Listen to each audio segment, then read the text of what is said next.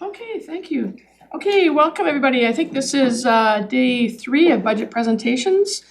It's Friday, January the 23rd. We have a full schedule today. We're going to be doing fire services, emergency management, development services, and facilities. So just to make sure that we try to keep things rolling, and we are going to try to make sure that we have a adequate break for those that need to go outside and walk around and digest what they hear in the morning and such that, and we can discuss whether or not we want to have a shorter lunch break, so with the attempt to get out earlier when we get closer to that time. So I'd like to acknowledge that the land on which we gather is the traditional territory of the Ktunaxa, the Syilx, and the Snipes people, and is home to the Métis and many diverse Aboriginal persons. We honor their connections to the land and rivers and respect the importance of the environment to our strength as a community. I have no late items. If I could have an adoption of the agenda circulated, moved by Councillor Woodward, seconded by Councillor Payne. All those in favor, and that carries. So moving right into it, I see that we have the fire chief here, and we have Heather so rude. here. So over to both. You didn't have any opening remarks you need to say? Okay, all yours. All right, thanks for having us. So as you know, I'm fire chief, and Heather is the new emergency program manager. She'll be presenting the emergency management slides, and I'll be presenting the fire department slides. So as you know, through the fire strategic plan, we've done a little bit of restructuring within the department, creating a new organizational structure for more sustainability, and then kind of through what was identified in that plan, making a staffing increase that allows for a safer staffing for the fire department. And so the new structure looks more like this. We have onboarded the deputy chief. So the emergency program manager is now oversees the Fire Smart program. The executive assistant does all the grant applications and confidential work, as well as all the presentation, some of emergency management duties as well. And that position we're kind of reviewing right now, and are going to be posting for it since Heather has got the promotion to the emergency program manager, to allow some of that crossover between the fire side of the executive assistant's work and the emergency management portion. The Emergency Disaster Management Act has created some more work for the department to deal with, so that's how we're trying to address those capacity issues, by sharing a position. The deputy chief is responsible for the day-to-day operations and oversight, and so the large portion of the day-to-day operational staff goes to him for any immediate issues, and then if they need my decision to be made, then it comes up to me. And the fire prevention officer, with this came a restructuring from the previous assistant chief position. That position is going to be more focused on our legislative responsibilities for a straight fire prevention program. And in the past, that position's kind of been too multifaceted to be effective. So being able to have that individual focus on fire prevention, which is probably it's time for training for one of our largest liabilities as a community. So that's what the new organizational chart looks like. I'm excited because it's going to be much more. Councillor Payne has a question. Oh, thank you. I'm just trying to add up the numbers, and I know you had a shared position, so maybe that's what so when you go down to the next slide, I add up 17 staff, is that correct? And then the auxiliary firefighters?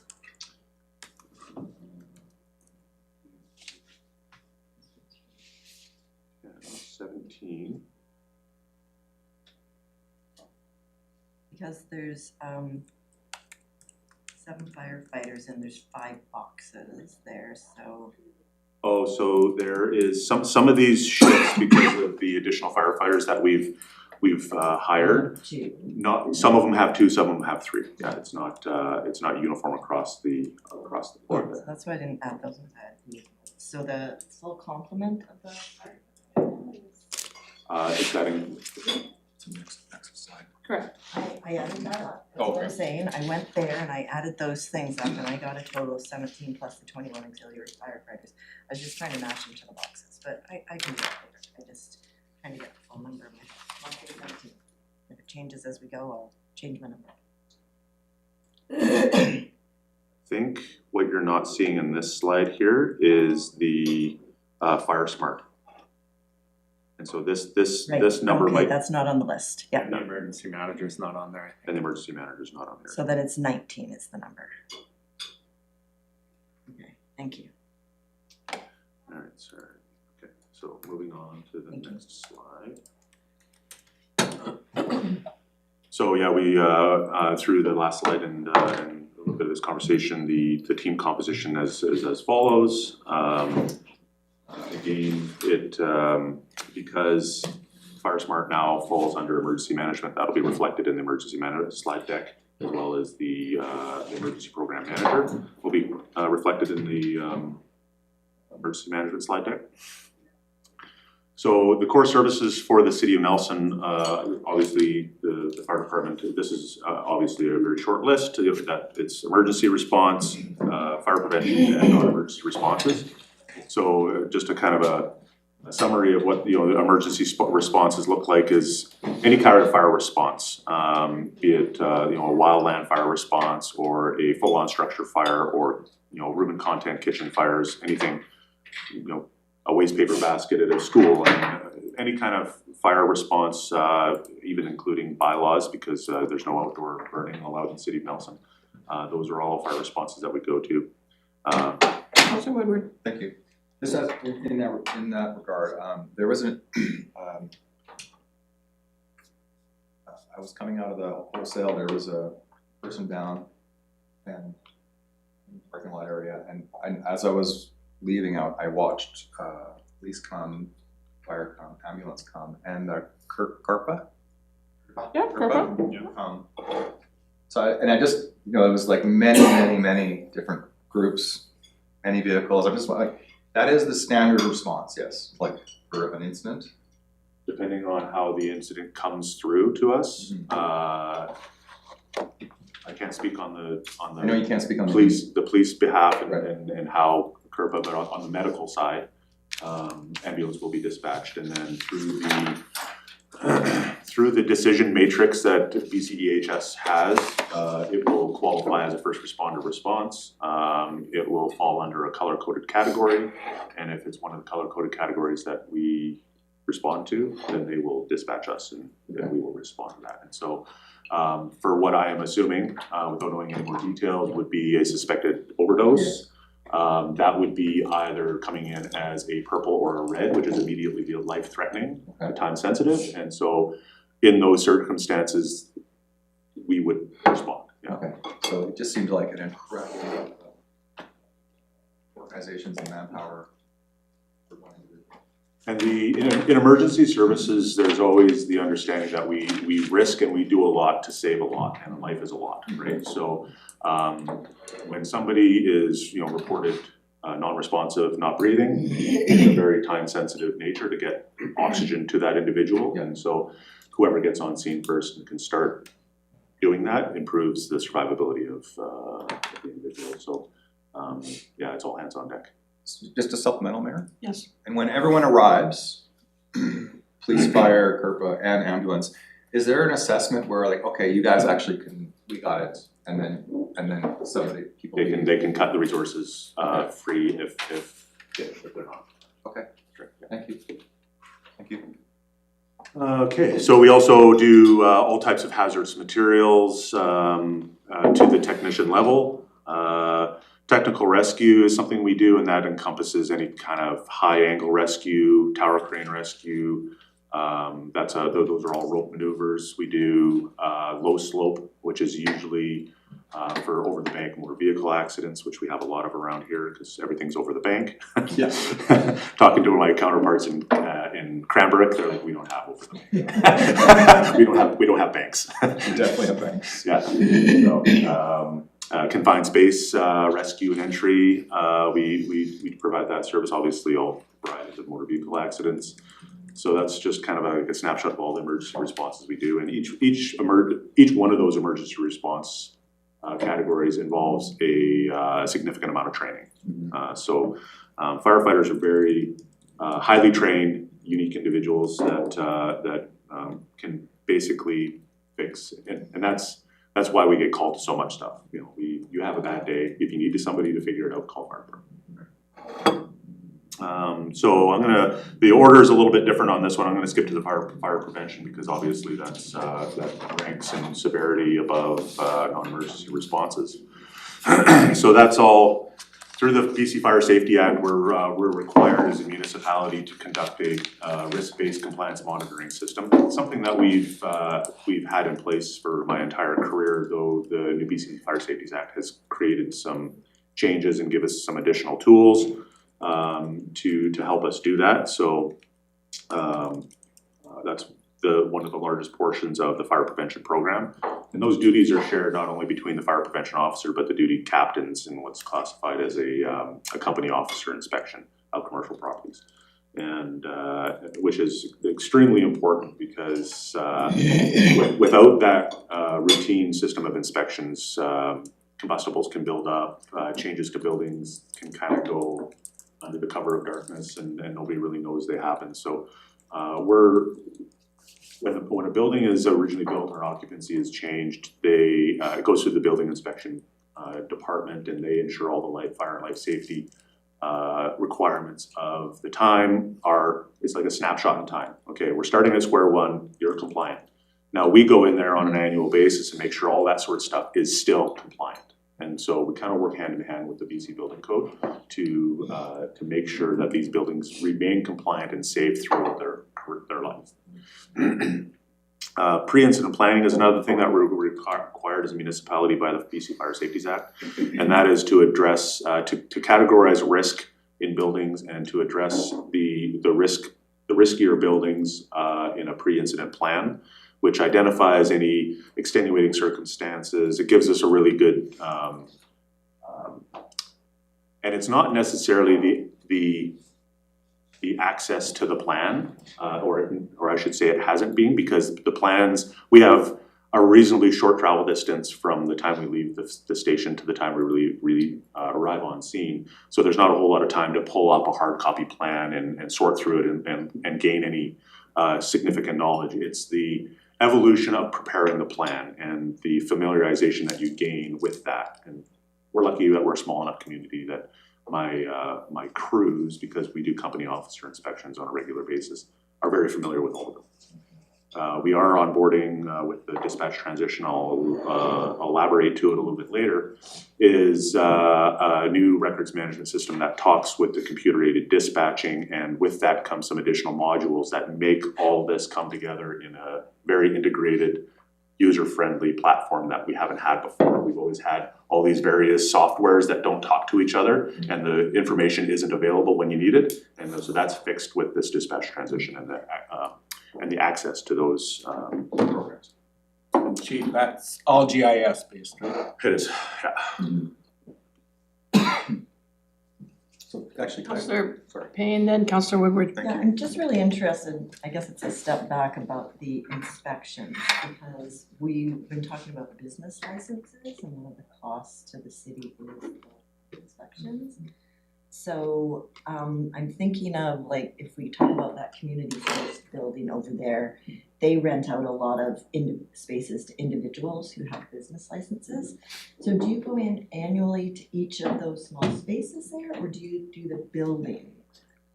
I'm gonna say that traditionally it receives an annual inspection. Now there are some occupancies. The building, Sorry? the building? Or do you go The into building each itself, of the I don't building, know, 15 tenants? right, the building itself will receive an annual inspection as the primary parent property. Now, depending on how they're categorized for risk, and that's what one of the evolutions that I'll kind of allude to in a minute here is with the changes in the departments and the creating of this fire prevention program, and us building out the new fire inspection program, and then being able to take into consideration the requirements of the new BC Fire Safety Act. Gives you a tool to, depending on the risk, it could be a self-inspection, it could be a annual inspection, a biannual inspection. They even allow up to a 3-year inspection before the fire department physically has to go, if they're like a super low risk occupancy. So when we build out this program, we'll kind of decide what an acceptable level of risk would be, because some of them are just a door, a room, and a desk, right? And so the primary risk is kind of the envelope that those offices are in, and not necessarily the envelope themselves, the business themselves. So that's one of the tools that the Fire Safety Act has provided with us.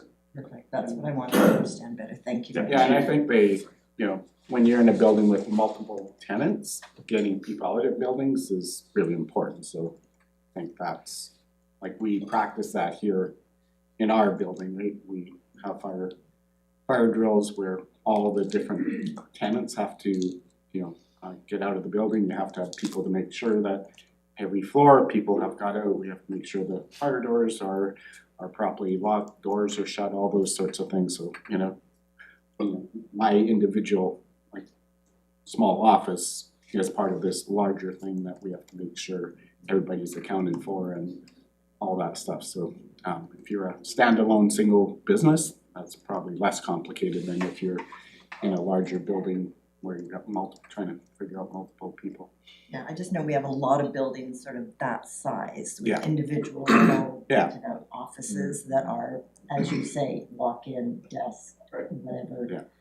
No cooking facilities, no nothing, just. So yes, very, very low risk. Yeah. To the point where their travel distance to a fire extinguisher, they're not even required a fire extinguisher. Likely not even required an emergency light pack. Those would be all provided by the premises. And so that risk-based compliance monitoring system helps us identify that and gives us tools to offer them either a self-inspection that is recorded and saved under their property profile. And then eventually, whether it's 2 years or a 3-year for that, then we go back and make sure that everything they've been telling us is accurate and nothing's gonna go weird and they haven't installed whatever. An electric fireplace, or I don't even know, yeah. Yeah, electric heaters. No, that's what I'm saying, I'm just trying to get a picture of what the level of, but self-inspection to 3-year, that sounds. Yeah, and that's something that we're unrolling. We've been knowing since the Fire Safety Act was released earlier this year, late last year. We've been knowing about the dispatch transition and that we're gonna have to build out a new fire inspection program. So we didn't wanna build it all out in our old program, because transferring data from one program to another is archaic and time consuming and all that sort of stuff, so we still gotta manage that. But we wanna start fresh with this new program and build it out the way it's intended. Mr. Johnson? Yeah, sorry. So imagine that we have the room with the desk in it and they're on every 3 years. If somebody else moves in there, a new business moves in, they put in for a new business license. And if they were changing the use, fundamentally all of a sudden they were gonna be making candles in there or something, that would trigger you guys to do an additional inspection. I think and we'll have to talk with the building department to see what that flow of information is like, but that would trigger them to, if it's a change of use, then they would have to make sure that space is compliant for the new use. And I'd have to check that flow of information and how it would get to us that a use has changed in a building or it comes up on renewal, right? So I think there might be a little bit of a gap there that we'll have to button up. But, Okay. Councilor Woodward? Thank you, Mayor. I was just curious about, we have a number of construction going on in this town, I'm just saying for the big firm in the street here. How does the fire department deal with the evolution of a building like that? Because right now it's a certain kind of structure, a certain kind of danger, but as it builds up, I would imagine that the dangers change, or the risks change. So how does the fire department, do you guys go in periodically in those sites? So that you know the site, and you understand if you had to respond to a fire to that site? Yeah, so our crews will do random site visits so that the officers and the crews are familiar with kind of the stage that it's at and kind of the flow path through the buildings. And depending on what the building construction is, we all know that the buildings are the most vulnerable before the drywall gets put on, kind of in the stage where they're stick framed. If it's a stick frame building where it's stick framed, the trades are in there doing plumbing and hot works and all that sort of stuff. That's when the buildings are the most vulnerable. And so we discuss it amongst ourselves at the fire hall. You know, just be super vigilant, guys, that this building is currently in this stage. This building's a little bit different over here because it's completely non-combustible. So, but we're involved right from the development services is doing an excellent job with the PLR meetings, and that's where all the invested parties, fire department, engineering, utility department, we all get together before when the initial project gets proposed, but before they actually go back to the developer. We put in a request list and things that we identify, and then that follows through on the project. And so things are resolved. Thank you. Chief, do you wanna talk about, because you're not just fire response, it's if there's a rescue requiring someone falls or gets injured and. That's right. So with all those rope programs that I was referring to, that's a provincially funded program. So it's called the Technical High Angle Rope Rescue Program, and that's a program that's funded by industry. The City of Nelson doesn't need to fund that program, but what it does is it provides us training funds for both capital purchases like our ropes and our belay devices and our harnesses. All that stuff has a shelf life, so we can keep that stuff current and certified, and that any construction site that requires rope rescue, we would respond to, and we're trained, and it's all funded by their initiative, which is the TARP program. Again, also when you see a couple of these buildings had tower cranes, like the 205 Hall Street actually had a manned tower crane. The other ones that they brought in, they're a ground-based crane, but that manned crane, there was obviously a rescue concern.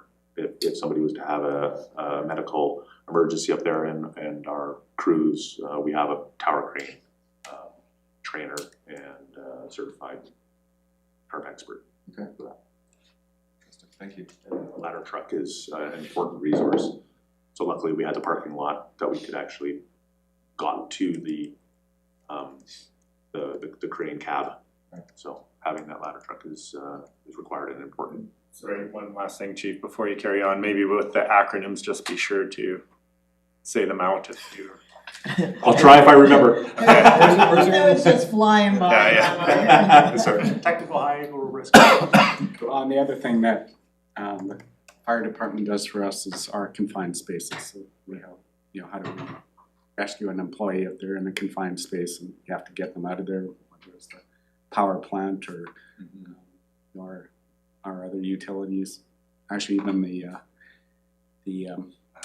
soccer facility, I remember, it's not, you forget about buildings like that. It's hard to get people in and out of that building. I remember someone being injured when I played there, and trying to get them out of that building is challenging.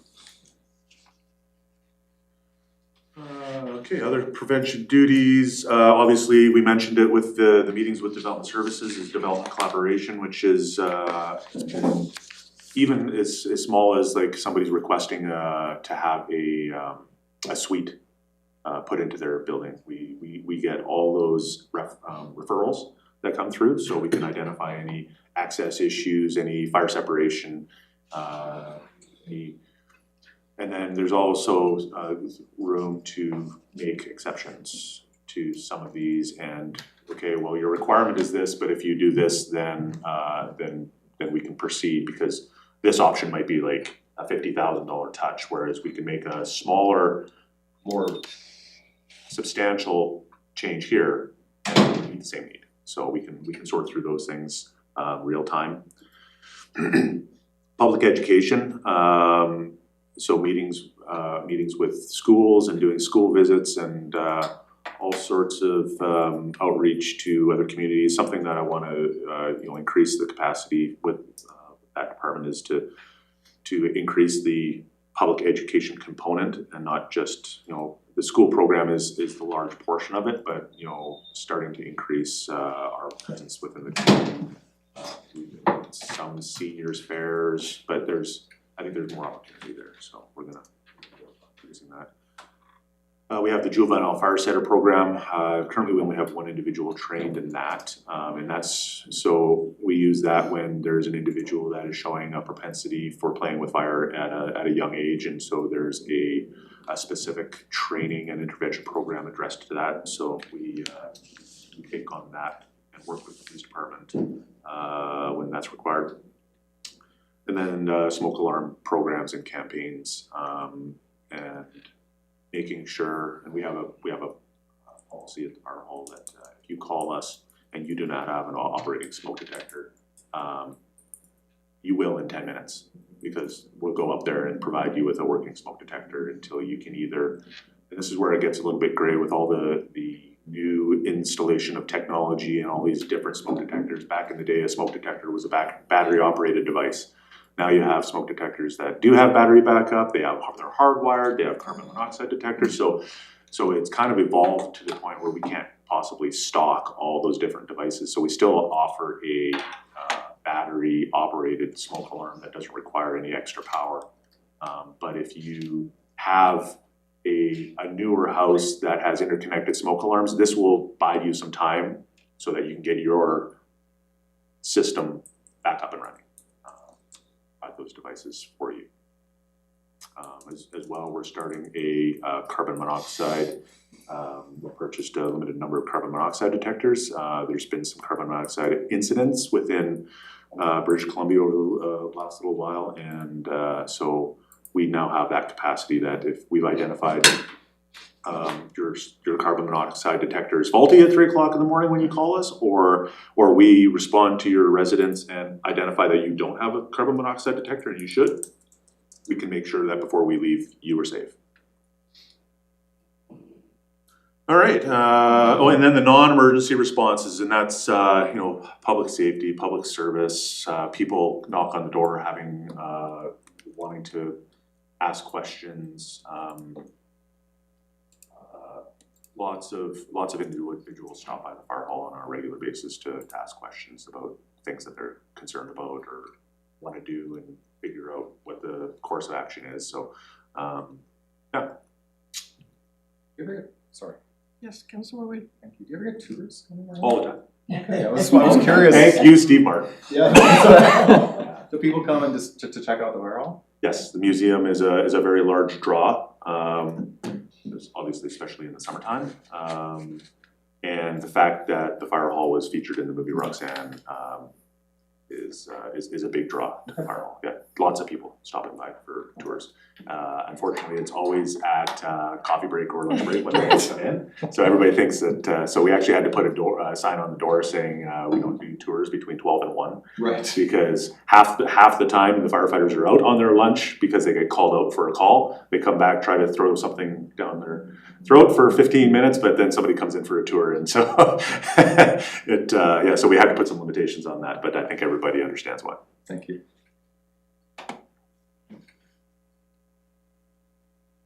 Okay, 2025 highlights. This might be the old version. Okay, there's a couple of speaking notes that are missing from this, so I'll have to remember from memory, but that's fine. So 2025 was a very busy year, and it's not going to really show in this slide, and I'm gonna explain why. And I'll leave the emergency management gaps to you to talk about. It's all stuff that goes because of vacancies and all that sort of thing. So obviously with the fire strategic plan, we did a staffing increase that included hiring additional firefighters and the recruitment process for an important position like that is lengthy. All the way from, you know, making sure the job descriptions are buttoned up, and we did do an external hiring for these positions and an internal posting, so we had lots of applicants. We did physical evaluation and testing, brought individuals on site. There was aptitude testing, third party provided. It was a big process. You see the slide says staffing increases to 2 firefighters. We actually ended up hiring 3 firefighters because we had 1 firefighter. Oh. Oh, thank you. Thanks, Amy. I'm gonna need these for this.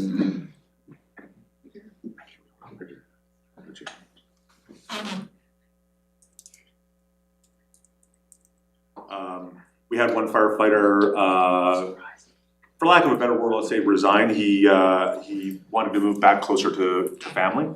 And so we had one of our, I think he was with our department for 5 years, due to life changes and having kids and stuff, wanted to move back closer to family. So we replaced his position. So that was actually a 3 firefighter hiring. As well, the posting for the deputy chief position and the evaluation of all that was a large project. There is the implementation of the fire strategic plan, which one of those priorities was the third-party dispatching, which is a monster all on its own. Because not only are we dealing with, you know, what the future fire hall and the dispatching needs are, we're also needing to be concerned about what the services that we provided for the city. So it was divided. It ended up being divided into 2 projects: the fire dispatch transition to a third-party service provider, and the city services stuff. So the after-hours public works calls, the hydro outages, all the stuff that we traditionally provided, and figuring out what that solution is. And both projects have been very successful, but they've taken time. And so we're still, as a brief update, I believe I don't hold me to this because there's still some balls up in the air that might take some time. We're waiting on dates from TELUS because they're responsible for the 911 transition. Dates from TELUS, we're building out the new first due CAD integration, and a lot of this stuff we're just concentrating in order to get a timely transition. We're just concentrating on kind of getting a minimum day 1 basic needs integration, and then building out those other programs as we have more time, but we just need to get the dispatch moving. So we're hoping to transition first week of March.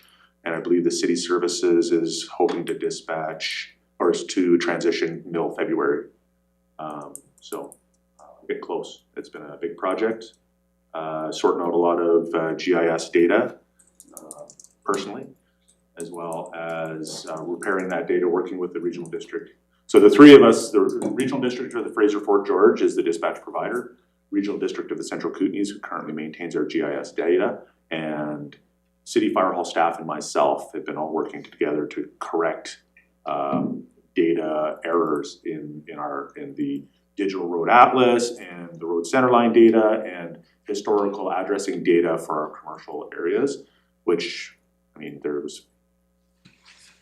download was 5,000 properties. I narrowed it down to 1,000 properties, and then had to determine whether each of those properties were a NG911 project or a day 1 transition to fire dispatch project, and what addresses had to be created. So it was a little bit of a project. So, Not to mention all the unique names that people might call in. And a whole list of unique names, because visitors to Nelson don't necessarily know the street they're on, but they know that they're in front of Save on Foods, and they know they're, you know, at the north end of the Orange Bridge or something like that. So we had to kind of create those commonplace references for people that might not necessarily know where they're at.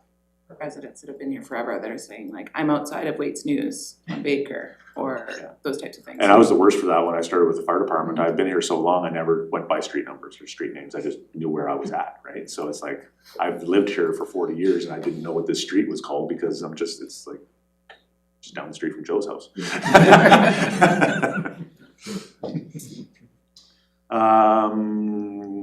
have, so we did a auxiliary hiring campaign through COVID, and shortly after, you know, we just went through, there was a bunch of resignations from auxiliaries. A bunch of them had, again, lifestyle changes. They moved, they got promotions, they had children, got too busy to commit to the fire hall. So we had, I think we brought on 6 or 7 new auxiliary firefighters.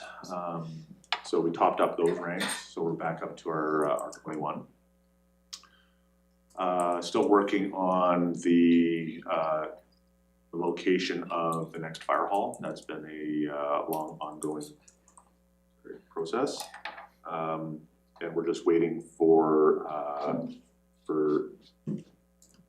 corporations to kind of do some of the environmental work on assessing some of the properties that we're looking at. So, sorry. Binoculars. These are my binoculars.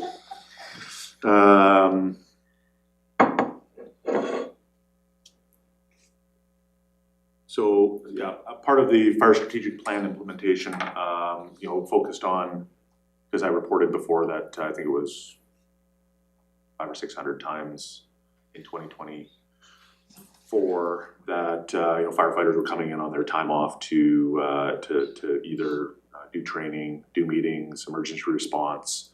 So part of that is less callback, and the increase to having a minimal number of 3-person shifts. We're not fully done implementing that. Has had a you know, fairly significant reduction on staff callbacks, especially on the emergency side.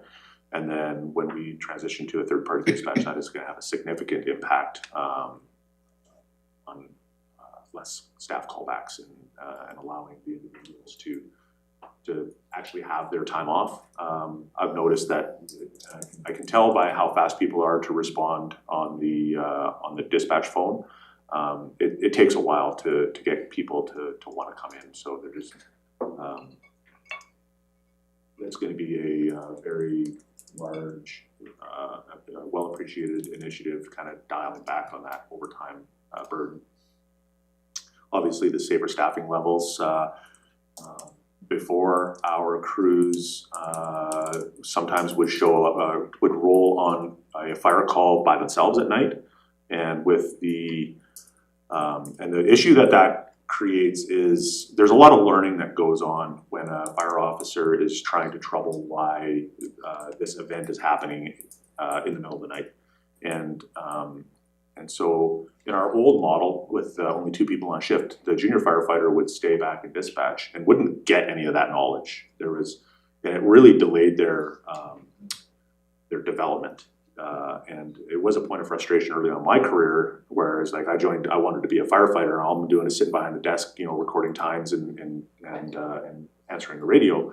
And so now we've improved to the point where, you know, when we transition to third-party dispatch, that whole crew is going to be able to go together. And so the officer development starts way earlier in your career, and you'll be able to, as you transition to with more responsibility, you'll just have so much more confidence in your knowledge database of all the incidents that you've gone to. It's going to be an absolute game changer for the members of the department as they move through their career, versus, you know, going from a firefighter to an acting officer and not really having a large database of knowledge built up. So this is really, really important.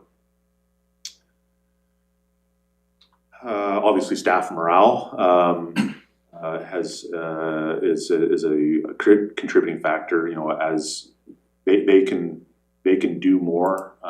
They're not going to be tied to the station. Always somebody had to stay back in the station. It's very difficult to do any shift training with just 2 people while you're watching the phones. Even, you know, when we get a dump of snow and we need to put the chains on the truck, you're running for the phone, you're halfway, you got the chains on one axle of the truck, you gotta run for the phones, it's an emergency. So now you gotta make a decision, do I put the chain on the other side of the truck? Or do I strip the chain off that I just put on just so we can respond? So it's, there's some efficiencies built in there.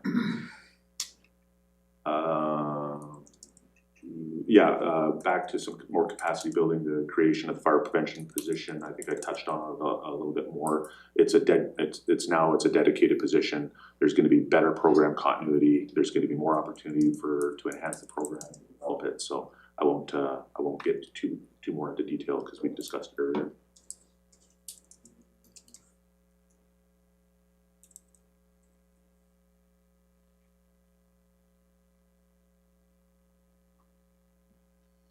We created a wildfire mitigation planning dashboard, which is a really invaluable tool. We used it this year when we prioritized what parcels we were going to treat through grant funding, and it made what would take days of evaluation of this maybe More than that, but yeah, it was very quick. Yeah, 3 hours, 4 so hours. this is a GIS dashboard that we had built under grant funding again with the help of some forestry consultants, where we took all our historical fuel reduction and mitigation data, as well as they identified all the parcels in the city of Nelson that weren't private property.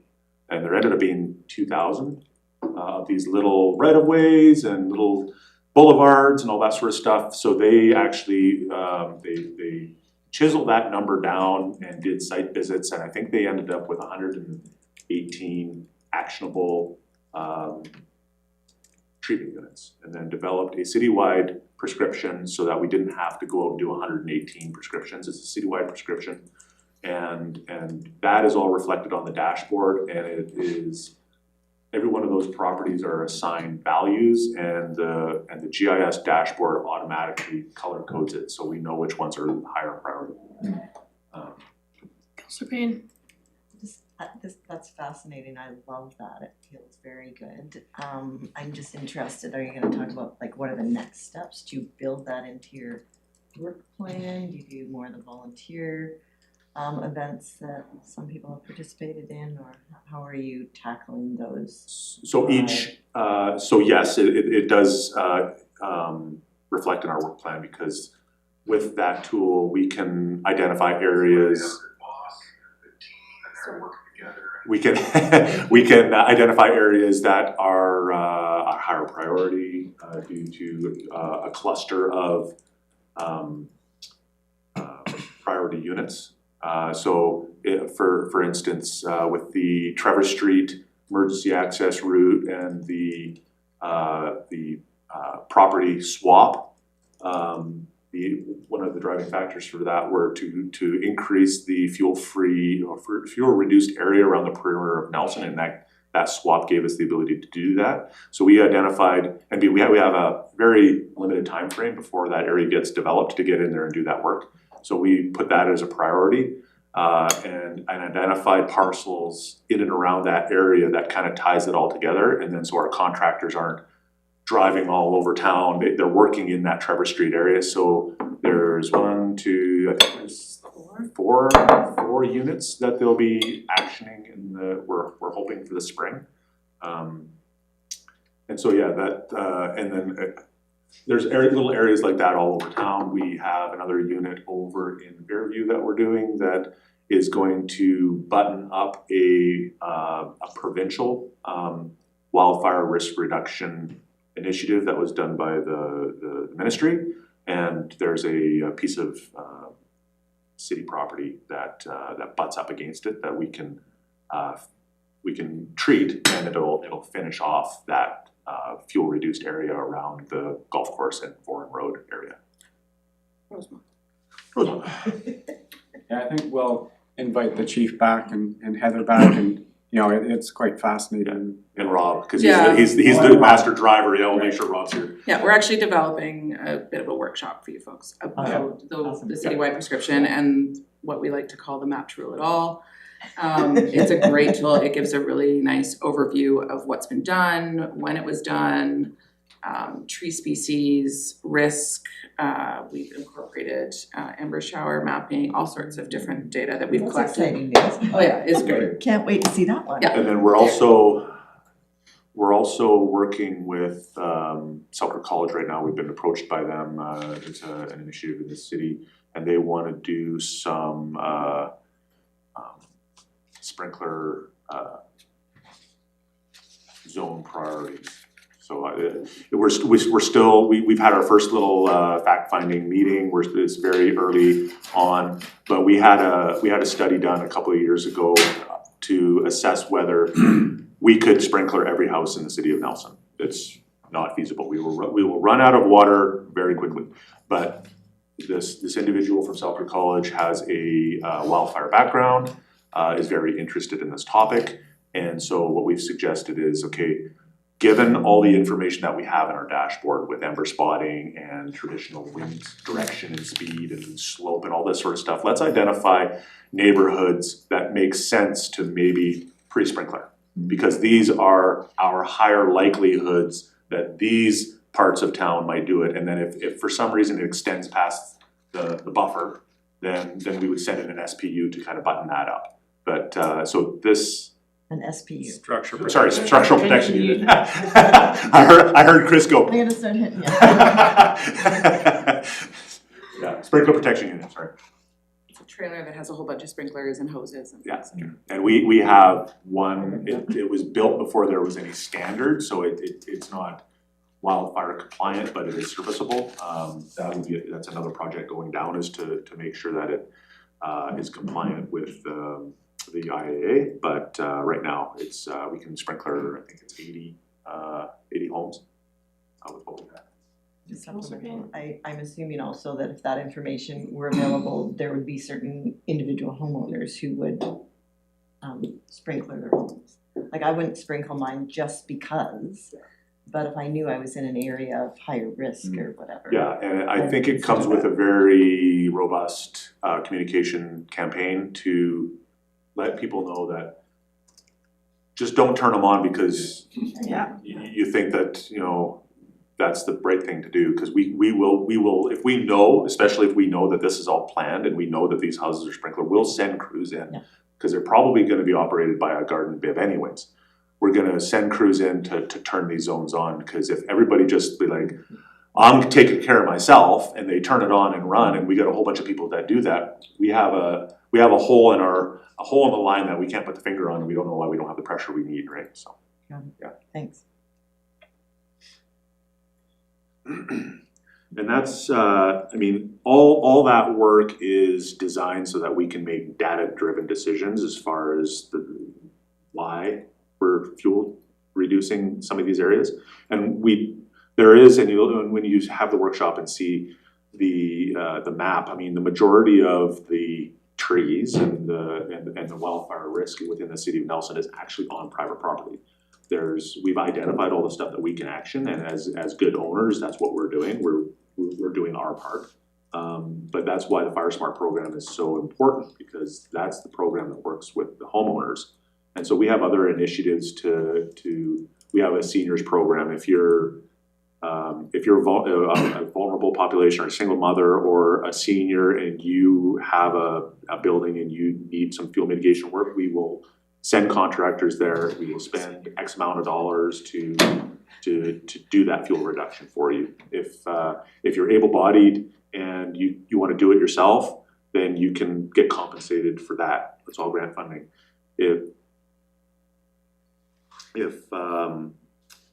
Another initiative, real cool initiative that we started was, and this originally started as a neighborhood program, and we've kind of put it out to a more citywide program now, is our chipper program. And so that's very low barrier.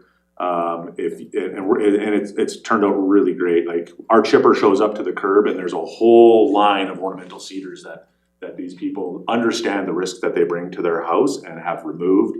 And our chipper just shows up, chips them, moves on to the next house. And it's worked out extremely well, all grant funded. Councilor Woodward has a question, and Chief, if I don't mind, I'm trying to stay on time this morning, because I don't want the day to go long. If you could do in 8 minutes your 26 initiatives, Okay. then I'm asking if we could have Heather do her verbal presentation, and if we could then look at the end at both of these budgets, because they're separate, but they're somewhat integrated, so instead of having like budget, then Heather, let's have Heather give the emergency, and then I see that we can, I think, easily discuss both budgets together. So, needless to say, 2025 was busy, even though the slide, has relatively few bullet points. There's been some really involved, important projects that we've been working on. And Councillor Weber did have a question. Sorry. Thank you. Just a query, considering what happened in Jasper and that whole idea of wildland fire coming into urban area, like, obviously we're at risk here. How does the relationship between BC Wildfire and you guys, because if a wildfire is coming in, obviously BC Wildfire is dealing with it as it's coming through Crown land or such, or above us here, but you guys would have hopefully time to prepare kind of an attack on that from your end. And right? there's always the chance that the incident actually starts as a structure fire in the city of Nelson and extends into the interface. So kind of that door does swing both ways. Right. Just as a comment on the Jasper, it is a different scenario. There was a lot of dead and downed. It was highly volatile spruce and pine, and we're what's classified as an interior rainforest in the city of Nelson. We're taking great efforts in the areas around town that have a solid canopy. We're doing the fuel reduction underneath the solid canopy, so ground fires can't move, and they don't have the ladder fuels to go up into the canopy. So doing those areas that are already really good fuel breaks, not necessarily treating every scenario with let's create a cut line around the perimeter of the city to hopefully stop something that moves through. Sometimes that's the right answer, and sometimes it's not. And we look at that with every one of our treatment units. What makes sense here? I think once you walk through some of these areas, it makes a lot of sense. Like what we've done at Art Gibbon and what we've done up above the cemetery and all that work is you don't really know. Sometimes you don't really know that the work's actually been done. But if you actually stop to look at it, it's like, yeah, there's no way that the fuel is going to move through the surface. And that's an educational campaign. We have in some of those larger treatment areas, we have signage and all that sort of stuff. But in the 5 minutes that I have remaining. You go, thanks. Thank you. It's 2025 highlights. I did talk a fair bit about the third-party dispatching and what the advantages of that are, so I'm gonna skip over this I statement. actually don't even have it. And you don't have this, so that's good. I had another slide for that, but perfect. And now, sorry. And we will be getting the correct slide deck at the end of the day, so. Okay. And so 2026 key initiatives, mentoring, building up that senior, so on our 3-person shifts, it really gives us a good opportunity to have that middle firefighter, we call it senior firefighter, we got a junior firefighter, a senior firefighter, and a captain. Get that or that middle firefighter, senior firefighter, get his mentoring and get his officer skills up, so that as a shift, if the captain calls in sick that day, there's somebody on that shift that can pull up the slack. So making sure that each shift is configured that way, yeah. So we have a lot. We do, yeah. We're gonna work on creating some better retention within our auxiliary department. That means some more meaningful involvement, including the creation of a team leader program. That's something that we're still, it's a focus on how we're gonna move that program forward, but we haven't implemented it.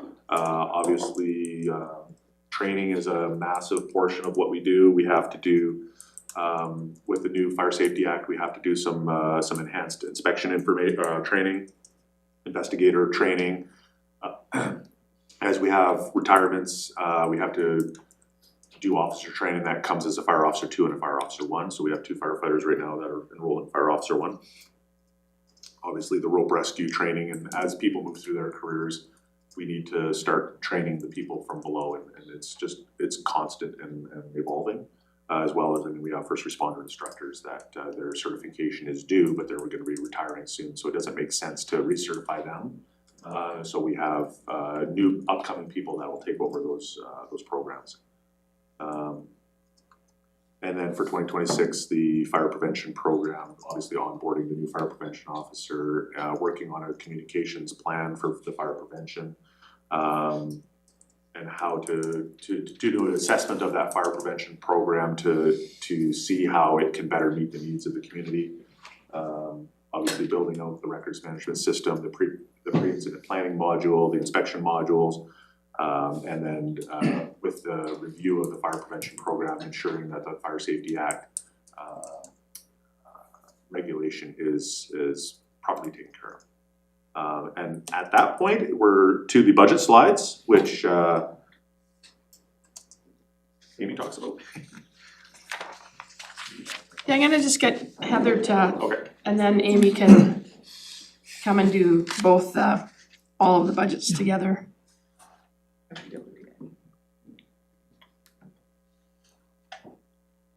Great picture.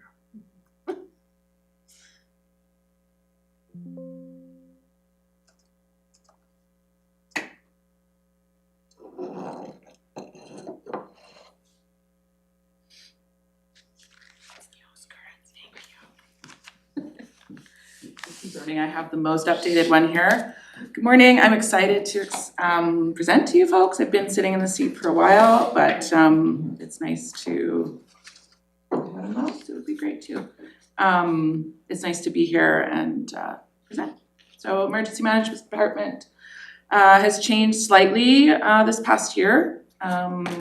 Late last year, I was hired as the Emergency Program Manager, which includes overseeing the Fire Smart coordinator in the Fire Smart program. That's a strong alignment and an integrated approach to mitigation efforts and wildfire preparedness, which just makes sense. And apart from the new position as the Emergency Program Manager and that changed, nothing's really changed. We have 3 or more like 2.5 employees, full-time employees for the department. But when an emergency happens, we have trained city staff that works in the EOC that we couldn't do it without them. It's a tricky job for them as they don't live in this world all the time. And so training and muscle memory become really important, something that we're hoping to dive into a little deeper. We also, if ever necessary, we can call on volunteers to assist, but there's kind of a fine line you want to walk with that, liability, ensuring training, insurance, etc. So the Emergency Management Department leads and coordinates the city in all 4 pillars of emergency management. We lead and coordinate to mitigate known hazards such as wildfire, for example, fuel mitigation and fuel management throughout the city, community preparedness, in order to mitigate risks before they actually happen. We aim to prepare and pre-plan for possible emergencies or disasters through evacuation training, practicing different scenarios with our EOC team, comprehensive emergency plans that are updated on the regular, more of that to come. Conducting risk analysis for what major risks are and how we would go about preparing for those risks, and encouraging a culture of preparedness throughout the city, both as the organization of the City of Nelson and the community. It takes all levels of society to get ourselves prepared and be ready. The world's changing, climate's changing, so. And last but not least, to respond to emergencies when they do happen by activating the EOC. The EOC is located downstairs, the Emergency Operations Center, and it's there to support the incident or site. It's not the lead agency to respond to the fire or the train derailment or those types of things. We're there to support the boots on the ground with extra capacity to sort out logistics, resource needs, etc. We work with the province to get funds and provincial resources if we don't have them located locally. The EOC collaborates with our regional partners to respond in an effective and coordinated way. And we issue things like evacuation alerts and orders to ensure that everyone stays safe and out of the way, among other things. And when it's time, we work to recover. We work with residents and businesses to understand the need what's needed after an event to support safe and resilient return to normal, or the new normal. We build back better. We learn from our mistakes. We learn from, what would I call them? Weaknesses, if there was weaknesses within our buildings or our response or something like that. We build back better to ensure that we can do it differently the next time. And we get the community back up and running. Obviously, not to be overstated here, but the Director of Emergency Management oversees the entire department, myself and the Fire Smart program. Highlights for 2025. 2025 was a bit of an interesting year for the Emergency Management Department in Nelson, for a few reasons that I'll get to later, but we did do some really impactful things. We did a lot of evacuation planning, a lot of what the Emergency Management Department does and the emergency team and the training that we can provide to our staff and outreach events, et cetera, are all grant funded. The evacuation planning was a grant funded project that we had a consultant come and review common procedures and what would work best here in Nelson. The plan was refined and modernized, and after that we collected the group and we ran through a scenario tabletop exercise to ensure that the revised plan worked and to train them in the new processes. We developed our emergency comms plan. So our communication plan was in draft mode and wasn't sufficient to clearly provide a roadmap of what to do when an emergency hits. And now it is a clear roadmap for effective communication and notification to the community, as well as to any business partners, regional partners, etc. It also has a matrix that clearly escalates communication when needed, based on risk, based on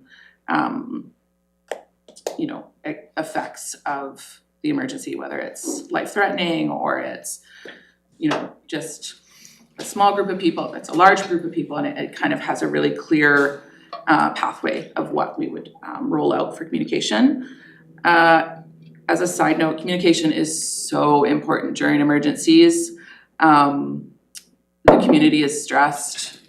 People outside of the community who have folks here are worried and concerned, and providing clear, confident, regularly updated communication is super, super important. So having this plan and then practicing the plan was a really good, a very strong step forward for the Emergency Management Department and for the EOC to have as a resource. We expanded our information officers through city staff for the EOC, and we doubled our info team, which before we thought one person could do it. We were wrong. It's like 3 or 4 people minimum. Again, onboarding and training to understand the EOC and the operations. These are people coming in from their desk jobs that have never worked in emergency management or in an EOC. So it starts from the ground up. And then after they kind of got comfortable with an EOC, we went and did some information training. Our operational readiness was maintained throughout the year, even though there was some challenges, which I'll get to in a second. Again, a lot of the operational readiness was grant funded. We had some EOC enhancements. We created a conference room down there, including equipment for better coordination abilities. We started to anticipate longer activations based on conversations we've had with our regional and provincial partners. And so we looked at dual monitors and more ergonomic chairs so that the people down there could be comfortable and they could work effectively. We had some systems improvements to have the ability to activate the EOC remotely if we needed. All of our documents and processes are on Teams now. And everyone has access to them, the entire EOC team. So for example, it wouldn't happen, but the chief and I are both out of town vacationing with our families in different locations and unable to be here. Again, it wouldn't happen. We're always one or the other. The EOC could be active and I could even start up an EOC activation from the beach in New Denver if I needed to. EOC staff capacity, we worked on increasing training opportunities and scenario-based readiness exercises so that there was more real-time, real-life type exercises. I think we've got some room to work on that. And we added multiple new city staffs to the EOC roster, not just in information, but in all of the positions. Which Councillor Payne has a question. In another organization that I was with in part of the emergency team, we made sure that everyone was within a certain distance. So do the staff that are manning this, do they all live within the city that they could access the facility quickly? They don't live within the city. Sorry, That's not a a lot of them consideration. do. Not everyone does. It's not a mandate by any means. No. I think something that's often overlooked for a team like this is the desire to be part of the team. And so Sonia, for example, is part of the team and she lives in Selmo, but her willingness to step forward when an emergency hits is way more important than the half an hour it'll take her to get here. If she can get it. Fingers crossed. Yeah, that's all I'm Yeah, saying. fair. That was the situation in this other organization. Right. The people that were able to get there were the ones who, but Yeah. I trust you to make those decisions. I just wondered if it was part of the. Yeah. Well, I think we do, but we need to make sure that we have enough people to respond right away and so it's both, you know. It's not, you know, we have various staff at, you know, filling various positions, so we're not reliant on any one particular staff person. And all positions are layers deep. Yeah. Yeah. Thank you. We developed, again, through grant funding, the EOC web map through the RDCK GIS team for planning operations and evacuation and other EOC functions. So it's like the name describes, it's an online web map that will allow us to do polygons for evacuations, download lists of addresses, etc. Before that, we were using a bit more of a clunky system. This one is quite seamless, and the chief and I use it on a daily basis just to, we don't set an evacuation alert every day, but we'll search for an address or we'll just have our hands on the tool at all times so that we have a lot of muscle memory for that. Next question, then? Yes. Thank you. So, Sorry, somehow I'm like clicking through all the slides. when you do tabletop, like, do you, will you say, okay, we're gonna do a tabletop exercise on this date so that people have some time, or are there times where you just say, in between this and this, we're gonna do a tabletop exercise, you don't know exactly when, to kind of create that sense of emergency? The urgency and the surprise and all of that stuff, we Yeah. haven't done that yet. Okay. It's definitely something I've looked into, it's quite sure it's very disruptive. Very disruptive. Very difficult to do with everybody's busy Yeah. meeting schedules. Yeah. You can't just be like, you know, you can't be insensitive enough to say, I don't care what you have going on right now. You might have pre-planned this and I don't know what everybody's calendars say and just be like, we're expecting you to show up. So it's really, I don't know how to pull it off and still I'd be, like to try. still keep the city moving and For sure. operational. Yeah. You know, in my experience and been through a fair number of events, very rare in my career, and I've been involved in very large events, very rare that they just sort of hit immediately. Right? So a question earlier about how the coordination works if there's a fire outside of the city that may potentially threaten it. Those coordination calls start with the province and BC Wildfire Service. Very early on, you know, Heather and the chief will be on those calls, they're aware, and that's all about maintaining your situational awareness. Similarly, if there's high water during freshet, you know, it's the forecast comes out and it says, hey, it looks like, you know, we're hitting 30 degrees this week, and then it looks like there's rain coming. So there is a ramp up period where people are on sort of alert, and that's where, you know, the emergency program would be sending out an email to the people to say, it's, it's your sort of readiness update, your situational awareness update. It's really hot, we're expecting a bunch of rain, there could potentially be activations, and as we get near to that window of potential activation, that's where the EOC says, you know what, it's looking certain enough, let's fire up a level 1 EOC, let's get the core group in here. And so then people start juggling their calendars in that regard, so So in some ways, that's actually more useful because that allows, like, when we don't do like an emergency, let's call out, you get people actually to build up the system. yes. Or it's an actual event is actually more Yes. valuable, because that's typically how it would go, is what you're saying. Yes, and that's, the whole system that the emergency management is predicated on, incident command system, is modular. So all positions are filled with just one person, because that one person is required for all of them. So sometimes, we'll have an activated EOC and it'll just be Heather in there. But it's, like we actually have one this weekend, right? Currently active, yeah. Yeah, we're currently active, so. Because of cold weather. Because of cold weather. And so, cold weather and those weather associated sort of like hot weather, cold weather events, they're one thing. It's the wildfire, the flooding, or, this, potential landslide or something like that. It's really, in my experience, the landslides are the only ones that you kind of start work in the morning and, it's just like, oh my gosh, that happened, right? But typically it's all predicated on the existing weather. And so that's part of Heather's job and Chief's job, is to maintain that situational awareness and share that with the team. Landslides very rarely happen, after 3 weeks of no moisture, right? They're always, wow, we've really been getting a lot of moisture, our rivers and creeks are topped up, we're really watching things, and, so we're kind of already on edge because of the situational awareness that we maintain. Thank you so much. Well said.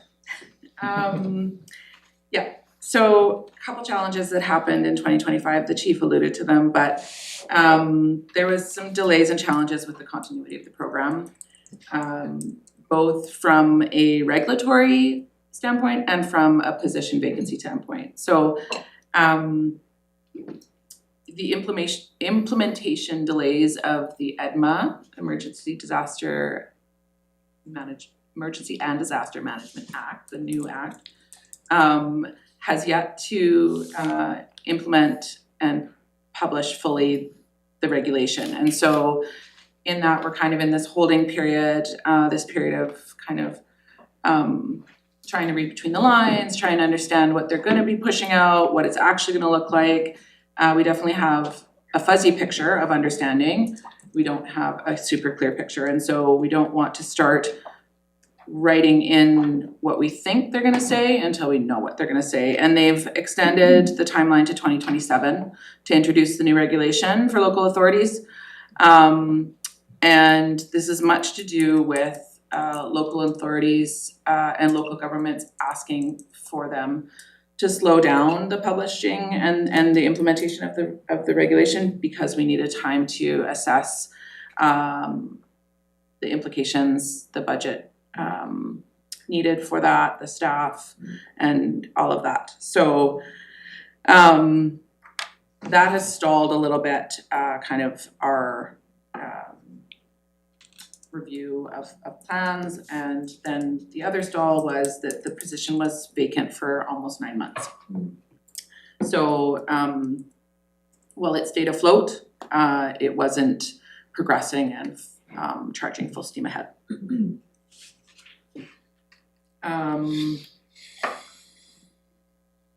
Yeah, so now we're playing a bit of catch up, and preparations for the regulation to come out, and budgetary considerations are delayed. Sorry, I need water. I didn't touch it. Great. 2026, looking to do 3 things among some other things, I'm sure, but capacity building, communication, and alignment. We're looking to increase staff training of our core EOC team through the JIBC, Justice Institute of British Columbia, in-house training, group exercises led by consultants, tabletop scenarios, etc. We're looking to build muscle memory, like I alluded to previously. These are all very talented, very strong EOC players. We've got an actually really, really strong team. I'm very eased of mind to know who we have on staff. We've got people who worked in an EOC in Merritt when there was floods. We've got Chris, who's very well versed. We've got a lot of really strong players. It's that muscle memory that we don't have, and so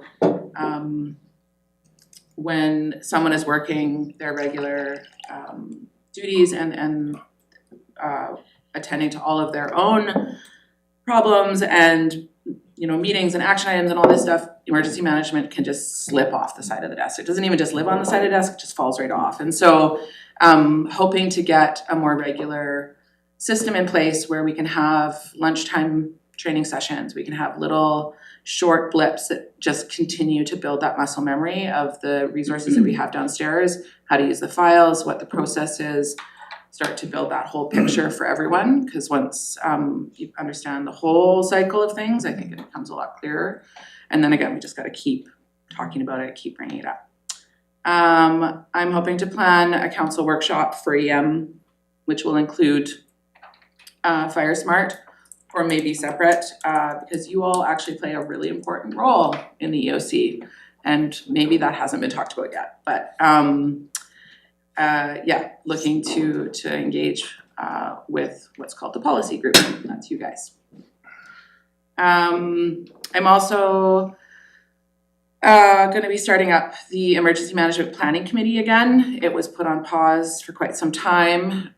It is a cross-departmental collaborative whole city approach, and so it has leaders, department heads, and managers from all different departments who come together, including council representatives, and come together and discuss business continuity, understanding each other's emergency plans. So for example, understanding the hydro emergency plan and understanding water sewer emergency plan.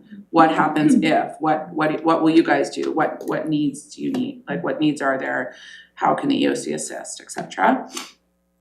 And then hoping just to introduce more opportunities for collaboration and partnership regionally to our neighboring municipalities and cross-departmental. Because when disaster hits, we all need to work together, and we all need friends. So creating those relationships before the emergencies actually happen, and learning from each other. So I talked about communication and what we did in 2025. There's still some work to be done. Looking to take a closer look at our internal systems of communication when there's an emergency, and develop a notification system or a group under our current notification system that can notify key players and department heads when something does hit the fan. That they can then disseminate the messages to their staff, or if it's not necessary to go down to all staff, they can keep it within the groups that they know their department's best and share that information as they need. Community workshops. So again, public education and public awareness is key to emergencies not getting so crazy. When the community is prepared and ready to leave, when the community understands what an evacuation is, when the community knows that an evacuation comes out for a reason, and that it is, best to leave when the powers that be are saying to leave. So community workshops are going to be delivered, again, a grant-funded initiative, to specific groups. We looked at possibly targeting seniors and newcomers, but we'll see how the first one or two evolve and work from there. And then a very strong Voyant Alert registration campaign. It's been kind of sitting on the back burner for a while, and it is a key tool that we will use during an emergency, and it's something that maybe people who registered 4 years ago don't even know that it exists anymore, because there hasn't been many alerts. What do we know what our penetration is right Good question. We don't, we do. I don't know off the top of my head. That's a We good- don't. No, I It's- figured- it's- no, no, no. Nobody knows. I know It's you in know. cyberspace. I mean, because at our house, we're all on, and on the rare time that it happens, All if we're phones. all there together, it's like, oh my God, the house is coming 6 down. So I'm Right. very happy to be part of that and certainly mention it to people, because I've had Yeah. certain people say, what's going on? And I'm It's- like, you need to be signed up to this. This is Yeah. how you stay safe. So I have it written down here. I don't know if I should say it out loud, but I've got a goal to double our numbers by the end of 28. Mm. Because I think we're at about 5,000. And that includes people who come and go and all this stuff. It's a really easy platform to use. It's geo-based. It's like literally you can be like, there's my home on a Google map. Like everyone knows how to use a Google map. So yeah, I am looking to canvass neighborhoods, go to community events, meet people where they're at, and just start talking about it. So watch for that. It's coming out. You're gonna get annoyed with wanting to learn by the end of the year. Oops.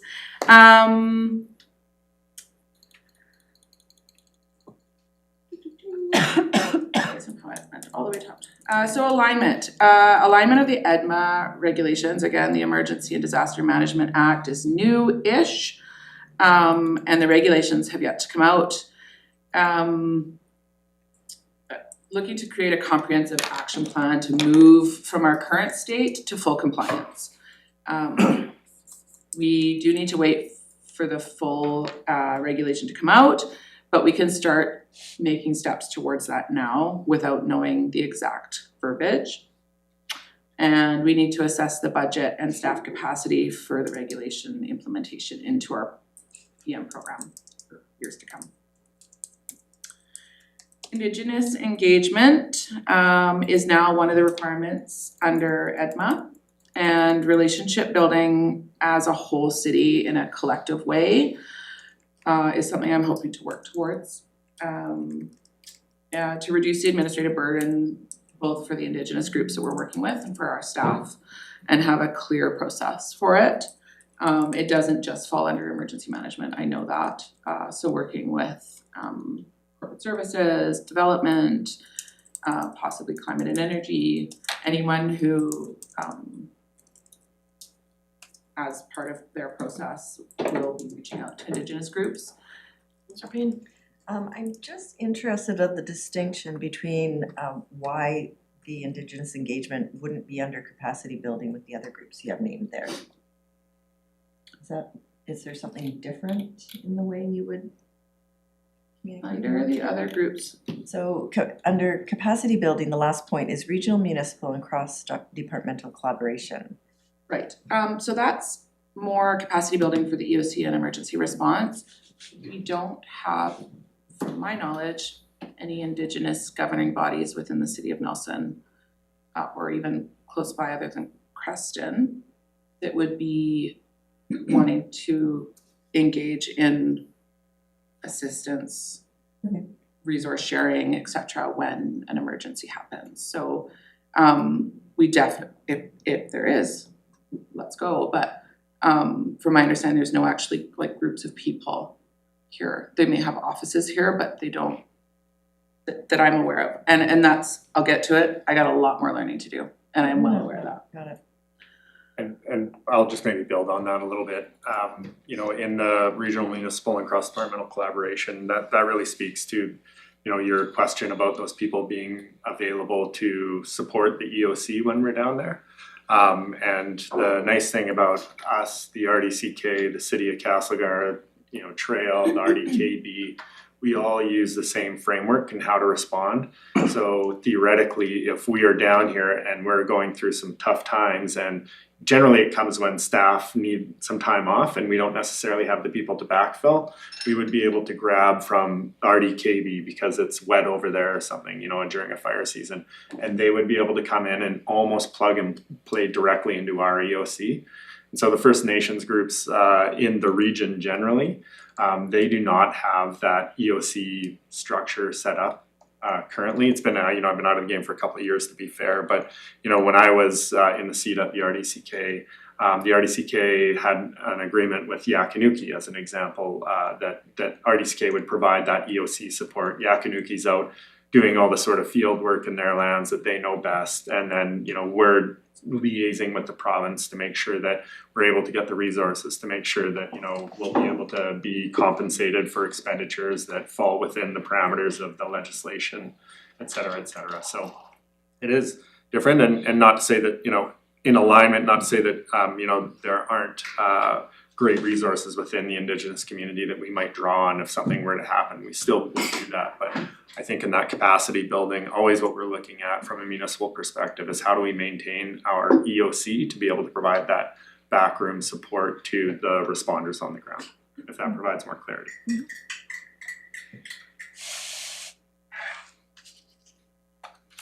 And I think just because it's not happening right now doesn't mean it won't happen. Yeah, that's, I call that an opportunity for growth.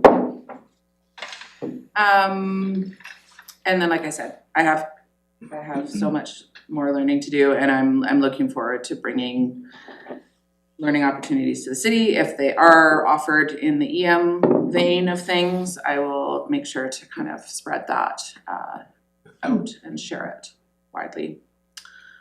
Last but not least, a full review of the EM plans and looking at them as a whole, as a system rather than a single plan and being updated as a single document. Looking for efficiencies, areas of redundancy, and to ensure alignment with current practices and policies, but also in preparation for EDMA.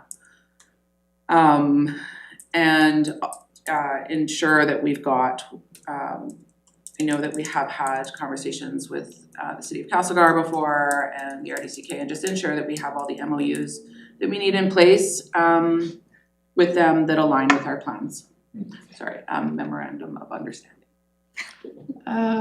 Councilor Ward. Thank you, Mayor. One of the things I was thinking about over the 2025 year was it was a fairly calm year. Mm-hmm. Maybe one of the calmest years we've had in 10 years. Yeah. I'm just saying that's last year. I'm not saying this year. But I would imagine that in those calm years we can get a little complacent and a little less worried about these things.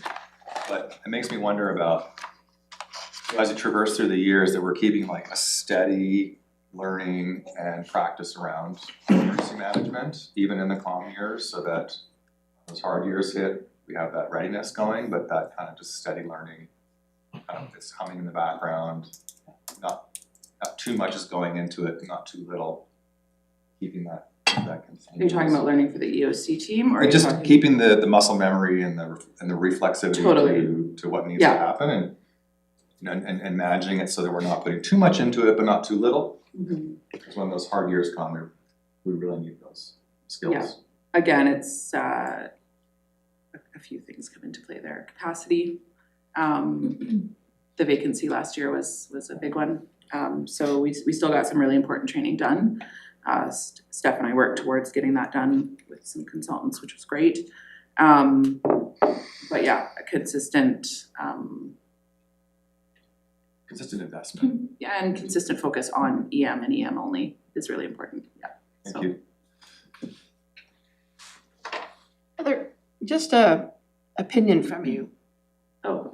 In terms of, as you're looking at the EDMA, the Emergency and Disaster Management requirements being put forward by the provincial government, how much downloading do you see in what you've seen so far? Because unfortunately, we've had a few of these reactionary things, particularly around regulations that have really, the regulatory change is a lot of work for municipalities, and there is no money for assistance to back it up. And do you feel that this document is going in that same direction, that the regulatory burden will be more than what a small municipal department like what we have here in a small municipality is going to really weigh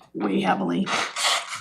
I'll first say that you're definitely not alone in feeling that. I think a lot of small municipalities and larger municipalities are feeling that there is some downloading happening. on the flip side of that, sometimes a municipality will know what's best for its people and its processes and how it works best in their community. So the downloading might be effective in that way. There's definitely an increase in local authority responsibility. It's written on any search you do on the web. It'll tell you that that's happening. It'll increase the workload for sure. It increases some powers as well, which in a large emergency could definitely make workflow happen a little bit quicker, easier. There will be budgetary implications. Thank you. Yep. You've said the magic words. Okay, so Councillor Lockenberg has Just a question about, does Nelson have public safety lifeline volunteers? Are we part of that program? Is that are we intending to do that, or do we need to do that? What's the? Need, I not today. There's complications. There's complexities when you bring in multiple people, but it's something to look at. Obviously, they're trained, like insurance and all that. It's something you really want to watch out for. Yeah, it's something the program hasn't looked at before. And there's a bit of a caveat on that, I think, in that the PSLVs, the group that gets used the most, because, you know, off the top of my head, PSLVs include, so public safety lifeline volunteers, include like road rescues, one of them, right?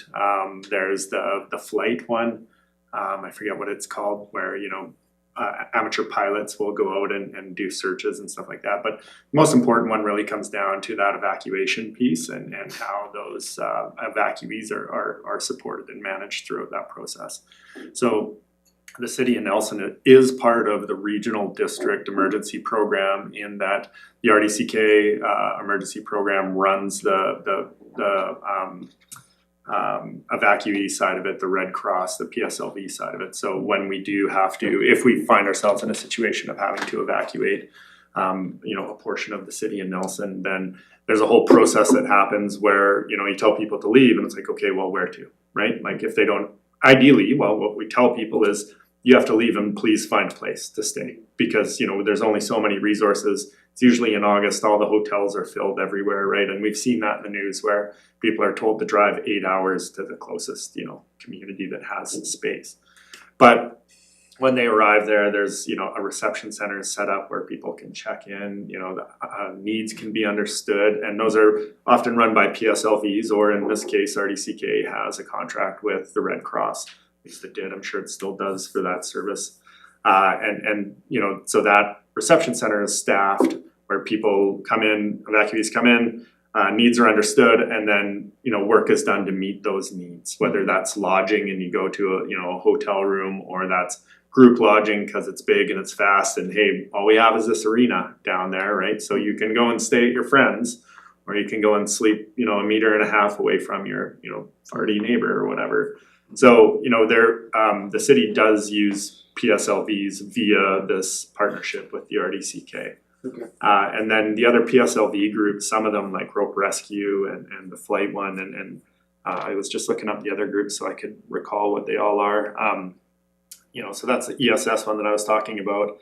But the emergency communications, so like ham radio operators, there's some work done by the RDCK to keep a network there, and provincially there's a network. The road rescue teams generally run out of the province and through the regions, so they get, you know, funding supports, much like our high angle rope rescue gets funding supports from different agencies. The PEP Air, it's called, the air search, that's run regionally. And then there's the CDART, the Animal Disaster Response Teams. So these all exist out there. It's not, you know, the goal is not to have each municipality develop their own PS. You know, they're part of the Nelson team, they're part of the RDCK team, and they're part of the Castlegar team, and we each run our own trainings, and oh my God, you know, it gets confusing. So it is better recognized as a regional effort, and that's the way that our program has been running for 7 years, right? When the city of Nelson decided to create its own emergency management department, through the fire department. It stayed in the regional program for the purposes of ESS to make sure that the emergency support services would be provided by the RD.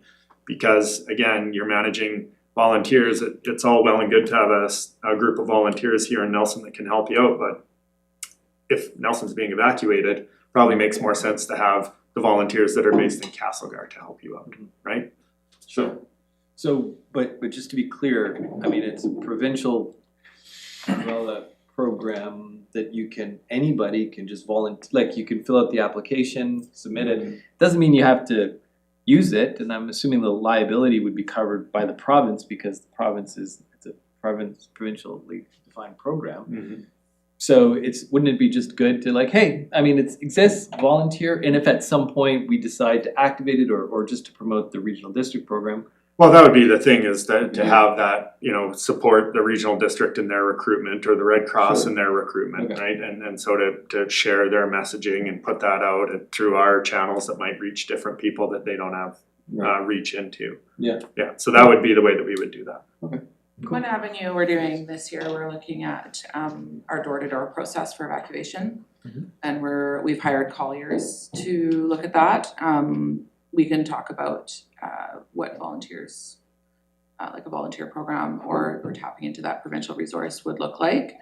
No promises, but we'll take a look at it. And search and rescue obviously being another major one of those PSLVs, and they're a very well organized group. I was chatting with someone from Nelson Search and Rescue the other day, and they have like 6 search managers, which is just outstanding.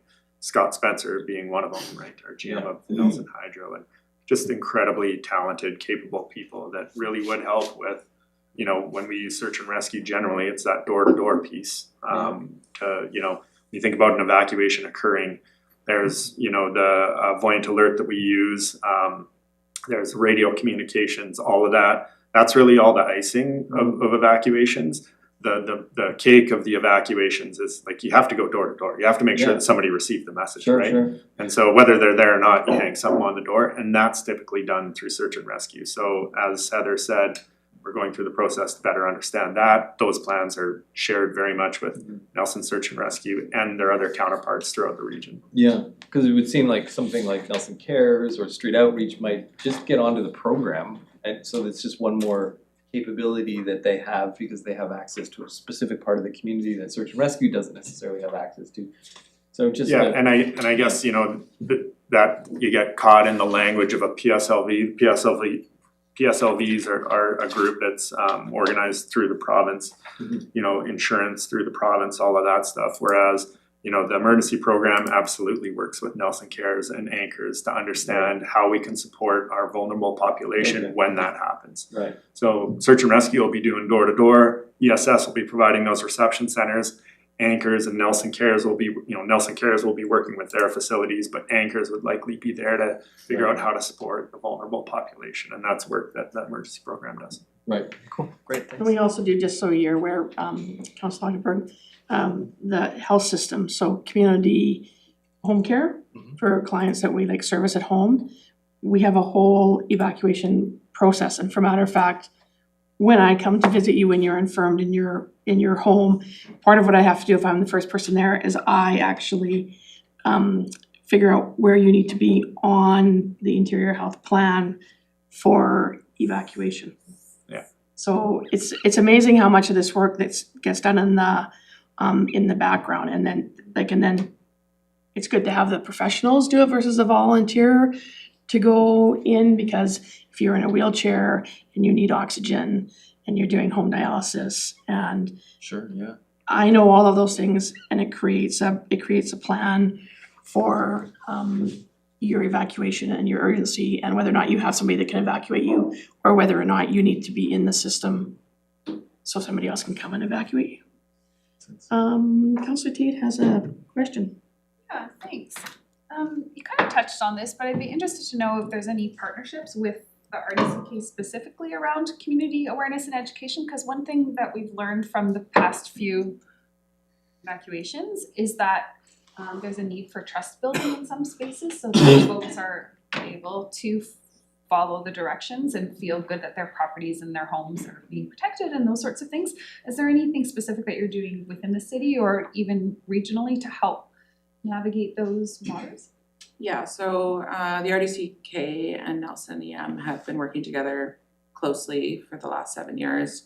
I feel like our relationships are just getting stronger and stronger. The team at the RDCK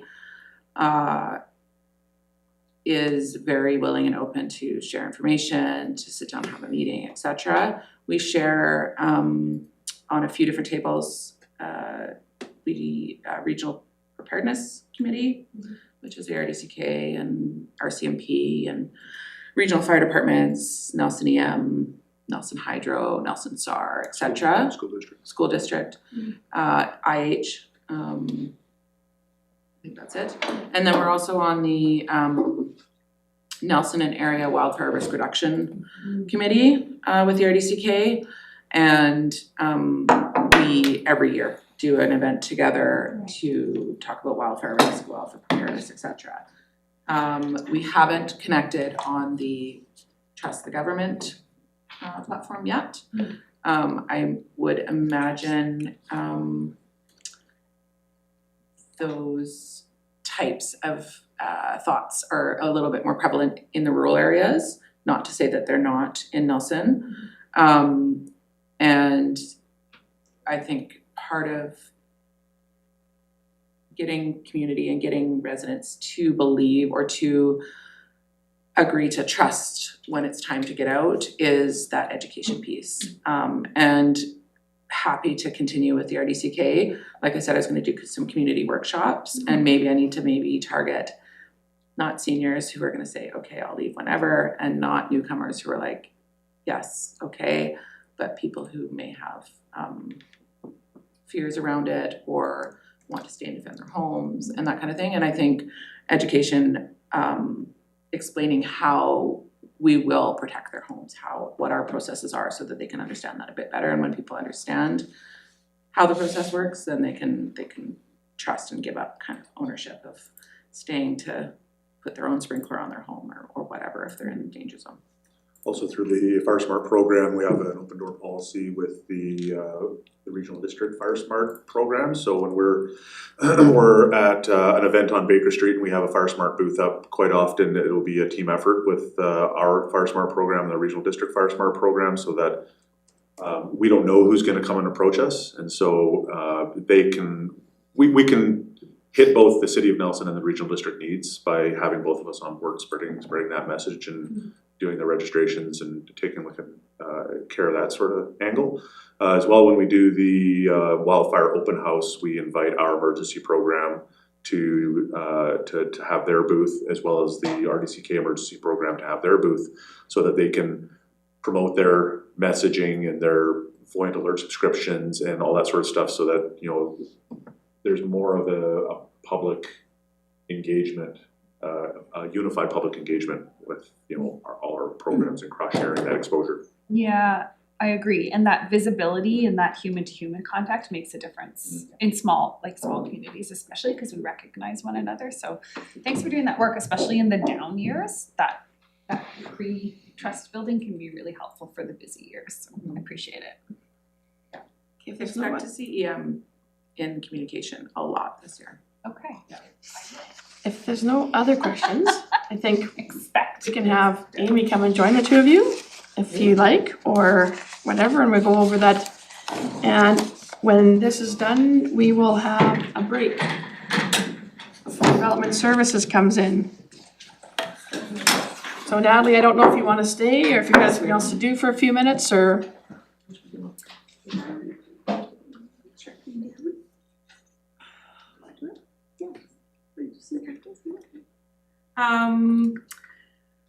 I'm going to talk about it a little bit, and then Amy's going to tell you what's really happening. So if we look at the salaries, because of Stefan's vacancy, he was pulled to assist with the civic project for a large portion of 2025. There appears to be a decrease, but it just means that the wages weren't coming out of and then if you look at the conditional grants, they've been increased quite a bit this year. We've got a lot of projects on the go. So yeah, doubled plus some, so I don't know what else to say about that. Nice job. Thanks. And I nailed it. Yep, that's all. Okay. So that's pretty straightforward. So you're, whoo, that seat just cooled off. Okay, Councillor Payne has a question. I'm just, I mean, I don't need the details on the number, but the position was vacant for 9 months, so I thought that would have been reflected in I thought the salaries and benefits would have been higher in 2026 to reflect that. So the 2025 budget, obviously we budgeted for him to be there. He was only Okay, brought to the city for 3 months. So that's the increase. so that seems Yeah. out of budget. So our 2025 actuals will be lower because it was vacant, but the budget itself.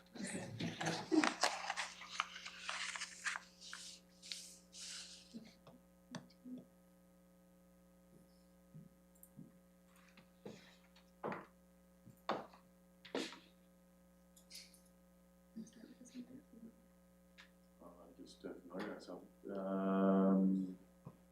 What were we talking about? Amy, why don't you take the lead, Amy? Sure. So conditional grants, that's more fire smart and mitigation grants we've got. So those ones went up. I think you might recall the 200,000 that came to council earlier this year for 2 years. So that's part of it. They've also got a couple of UCM grants in there. Salaries and benefits, quite a large increase this year, and we did know that from the fire master plan. Part of that is the 2 members that we had join halfway through the year last year. We'll see an increase because they're there for the full year this year, as well as the deputy chief. The remainder of that salary benefits increase is just inflationary wages for the members. Supplies and services increase in 2026 due to the third-party dispatching, that first due software that Jess spoke about earlier, and some additional training just for next year. We'll catch up on some things. And then we separated out the grant-funded expenses just to show where those increases go. Of course, those are 100% grant-funded, so I didn't want to show it in the supplies and services because it kind of throws things off a bit. But you can see those net out, so there's no tax impact on that section of it. Just a little note at the bottom. So with our fire master plan, we did last year plan to smooth that tax impact. So just over 200,000 of it is being funded by surplus to kind of smooth that tax increase for residents. So, sorry, Mayor? Yes. So, when you say the 210, does that mean that the change is actually less? So the total change is 541,000 for the year. 200 of that is being smoothed by surplus. So our taxation impact increase is We didn't- 3,000 this year. We didn't reduce those numbers, those are the full numbers. So Okay. you don't have to add anything to You just that. pulled money from another pot. We funded it. Yeah, to kind of, you don't see that big spike last year and this year, that it kind of smooths it a bit. And I think on the 5-year that Chris and Amy provided before Christmas, you can see the impact in future years. Like, we're gonna ultimately be putting part of this on our credit card that we have to. Right. The credit card's paid off, but the expenditure keeps, is at that higher amount, so ultimately we have to fund it through taxation, right? Councillor Payne. So supplies and services, that's where the contractor payments come out of? Thank you. And all our, everything other than salaries, Yes. so your, the cost of your utilities in the building and repairing it, and all those other things are in supplies and services. Training, equipment, all of that. Yep, no, I just am hearing about the fire smart contractors that go out and do that. Any grant funded ones I've separated out. Into that third one. So supplies and services in this version is just specific to the department, it's not grant funded. All fire contractors are all grant funded 100%. Yeah, so those 2 lines offset each other, right? Conditional grants above at 533 and grant funded expenses at 533, so they have no impact on the taxation.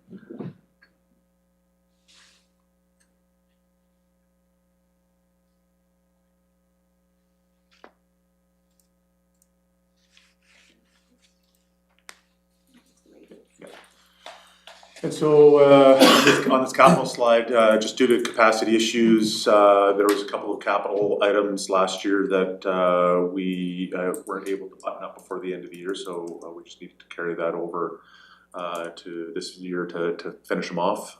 As well, it was actually quite convenient. I just got a letter from the government saying that PFAS-free firefighting foams are being mandated so that you can't use them anymore. They've the first one that they've banned is called C8, which is more the stuff that you'd find at airports and big, oil refineries. Not something that we use, and the plan to ban a C6 product, which is the stuff that we would currently use. So this is very timely that we have this project going on where we're going to be compliant and not have a PFAS firefighting foam past 2026. The radios is a need for three reasons. One is due to just some operational communications changes needed with third-party dispatching. Additional firefighters being hired requiring radios, as well as some safety concerns due to limited radio capacity on fire scenes. Some of the members arriving a little bit later to a fire scene, not having a portable radio available to them because they've all been used up. So this is just kind of it doesn't make sure that everybody coming late to a fire would have radio, but we have increased that capacity by 2 additional radios, and so this radio purchase is a plan to fix all those three challenges that we're facing. Questions? Actually, I just have a little question about the communications. Obviously, the radios are vital. Do you use cell phones in emergencies, or do you rely more on radios?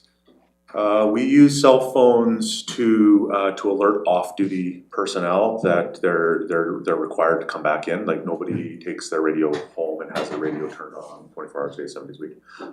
So the cell phones are used for that purpose as well. There is a duty cell phone on the engine, but the majority of our communications, especially with dispatch and all the communications on a fire ground operation, are via radio. Yes. And is that the securest, most safe, reliable tool in an emergency? Yes, it's I don't have to pick it up and dial a phone number and talk to somebody. IKEA Mike, I can talk directly to my interior TAC team. My interior TAC team can't take a cell phone in with them. These radios are extreme environment friendly. They're very specific to fire service.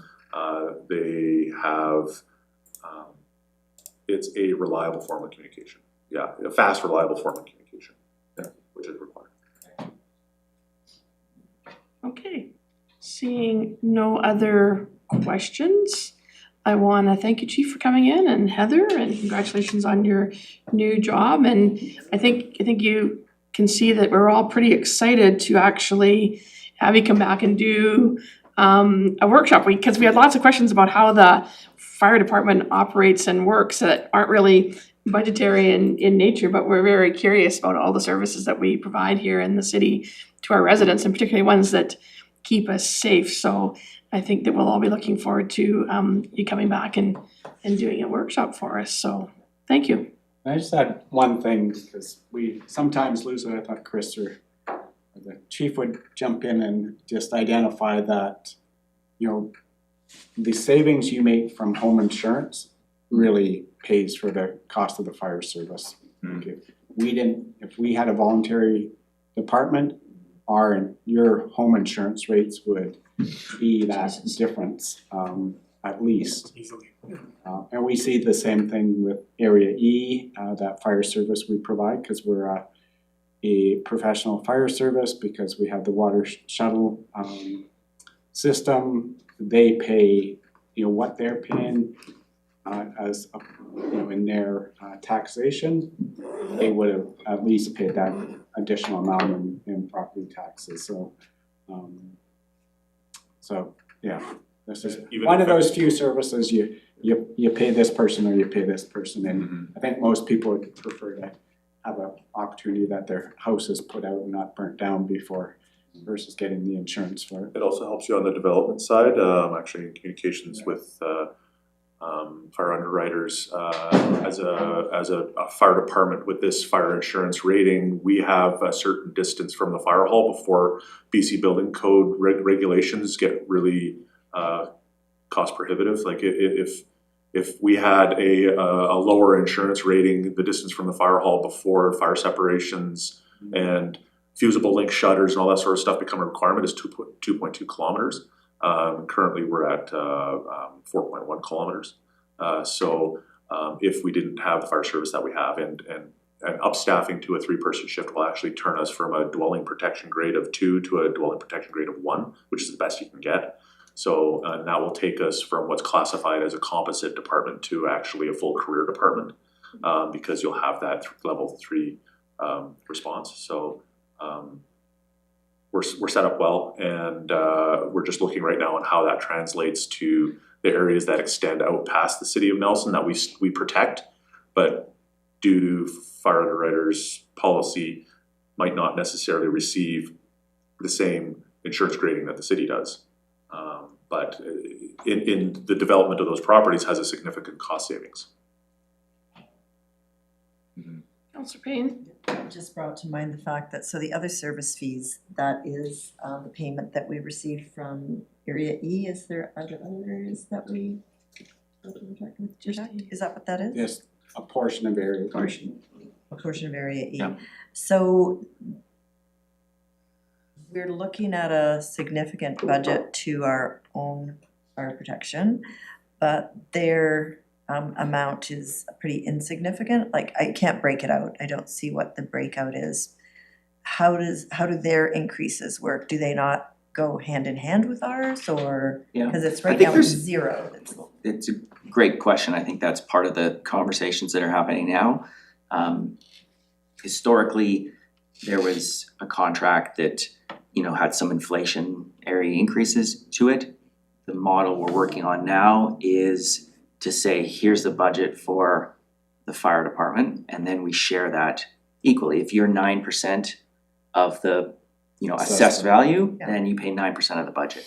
So that's the model we're working towards now. There's a few negotiating pieces that we're working on, but that's, So where do we we- look to be landing. Do we have a time when we would anticipate that model being adopted, or? Well, we did use it for 2025. So that number you see there did reflect that. 2026, I see 352, is that the whole amount, or are there other things in that number? Yeah. There's other things I in think that it was number. I think it was I don't know what the 315. breakdown is. I think it was 315 was the contract. Okay. So there's some other smaller things in there. yeah. 2026 should be an increase from them. I haven't budgeted for that, Okay, but I'm working hard to get So that. I'm being conservative. yeah, that's great, I'd love to see that, but what does that entail? Like, you're negotiating with them right now around that Yes. contract? Okay. And that we'll know that information when the RD sets their budget, or? Yeah, I mean, really what we're dealing with, to get into sort of some details, is how do we deal with capital expenditures? I think on the operating side, we're in alignment that here's the operating costs of, here's the budget, and we share that. It's when you get into, hey, you're buying a ladder truck or you're building a new fire hall. Like, how are we, what is the arrangement for our participation in those big capital projects? And that's sort of what we're trying to work out Okay. now. And we did invite Area E here to be part of this presentation. Unfortunately, I think they're having their own budget meetings today, so they couldn't participate, but I just talked to Chris. We'll share this presentation with the Area E director. I think as council sits around the table, you guys do a very good job of scrutinizing and requiring us to, to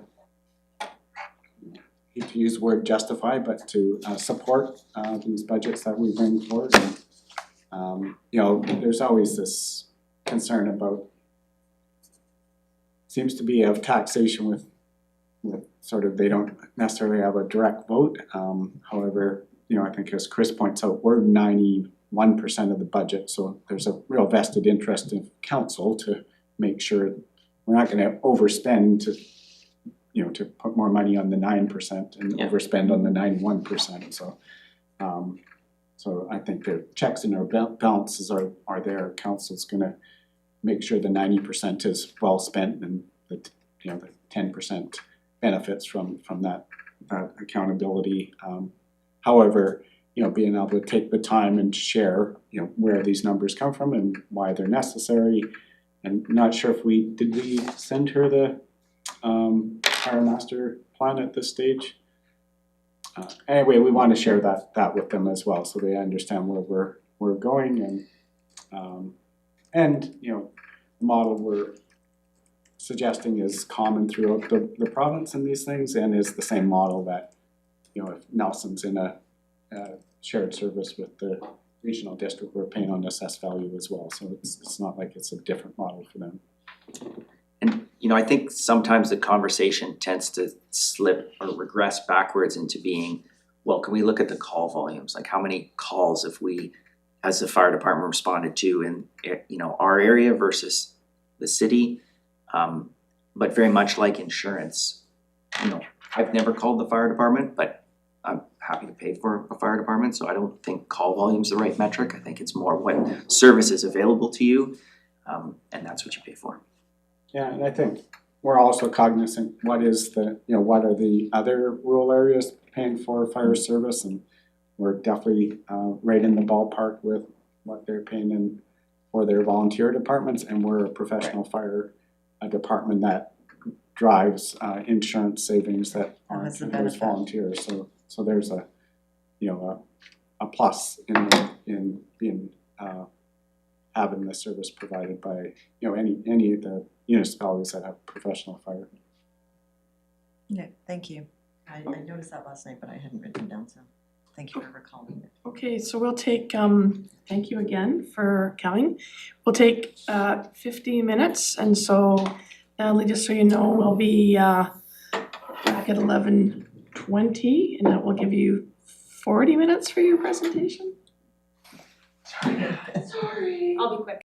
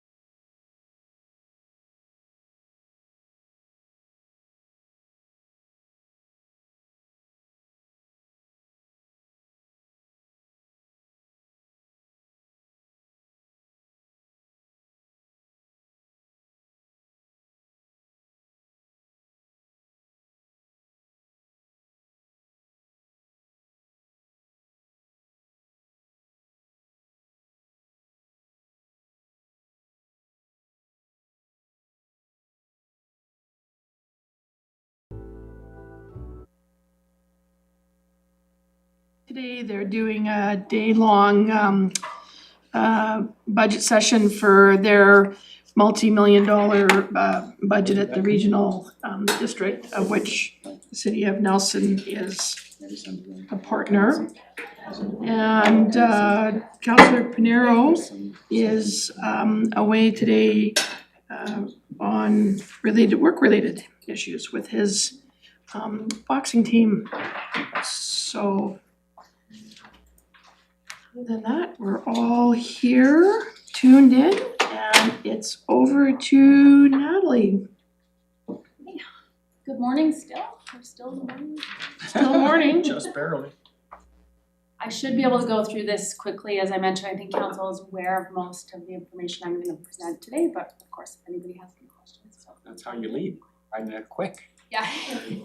30 minutes. So as a quick overview on our department, kind of the front lines of our department is really Helena, who is our development technician.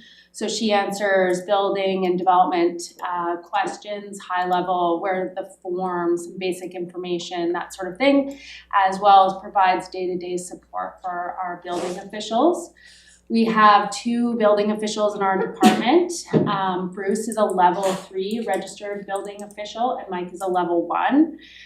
Level 3s can review any type of building, review and inspect any type of building, and level 1 building officials can only look at part 9 or also referred to as simple buildings. So that's a single family house, secondary suites, duplexes, that sort of thing.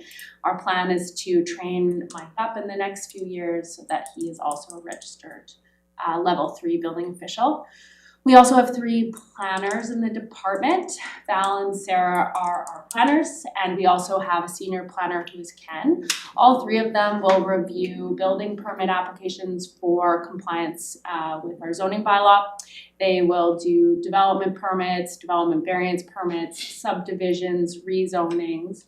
They'll also work on long-term policy projects, and some of those projects I'll show later in this presentation. We also have an engineering technician that works out of our office. We've just hired her. She started just a few weeks ago. Her name is Caitlin. She does report to Colin Innes though and is part of the engineering team, but she is part of development services so that we can provide wraparound service to the public as well as developers if they have any questions. So that is our team. Nice picture. Oh, good. Yes. I was waiting for a sunny day and it's almost sunny. In terms of our kind of key initiatives for 2025, obviously the official community plan was adopted, so that's super exciting after nobody wants to talk about it anymore. No. After 30 months of review, research, and community engagement, it was adopted in September, so that's really exciting. That allowed us to meet our provincial timelines, and most of the project was paid for through the capacity funding with the province. That also will ensure that we have a roadmap for the community for, hopefully a decade or more, and will set us in a good direction for the next 10 years or so. Also, one of the other major projects that we mostly completed in 2025 was the Fairview land swap. I did hear the fire chief talk about that earlier.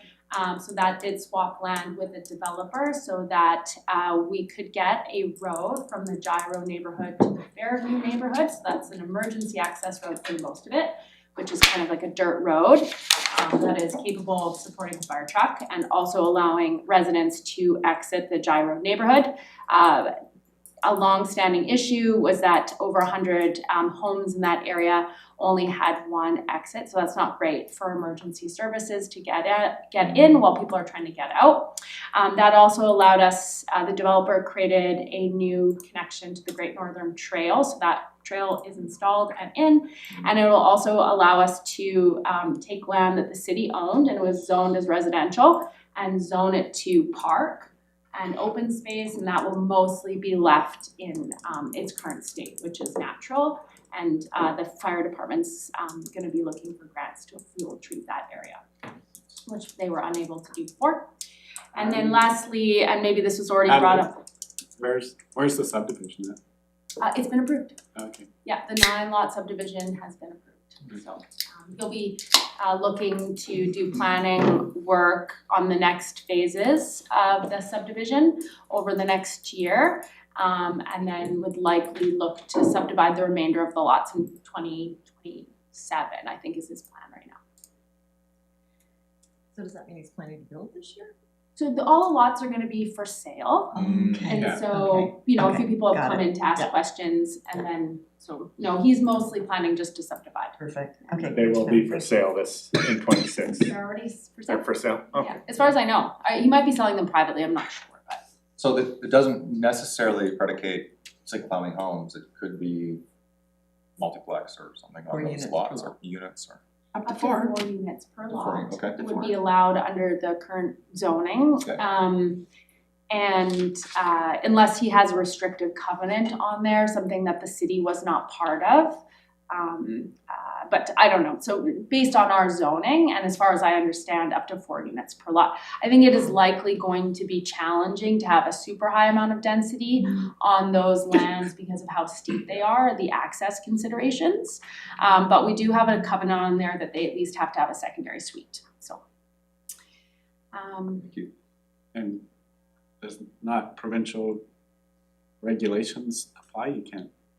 I can't put a covenant to override the provincial density? I'm not sure if that's allowed or not. I think his lawyer would have to review that. It would just be a restrictive covenant is just put on by the developer, so it can be for like design guidelines or it can have other kind of restrictions. The city's not part of it, and I don't know if he was challenged if it would stand or not. The legislation is new, but I'm not sure if it would be allowed. I just wanted to highlight, I don't know what else is being put on the title of those properties other than the city requirements. Also, as a key initiative, and this has been going on for a few years, was the completion of the multi-use pathway. So the pathway was actually installed in 2024, but you know, all the finishing, the landscaping, the benches, the lighting, the signage, all of those things were completed this year, and they were completed by our Public Works and Parks team. And I think that they did a really great job down there. I'm going to be doing usage counts as part of our grant reporting, but just anecdotally, it's getting a lot of high use now that it's a multi-use facility. So, and then in terms of development projects, Sorry, on the multi-use pathway, and I mentioned this when Charlie was here, I was asking how does a person go about noticing that maybe another garbage can could be useful. It was when I walked from the Prestige to Lakeside, there's a giant long stretch with no garbage cans, but in the middle, I'm curious about the mall section. Is that city trail? That's mall trail. Tell me what that is, teach me. I am looking into it, but we do have an SRW on the title of that property for vehicle access, for the tram access, as well as pedestrian access. Okay. And I'm just working with Strategic right of way. Statutory right of way. Statutory. I am so sorry, I'm It is gonna really strategic, try but- with the acronyms. No, I'm with you. So this just gives the city some rights, and sometimes it's for public use and sometimes it's just for our own infrastructure. So we do have a number of statutory right-of-ways over that property, and I am working with Ward Engineering to review the land title documents to figure out how the public access would work on that property. When I first looked at it, it appears to me that we do have like rights over the waterfront pathway, but I am just confirming with the surveyor. And the long-term goal, of course, would be to continue the asphalt paving across that trail so that we have that contiguous trail. And when we went through this process, it was interesting working with the specialists in transportation, active transportation, and that the blacktop, the asphalt is actually the sort of like premium choice for that because it offers the lowest rolling friction and things like that. So we have it going through Lakeside, and then you hit the mall and it's dirt and gravel, right? And then you hit this part and it's good, and that would take you to Hall Street, which is our connection stores to shores, or in this case shores to stores. So that's our sort of long-term goal there, would be to get that pathway along the water through the mall area paved, and equally as accessible. Yeah, it's hard on the rollerblades, hey? In my experience, yes. We should check that out. Thank you, sorry to Yeah, interrupt. no worries, no problem at all. Feel free to ask any questions as I kind of go through there. The other thing I just wanted to highlight was the 2 affordable housing projects, one in Fairview and one on Front Street. Both of those were located on city land, and council supported a rezoning from institutional to residential use. Those projects, as everybody knows, have been submitted to BC Housing for their funding call. We have not heard yet, but I do ask continually where they are at in that process. So we will wait to see if one or both projects get funded for 2026. And then again, another project that we've talked about lots at council, after 5 years of planning, subdivision, construction, the health campus was officially completed, which, yes, and there was a flood. There was some damage. There's some damage, but they're working on restoring it. But either way, I think We it's have one building open. yes. It's still a major milestone for our community, so that kind of wraps up 2025. In terms of 2026, looking ahead. So I'm pretty sure we talked about it, if not at the council meeting, at the housing committee yesterday, that the beds in that facility don't count in the housing needs assessment. I don't recall if they were counted or not, if they were considered more of an institutional and more of a hospital I think use that's or what we came to when we were talking about it yesterday. residential use, so. Which is interesting, because when you think of the housing continuum, It's definitely on there. it's Yeah. part of, it's the next step for, so it's just an interesting distinction on what we can and cannot count, because when you have Well, we haven't come to any conclusions. I would like us to paint a more clear picture of Nelson, and we have to report that way for the province for Yeah, yeah. their stats, fair enough, but what's the true picture in okay, that's, Nelson? And yeah, probably a good way to look at it. Yeah. Just for our own. yeah, we know, we have our own goals of where we're trying to get to, and we need to measure the way it makes logical sense. Especially when we know, like many communities, we have an aging population, so Yeah. those numbers are gonna, Yeah. grow maybe faster than some of the other numbers. And it counts as a loss when we lose that type of housing and beds, right? The loss of Mount St. Francis. So then we should be able to include the build, right? Replacements, yeah, yeah, I mean, just curious, we discussed it. Yeah, I'd have to look back at the housing needs report on that specific item. Yeah. So I can't recall if it was included or not, but yeah, as the city manager mentioned, we are gonna be working on these a bit more like explanation for our community so they can kind of see the housing types. And I would agree, that is part of the housing continuum, so. Thank you. Okay, so the first project on that list, and it's just kind of an image of Anderson Creek. So we are working on getting detailed hazard mapping of Anderson Creek, which was made possible through a UBCM grant. This work will identify which areas along Anderson Creek are at risk from flooding, highlight where infrastructure upgrades are needed to improve flow conveyance, and identified actions to reduce risk to debris flooding to the Fairview neighborhood.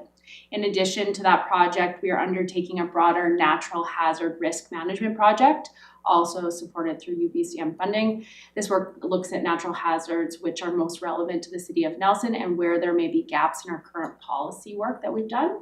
Early findings suggest that there are gaps in policies related to steep creeks, lake flooding, and steep slopes.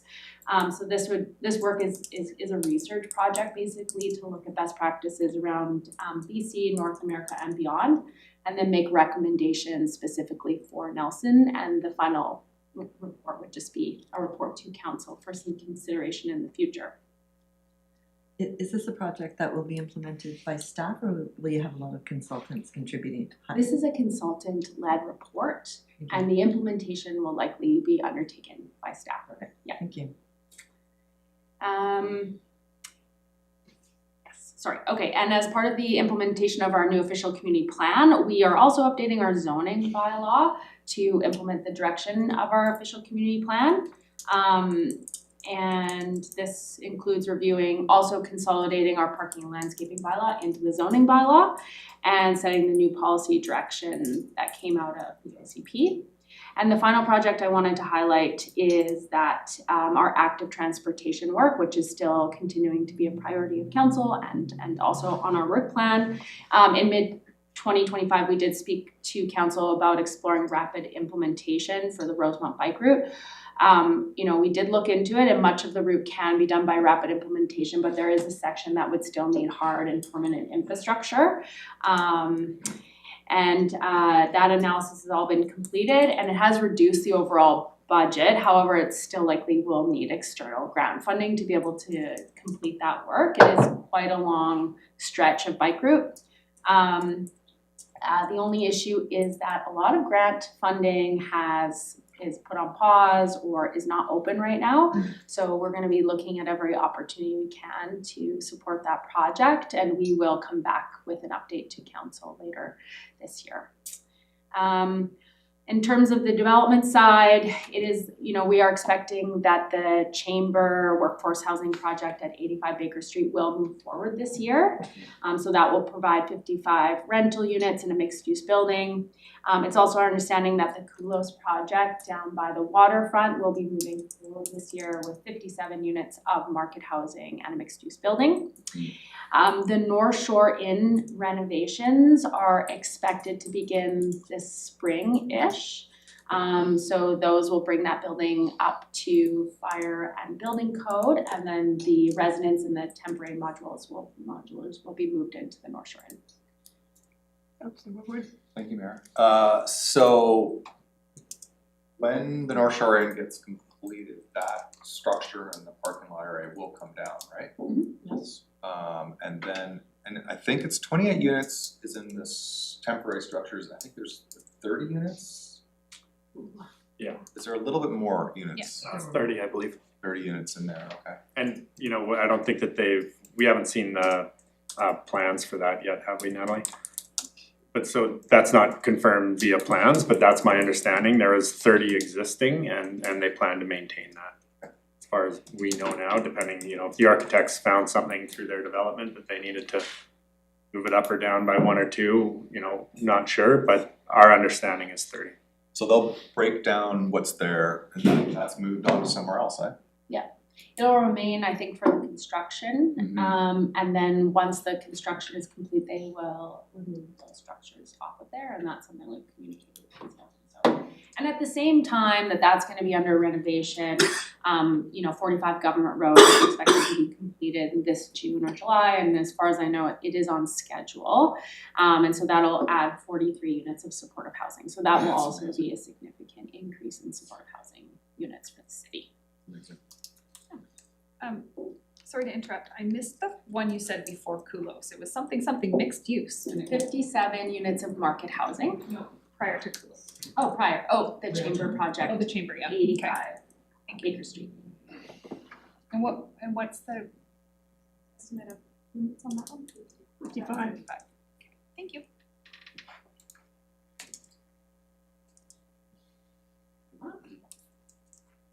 Amy's gonna come. Did not see it again.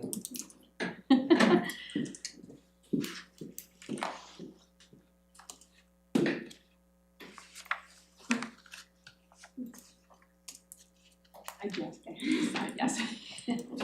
Under conditional grants, so those are a couple of the one-time grant funded projects that Natalie had in last year and the year before. Relates to the Steep Creeks or Anderson Creek capacity funding that we received.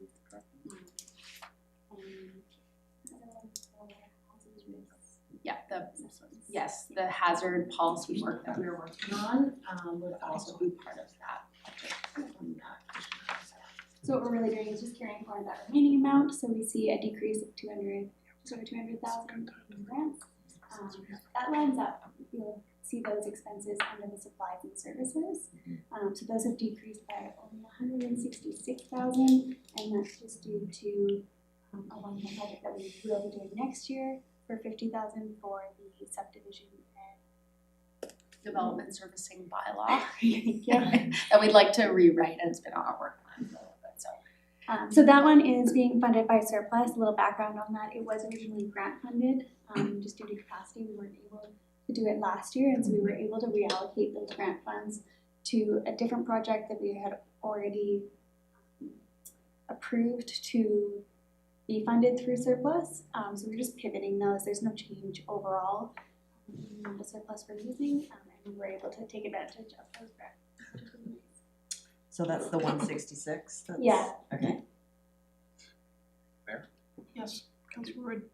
I'm just curious, I know for many years, there was an incredible amount of pressure on the planning department. I'm wondering where you're at in terms of, do you have enough staff? Do you feel like you've got a lid on it, it's moving along? Cause I'm looking at it's nothing dramatic here, so I'm assuming that you guys are doing Yeah, I think it's always busy in our department, and a lot of times we do the planning work, and then a few years later, you will see the increase in building permit values. So it's the planning work behind the scenes. I think right now we are doing well, and we did have Alex Toom as a temporary planner for the last couple of years, and so that really helped with our workflow and to be able to get a bunch of projects done. But I do think, and we have some really great staff right now who are super efficient, and we're lucky to have them. So, no, I think right now, we're feeling pretty good, both on the planning and building side. Good. Yeah. And maybe, more to the Alex Toom part of it. Planning's one of those groups that you will, for different market reasons, you'll see a sudden boom and increase, right? And so, having an Alex Toom is amazing because he has the history here, he knows the town, he knows the way that we do business, and we're able to use him for that peaking power, right? So things get really busy in the office there's too much work, things are taking too long to get done, just because of the volume of work. That's kind of the model that we look to continue, instead of trying to say, oh no, we can't keep up and we need to hire somebody, in which case if that peak falls off, you now have an extra FTE and you're, you might, anyways, the nicer way to do it is just to be able to access that peaking power when you need it, and then the peak goes away and then you're back to the core services. So that's really the way that we're looking at that. And I think that generally, 2 years ago was very difficult to find planners anywhere, right?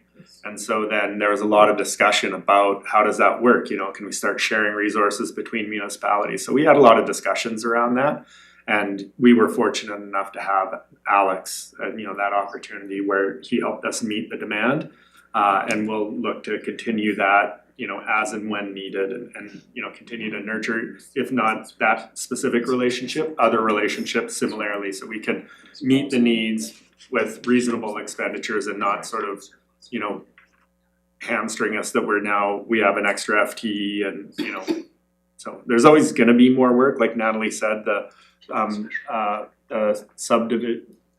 bylaw that you wanna, It's just like this. subdivision and servicing bylaw, right? So it's been on the work plan for a long time. We hear from, the community that, boy, you should really update that thing, and so there's always more work to be done, but we're really trying to walk that balance, right? I think my main concern was staff morale, that sense of like not having it always be kind of a crisis situation and too much pressure, because obviously people work better when there's a nice, smooth unfurling. So I'm hoping that that's happening and that you guys are feeling like you've got your handle on work. And I think probably getting the OCP done was a pretty major checkbox, right? Can I mention another thing too, when you look at licensing fees and fines, it's on there, like that's building permit revenues, of course, but I think about 300,000 of that is business licenses that we talked about at a previous meeting. So, we've shown that as revenue for the planning department, but it's really, revenue for supporting a lot of services in the city. We talk about bylaw, fire protection, those types of things. So that's kind of, if you didn't have that revenue, that would have to be made up in another form, taxation, right? Thanks.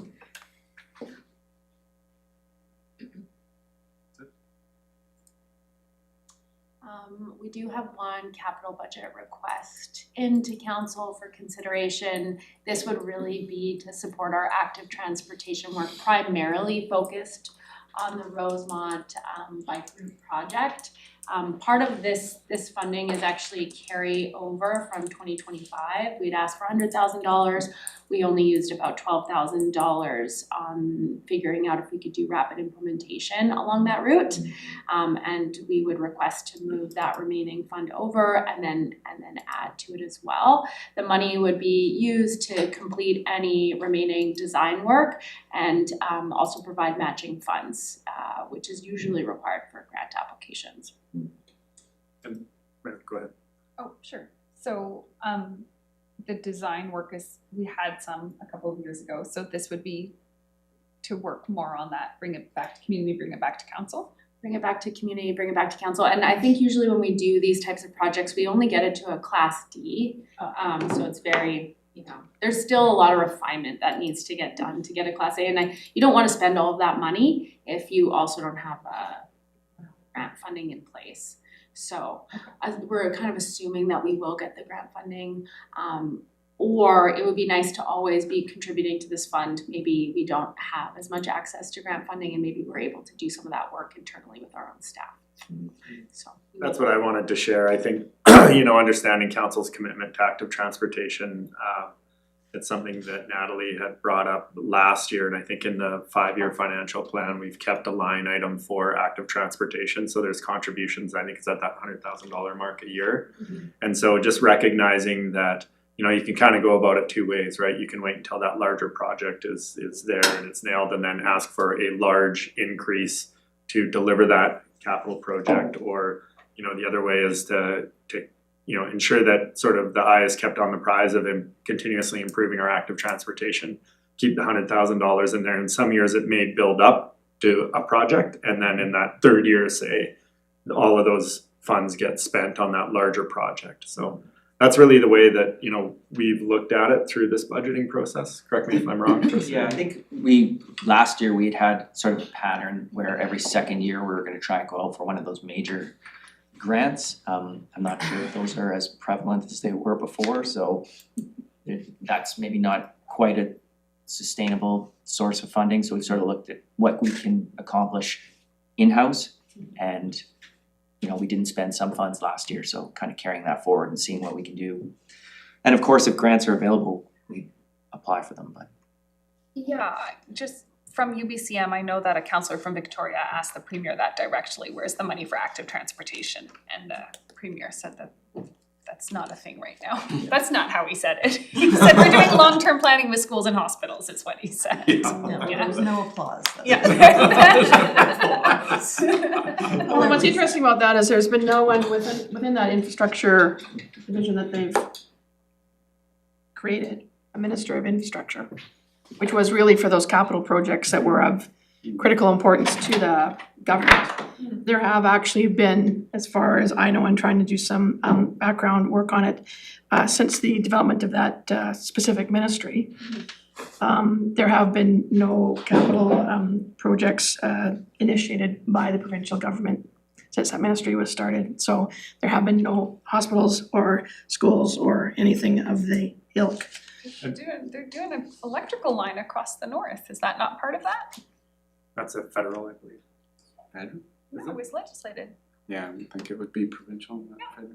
Anyway, When regardless, went I don't know looking, which there was very ministry. little. So I mean, and a power line could actually fall under hydro. So I mean, you have to be. But my understanding is, in terms of the development of that ministry, where we have been trying to argue is that our infrastructure projects, like replacing a sewer plant, might not seem very important if you're in Victoria. Right. But it's really important if you're in Nelson, and that should be considered. We should have the opportunity to be able to apply for critical infrastructure in that regard. And that's that whole idea of, they're level 1 projects and they're level 2 projects, but what really hasn't happened is that there aren't very many level 1 projects out there happening currently even. So anyhow. And sorry, to kind of go back to the active transportation thing, this conversation brought it up for me. I think one of the things that council should be aware of as well, and we're tracking as staff, is well, it's, you know, we are planning for the Rosemont, you know, extension, things like that. There could be things that the province does do that require us to take, you know, sort of additional action to, you know, provide connectivity. So a good example being the bridge and the bridge resurfacing. So the, you know, MOTT is gonna undertake that project. They got funding This is the for Bob. Bob, We were yeah. talking about the other bridge last week. Yeah, sorry, Bob. Okay. So as I understand it, MOTT got additional active transportation funding for their project when they go through that resurfacing to make it more pedestrian and bike friendly. And, you know, once that happens, there will likely be some investment required, you know, on our side to make sure that connections work into our whole system. So it's just a good thing to keep in mind while we continue to pursue our plans on this. There may be other things that come up that sort of prioritize that location over it. And I think that, you know, that's a good thing to keep aware of. And I just wanna, you know, this is an area that, you know, we talked about, like, how do we manage taxation? And this is an area where we're expanding infrastructure and, you know, like, it's not possible when we're expanding to expect that we can reduce. So if we wanna reduce the footprint, then we have to stop expanding, or, you know, if you wanna put more infrastructure here, is there somewhere else that I don't know where else we get rid of infrastructure. It's hard once you've Or you built it. reduce service levels elsewhere, right? Yeah. Well, it's, my point is reducing service levels when you add that extra infrastructure you're just deferring that to a future. Somebody else is paying that down the road, so you're not really reducing service levels, right? It's a good point about the planning though, and the thing that we always talk about with sidewalks and the nutty sidewalks in Nelson. Because of how the boundaries expanded, not anybody pre-planned it to be nutty, but is it possible and is there any precedent and is it best practice to start looking at the ones that when the streets come, those sidewalks are actually removed so that we don't have that maintenance long-term and be like, hey, on this road, everyone's walking on the north side and that sort of thing. And even though that would be challenging for people to understand, like, why are you taking away sidewalks? It actually ultimately can be safer because now there's only pedestrians on one side of the road and now all the kids are on one side of the road and that sort of thing. Yeah, that is a policy of the city and it's. Yeah, that's been a long-term discussion, one side only. So if there's a replacement that has to be done, we will, and they're at end of life, we don't tear them out. Right. Unless they're end of life, but we won't replace, like if there's a street with sidewalks on two sides and they need to be upgraded, we'll tear out the one side, or, you know, as people have walked around, we can have sidewalks that go a few blocks down one side and then switch to the other side and switch back, so we try to get those aligned on one side of the street. So it's been in place since I've been here, that policy. One side Or is it a only policy or is it an approach? No, it's a policy. policy. Yeah. Council, Councilor Payne. So it's interesting because as we do that, I think it's also important to see how pedestrians access the routes, you know, into town and back, because the sidewalk that I think I'm supposed to take into town goes along Hall Mines Road on the south side. And that's a completely end-of-life sidewalk. But there's no safe place for me to cross either at the west block or the east block to get onto the plowed, maintained, nice sidewalk. So I think that's one thing that is part of active transportation for me, that where we want people to use that one sidewalk, let's ensure they can safely access it. Yeah, absolutely. And I think most of those would be identified in our active transportation plan as missing conditions. But, you know, always, things do come up since we wrote that plan and there might be things that we can identify. So it does need to get looked at. As the sidewalk come to end of life, that's like a thing that's coming up. Like, we can't do that one anymore, so where do we go safely? Yeah, and I think those are probably some of those smaller projects that, you know, when there's a lack of funding out there for the larger ones, then, you know, let's focus on those smaller ones that are smaller wins that, you know, don't take a lot of resources and investment to you know, to do, and that improves your active transportation just as much as putting a new sidewalk in, right? Mm-hmm. Yeah, and that might be just a crosswalk in the right place. Right? Mm-hmm. Can I add another thing? Yep, keep going. I'm always interested in hearing from a number of different groups around active transportation and climate, that our goal, both in Nelson Next and in the new community plan, is to increase the number of active transportation, pedestrian, all wheels transportation. But we're not committed, like, the choices that we make in our budget are our commitment to that plan. So if we want to get people onto active transportation, my assumption is that we're attempting to get them out of vehicles for as many trips. That's the balance, isn't it? So then why aren't we utilizing the full public works budget and just having a percentage of that as active transportation? So if you call that level of service, if we don't plow to the same depth, or if we don't, I'm not saying, again, that we ignore the roads. I think it's important to maintain them safely. But I'm sure there's different levels in road and asphalt maintenance, which Director Henderson, you're right, it was Colin Innes who explained to us the levels of concrete depth and how we're doing a great job there. But I think it's a model that is a more strategic long-term vision. We put so much into this bucket and we have some more out of this bucket from the. So, I think our philosophy is there's not buckets. There's transportation, whether you're walking, cycling, driving a car. Let's make sure, like, if we're deficient on the walking side, then we should invest more on the walking side. So I think that's the way we're looking at it. It's transportation. We want to make sure people can get around our city in a safe way, regardless of what you choose. And I think we probably have underinvested on the walking, cycling side of it in the past. So let's, we just need to look at this holistically and say, where's the biggest need? Let's invest in that biggest need. Because I think as soon as we start to chop it up and say, this bucket's for this and this bucket's for that, then we create, first of all, unnecessarily conflict, or you're choosing one over the other. Let's just take a holistic approach of how we get around in our community, and let's invest where it makes the most sense. I mean, it is interesting, the advent of the modern e-bike, let's say over the last 5, 6, 7 years, has really shifted, because so many people now of all physical abilities are jumping on e-bikes. I guess you could almost say that is like, maybe not at the car level, but it's definitely climbing as a way of just standard moving around. Reducing wear and tear on the roads. And reducing way less weight and all that. So and so accommodating and planning ahead for that type of transportation is definitely important. Absolutely. Okay, I see no other questions or concerns. Oh, and you guys get like, Beautiful photograph. you guys get like the gold star, cause it's 12:04, so And it's over. very good.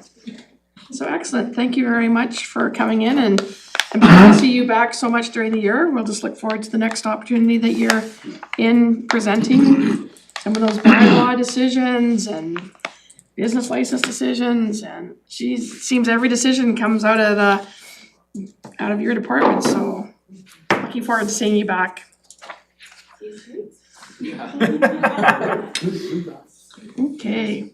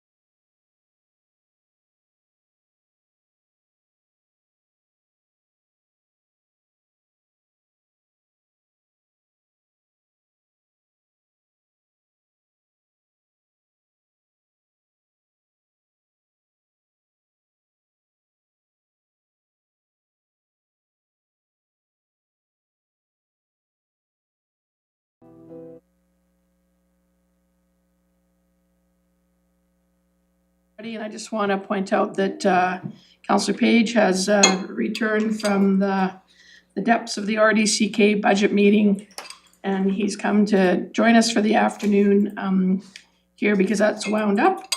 So there's everybody's here, and like I said earlier, Councillor Panero was away on business.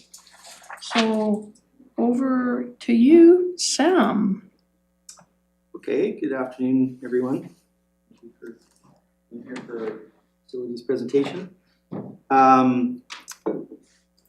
Yeah, so we're gonna jump in here. I'm gonna do a little recap of the workshop that we did earlier in at the end of 2025, just to get everybody, thinking about where we were, and then they'll, they open for questions, but we are gonna have sort of a pause after that review. So, if people do wanna wait, we can do questions then or pertinent, but I guess we'll just jump right in. Chris, did you wanna? Yeah, so the initial part of this is, like Sam says, we do a recap, then we'll let you know sort of the work that was done since then and present what our sort of our findings are from that and what our proposed plan going forward would be. Right, and then after the review, Brandon's gonna join me up here because he did quite a bit of work on the most recent strategies and numbers, so he'll talk with and then go into some of the capital projects planned for 2026 and the next sort of 4 or 5 years and strategies and so on. Something else I was gonna say, but there we go. Okay, department overview.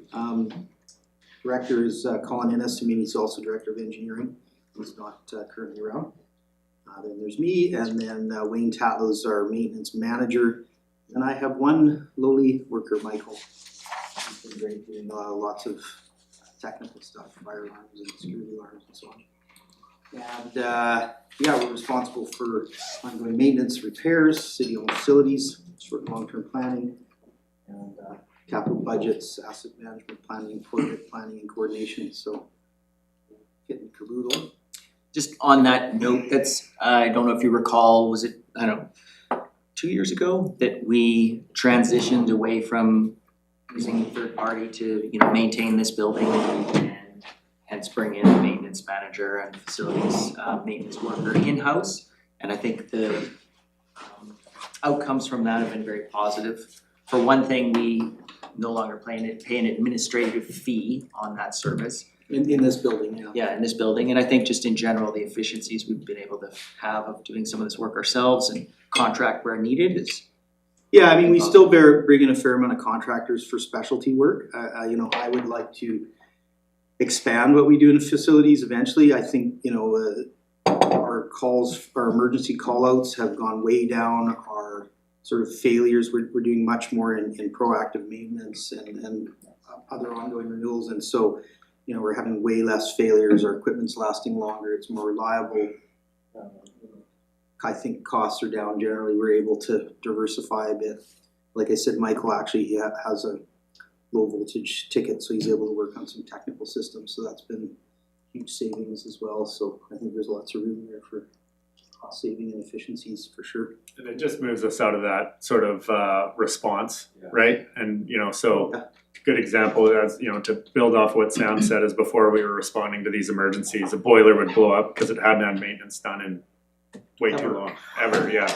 And so then not only do you all of a sudden have to struggle, the service level significantly decreases until you get that replaced. You're paying top dollar to get it replaced now. You're getting people in on after hours, call out fees, everything like that. But then you also don't get to make those intelligent improvements that you would otherwise like to, It's like liken it to your house. It's always tough because you don't plan on, your furnace craps out and then you replace it, where really it would be nice if, you knew that it was getting close and you replace it with what you wanted, but when it's minus 15 and the people come in and say, well, the quickest thing would be to replace like with like, so you don't get to make those improvements, right? So we're much more intentional with the maintenance that we do, and it allows us, with the support of Brendan again, to be able to really pursue those energy efficiency moves as opposed to just, just clicking along, replacing like with like, cause we had to, cause we were in a real tight spot, so. Yeah, and I was gonna say that when Brendan, a little bit later, he can speak to some of that, is that we're able to make good decisions financially and environmentally, look at the decisions. So kind of like a stitch in time, save 9? Sure, yeah, Like, exactly. in a nutshell, that you guys are getting ahead of the curve. Oh, yeah, and it's a lot less stressful when you're not getting phone calls at 2 a.m. So I'm motivated. Okay. Very motivated. So yeah, and on the 29th of October, we had that workshop. We talked about things like total cost of ownership. So just because you build something doesn't mean it doesn't continue to cost you money. We talked about our most recent in-depth assessments done in 2022. And then we went in to talk about, I had that co-op student in over the summer, Abby, and we took what we had and we updated it and really started digging in more. And we gave you some numbers, which we'll see again here. And that, just highlighting that at that time we were working on a 15-year horizon. You'll see later we've tried to expand that to a 20-year horizon. So that's a really good point is, we've tried to really dig into these numbers. Not only are they lower, but they're over 20 years as opposed to 15. So it's we talked about how we've grouped our buildings, really getting down to the nuts and bolts of how what the core services are and what services that the city expects. And then secondary facilities, there's a little group of those things that we just, they're not really. So core facilities would be like City Hall, Fire Department, Police Department. Those things that really provide those core services. There was a handful of them that I think the cemetery fell somewhere under secondary facilities, maybe the library, not core, but they're still pretty important. And then we sort of broke down some of the rest of them into parks, recreational, cultural, and then there's a whole collection of other facilities, some of them more important than others, depending on who you are, I guess. And then this has just been cleaned up a little bit. This was a graph or chart that we showed everybody talking about deferred maintenance and the minimum investments that we required over the next 15 years on some of these facilities. We talked about minimum investment. So, if you look at the way these facility condition assessments were done, they look at all the deferred maintenance. And there's also a different category that goes even a little further. You really get into all the niceties. But these were still fairly high level numbers. We hadn't really picked through them in detail. So what you'll see later is we revisited what we were calling minimum investment and came up with essential investment. Because as we all know, that $67 million deferred maintenance over 15 years is not very palatable. And just a few notes here that we didn't include certain facilities. Yeah, no, I think we'll get into sort of what the refinement was and the work that Brendan had gone through quite a bit. And when you get these systems that can generate numbers, really needs that expert to comb through it and who has more of an intimate knowledge of what we have here and what actual condition things are in, and make some refinements and sort of look at things and see where we can maybe delay something for a year where something's super critical and actually should be pushed forward a year. But that kind of expertise that's required, a human touch to kind of go through and make those decisions. So we can kind of talk about that later. So Brendan and I kind of looked at those. Yeah. And if you don't have a roof, for example, you pretty much don't have a building. Councilor Woodward has a question. Sorry. Thank you, Mayor, through the chair. So, from what I'm hearing, you're looking at our buildings because there's a depreciation curve, slant, right? And some buildings are depreciating more quickly than others because of, say, a bad roof or. So are you looking at the buildings in that kind of respect? Well, I mean, in real estate's a bit different than a lot of things, right? So ideally, in real estate, if you maintain your building to a reasonable degree, it actually gains value as opposed to lose value, right?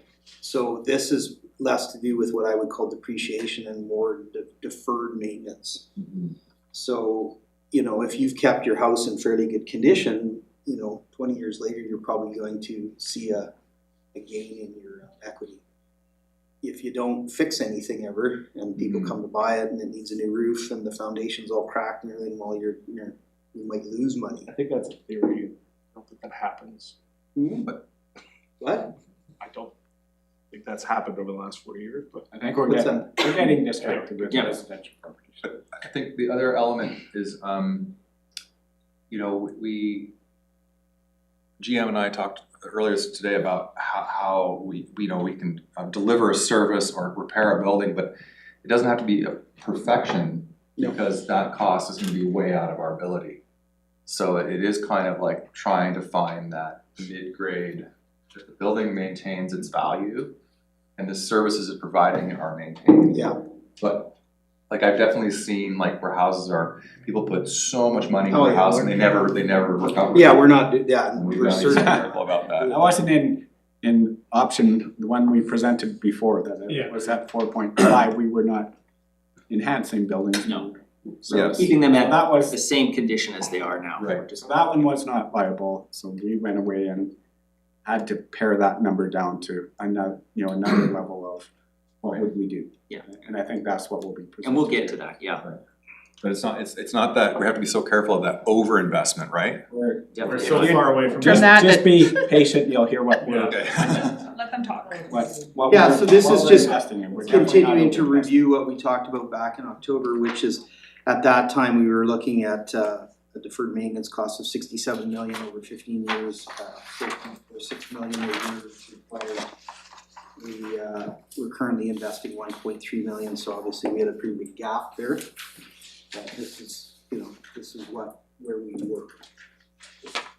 And then this is just a little reminder of that comparison that I did of New Westminster, and I think unfortunately this is fairly common when I looked into it, that Nelson has a very pretty heavy load of facilities relative to population, and we're already contributing a fairly healthy amount per person, and so we wanna try to keep that under control. So that's just that comparison, something you can refer back to if you. So this was at the end of our slideshow, we had some potential actions, and I'll just quickly go through them. We've added a new one at the end, which is sort of really relevant. So increased funding for regional partners, dispose of buildings, sale or demolition, reduce investment in some buildings. So we're looking at all this stuff. Increase lease rates and user fees, apply for capital grants. Reduce or eliminate services to remove the need for certain buildings, reallocate funding from other services. And then this new one, focus on only essential systems, roof, HVAC, electrical, and life safety. So we really dug into that. And I think the one that's not on there that we were able to do this year that is going to long ways to help solve this is putting that additional funding that we are receiving from getting a fair return on Nelson Hydro back into facilities, and Chris also found reallocated from other reserves to this reserve, so we found another $1 million plus the 100,000 that you're committed to. So we've been able to grow that revenue side more by probably double what we had now, but we're still a huge gap. So we have to focus on the expenditure side of it. Can you just wait just 1 second, because I'm just gonna go through it. Did you finish that last slide? Okay. Yeah, this is pause for Questions? comments, There we go. Thank you, Mayor. When we're talking about trying to cover our costs and take care of our buildings over the long haul, do we factor in the growth rate of Nelson and new sources of taxation into these buildings? Or are we kind of working with what we have now? I don't think, historically, We can't I would depend on just say that. it's, the 100,000 that you're allocating a year, hopefully some of that's coming from new building and new taxpayers versus, all being generated from the existing taxpayer. That's the only place that we're not saying that we're gonna have this much growth and they're gonna Be able you to, make that 120,000. It's marginal. okay, It's not moving the dial very much at all. And we're looking at what we have now and the level of service we provide now. Even if the population didn't grow, we'd need to continue to provide that service. So this is what we need to continue at that same level, regardless of population. okay. New New tax revenue doesn't make a isn't dent. gonna dent this thing. Thank So, you. yeah, we have adjusted for inflation when we come up with these numbers, so there is adjustment for inflation. The cost of providing services and systems in facilities is increasing, unfortunately, just like everything else. You know, the expectation around the technology and things like that is, you know, it is sort of pushing back against being able to fund it all. Paige and then Payne. Questions? As you guys formalize your team, bring in these skills, excuse me, bring in these skills around like low voltage, and I'm assuming some of your plumbing and gas tickets. Yeah.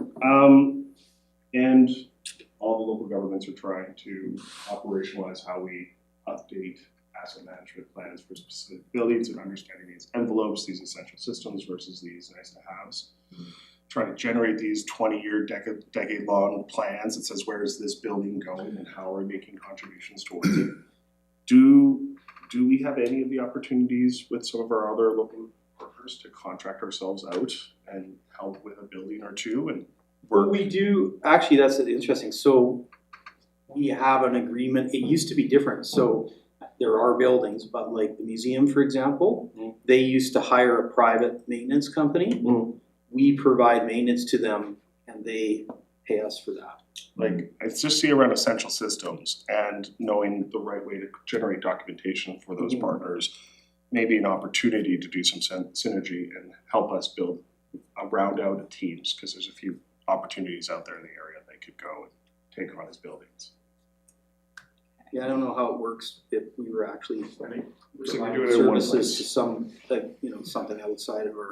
I think, you know, it's a fair question and something I think that we can look into in years to come. You know, we're making, you know, this has, I think, been a very successful process, you know, as you'll see throughout the presentation here. You know, I think we feel that we have a much better understanding about it, for lack of better words, kind of a rope around what we need to do with facilities now and developing that, you know, our first, probably most detailed asset management plan outside of the utilities.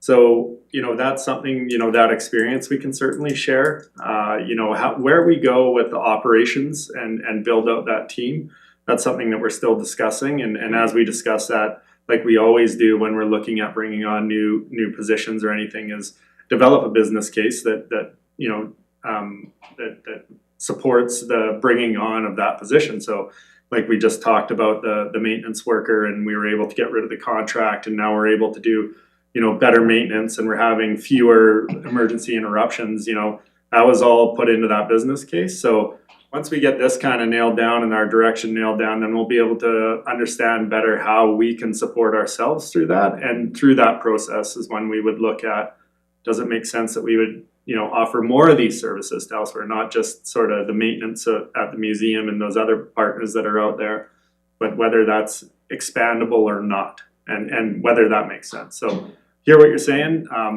you know, very good thing to think about and something that we will, but we just aren't quite there yet. I mean, we are collaborating with the regional district at Civic Complex.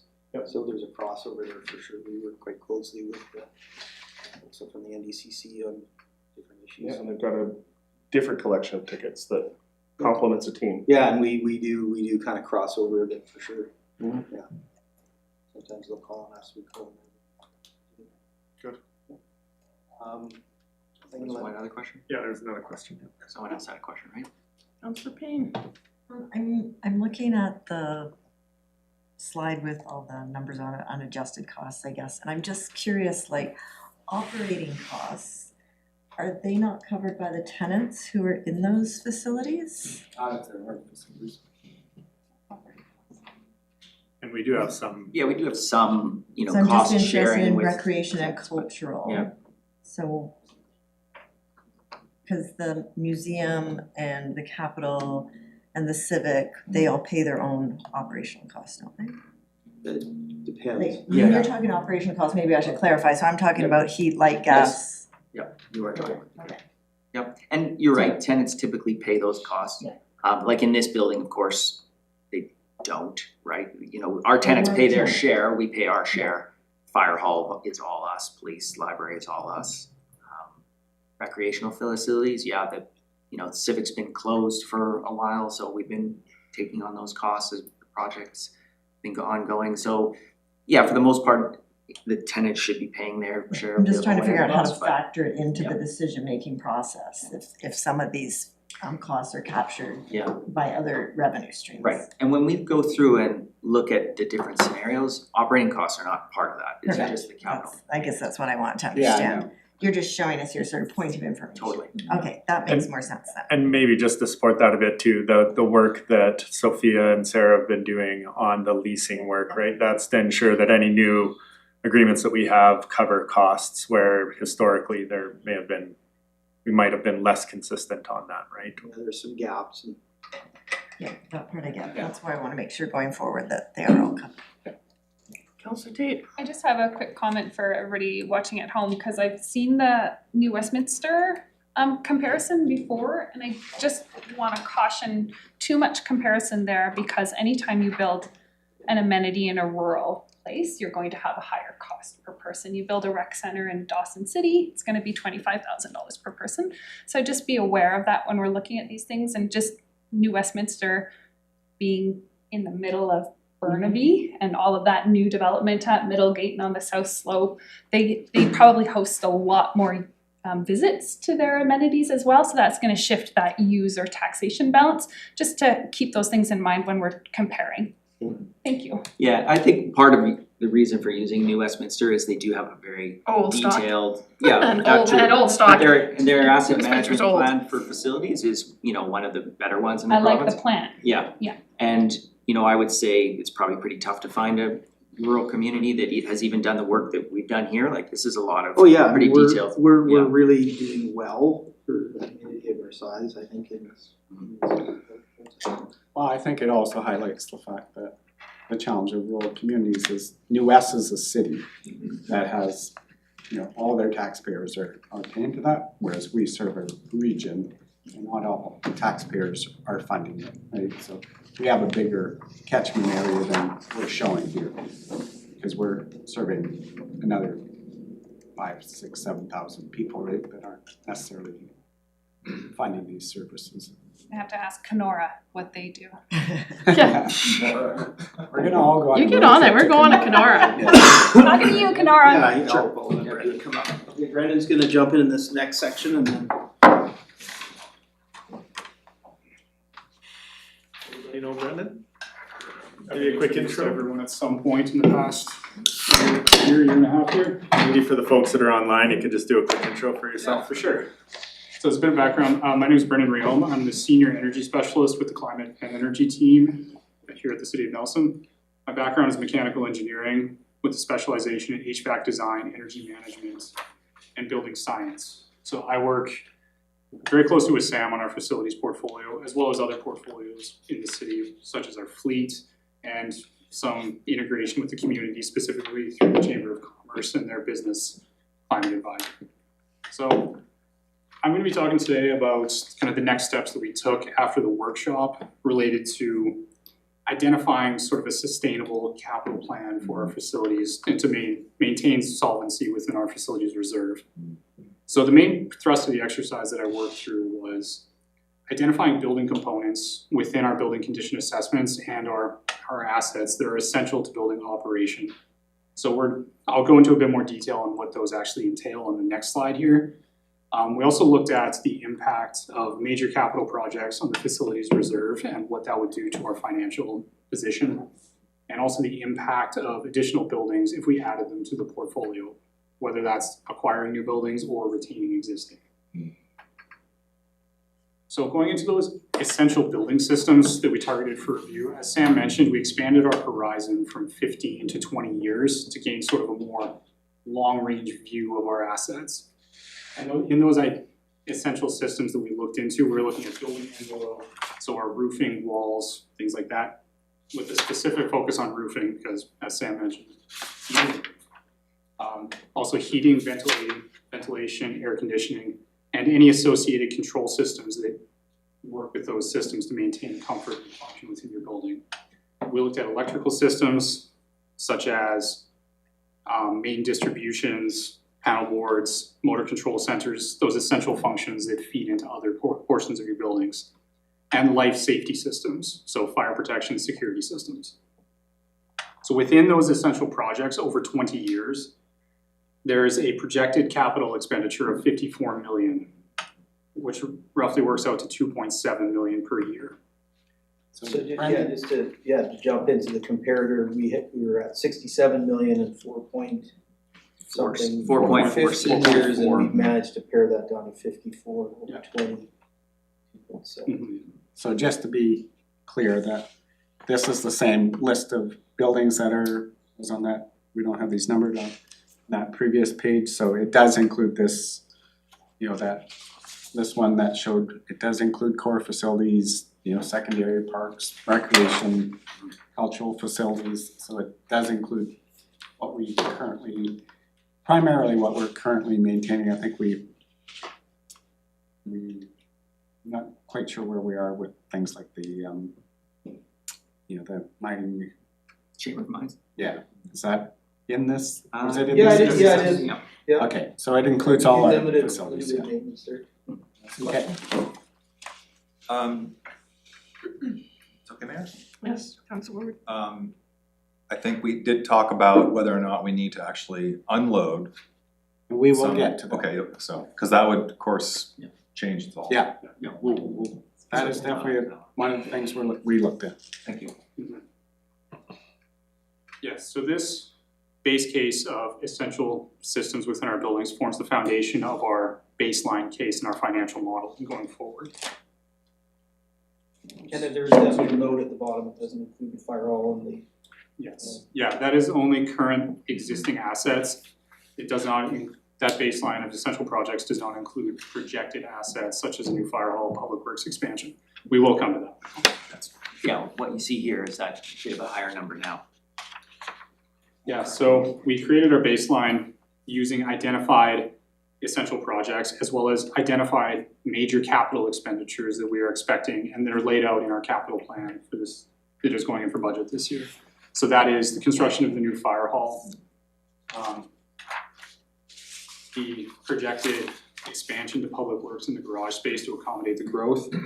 It's also modeling in no further added facilities beyond the new fire hall. And we're not including utilities and water systems buildings such as the wastewater treatment facility, pump stations, PRV stations, since it's gonna fall under a different as opposed to facilities here.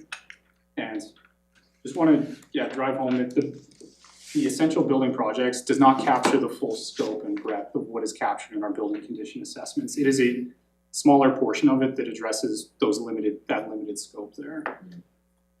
So from our baseline here, there's some additional financial assumptions that we've put in. So Brandon, just to recognize what that did, we're at 2.7 million that we had to spend annually on, but as soon as we add a new fire hall to it, where we're gonna incur debt payments, that's a portion of this, right? And public works expansion at 2.7 jumps 1.4 million back to 4.1 million. You wanna go back to one slide quickly?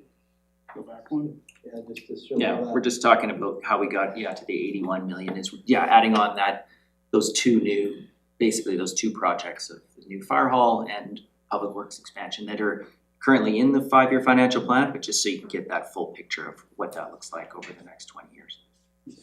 Councilman Wood? Thank you. When you build a new building like the fire hall, you do get a period of time where you are not investing.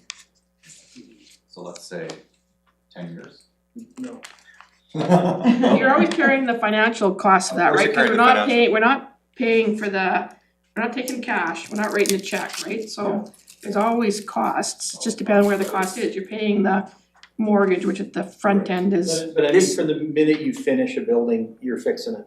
yeah. So, yeah, I mean, it's less in the beginning, but yeah, definitely it's that whole life cycle costing thing that if you're not planning for it, like that. And this model does include that there's the initial build of the fire hall, but now we're taking on a new asset with new replacement requirements, so that's also included in that 81 million, not just the build, but the new asset.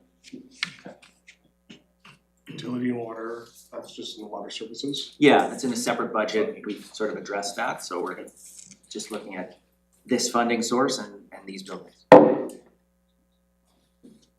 Yeah, and I can speak to the financial piece a little bit, so that in our financial plan, we did increase our contribution, it's proposed to increase the contribution to the building reserve in 2026 to that 2.1 million by utilizing some of the return on investment we got from Nelson Hydro, plus repurposing some of our existing reserve contributions into the facilities, because I think there's just more of a need for it there than where we were positioning it before. We do have that proposed 1% annual increase, so $100,000 a year would be put towards facilities over the next 10 years. And also keep in mind that the fire hall is budgeted for a $7 million grant. Now that's the information we had based on existing funding programs, so that's what we'd be looking to try and apply for and receive funding for. So the residual 13 million would be funded through long-term debt. Going forward on the projections of that baseline and how it affects our facilities reserve.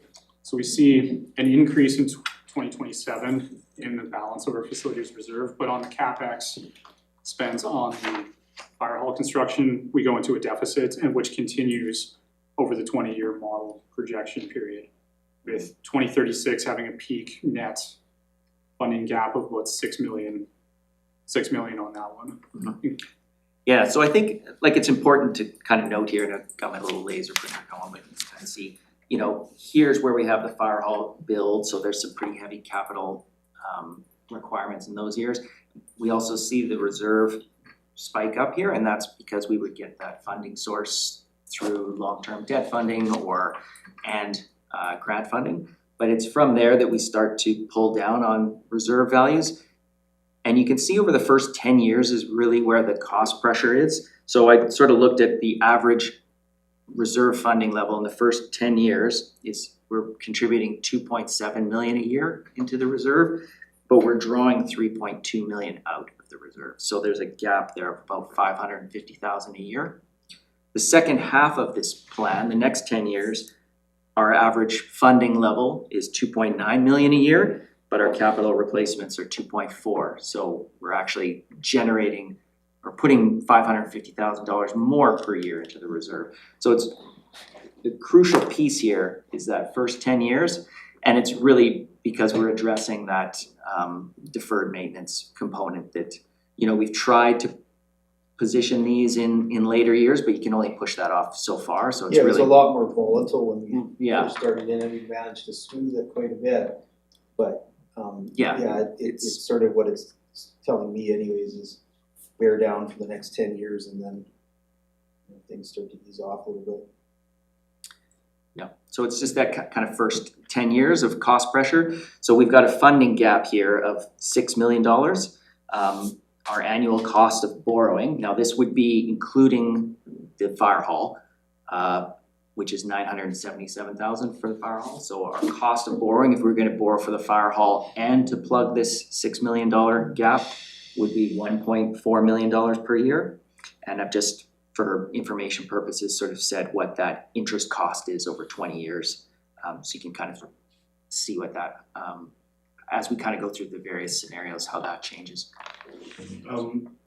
When I'm looking at this black part on the top, that's the Civic Arena roof, there's some allocation per year, or is that just a really flat board? We haven't got to that part yet, yeah. So there's, what's on here now is just that core essential replacements of our facilities, plus a new fire hall and public works expansion. We haven't added any, So that's the major capital. Yeah. So that's on the legend, but you'll see as we go through like the next scenarios, those get added on, and you can see what the impact of adding those additional projects on would be. I believe the black bar you're referring to, that is the captured maintenance cost estimates for the new fire hall that we've amortized over the 20 years of the analysis No, there. he's just looking at the border of the bar. The top of the bar's got more It's thickness than a purple. border. That's the purple, that's the fire hall, Oh, maybe. or the public works expansion. Yeah. Oh, yeah. The border on. Oh, yeah, yeah. It's collapsed into a black. It comes down to the colors that we choose, Yeah. right? We gotta diversify a little bit more. I see what you're saying. Reds and So yellows. then, So, sorry, can I just say it back, and can I point at the screen? Yeah. Thanks.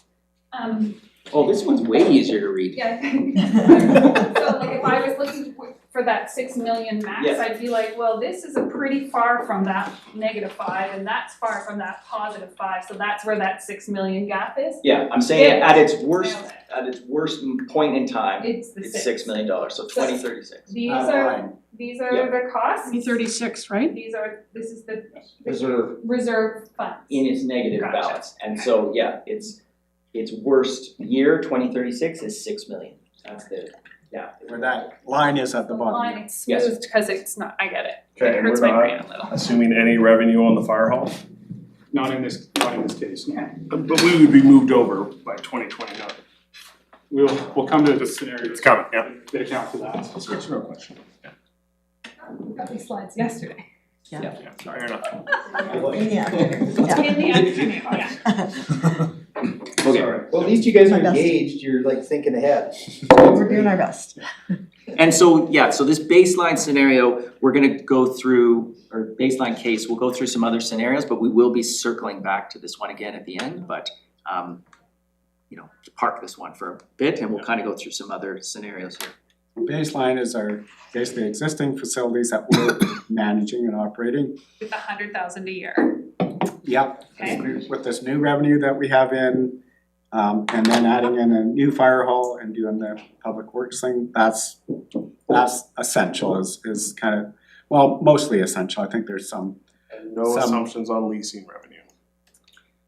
on leasing new facilities or No, old just in facilities? general, like the leasing Oh, no, revenue. the leasing is paying for that's built in, yeah. That's built into this model? Yeah. Yeah, they pay for their operating costs, there's, There's a little bit of little contribution contribution to to the capital, but capital. at the current rates, yeah, there's. A lot of the It's lease here. agreements now actually have the tenants contribute, like replacing major systems, which is not really realistic or sustainable in a lot of cases. Yeah, that's So bringing it up that's to where we lease. have, we have to turn the corner a bit because, Mhm, that's just sort of not working, right? mhm, Curling club being a good example. mhm. So from that baseline, we built kind of the house on top of that foundation with other scenarios that we modeled out based on identified capital projects and potential building retention based on changes in leasing and operations. So going into scenario 2, that includes our baseline plus work to be done with the civic arena for the roof renewal and the curling rink renewal on top of that. Scenario 3 includes scenario 2, but adds on the city retaining Kootenai School of the Arts. And scenario 4 is all of the above, but plus a retention of the old fire hall pending the construction of the new one. So going into this, with our baseline into scenario 2 there with the curling rink renewal plus the renewal of the civic arena roof, we see major CapEx coming between 2027 through 2029 to accommodate these projects. Pardon me, sorry, CapEx, capital expenditures? Capital expenditures. Okay, with you, thank you. Yeah, so you can see what we presented before as the baseline scenario and then what scenario 2 shows us. So with the curling and civic arena, there's an additional capital cost of 14.6 million. And I will say that was based on some earlier sort of numbers we had for the curling arena. I think we had that in there at 6 million. I don't know if either of you guys want to speak to the Chandos Class D estimate that we got. They came in last Yesterday. night at Yeah. like 9 o'clock or whatever. Sort of the 0 hour, but it's showing some numbers that are, significantly higher than what we Yeah, had bigger than- initially estimated. It's come in at 12 to No, we said 12. repair. Pardon? I thought you said 12. That was No, for we the said civic That was for the arena. civic arena, now we're doing 12 for the curling rink. Oh, As sorry, I opposed to six. misheard you. Yeah. So Yeah, can you just say that so we can all hear it? Yeah, so our initial estimate for the curling was 6 million, right? And just to be clear, that isn't even restoring the ice surface, that was just making it a multi-sport venue. I'm sorry, Chris, I didn't mean to. No, it's okay, and I don't have the report here in front of me, but I think it came in at 13, was it? Yeah. 12-7. Yeah, 12.7. So Yeah, But this scenario you're seeing is based on 6 for based curling. on the 6. So obviously it would just Gotcha. this would double, Yeah. or well, not double, another 50% to it. So if we're still, kind of going off the numbers we had 25 hours ago, then we'd be looking at that funding gap going from 6 million to 21 million, so an additional 15 million in funding gap. Annual cost of borrowing increases by that 1.1 million. And so our total interest paid now, if we were gonna borrow for this, all these projects, would be 17 million over the 20 years. And just to kind of equate that sort of in a, we always try to put things into like, what's the percent tax increase? So to accomplish this scenario 2, you would need that additional 9% taxation to cover that.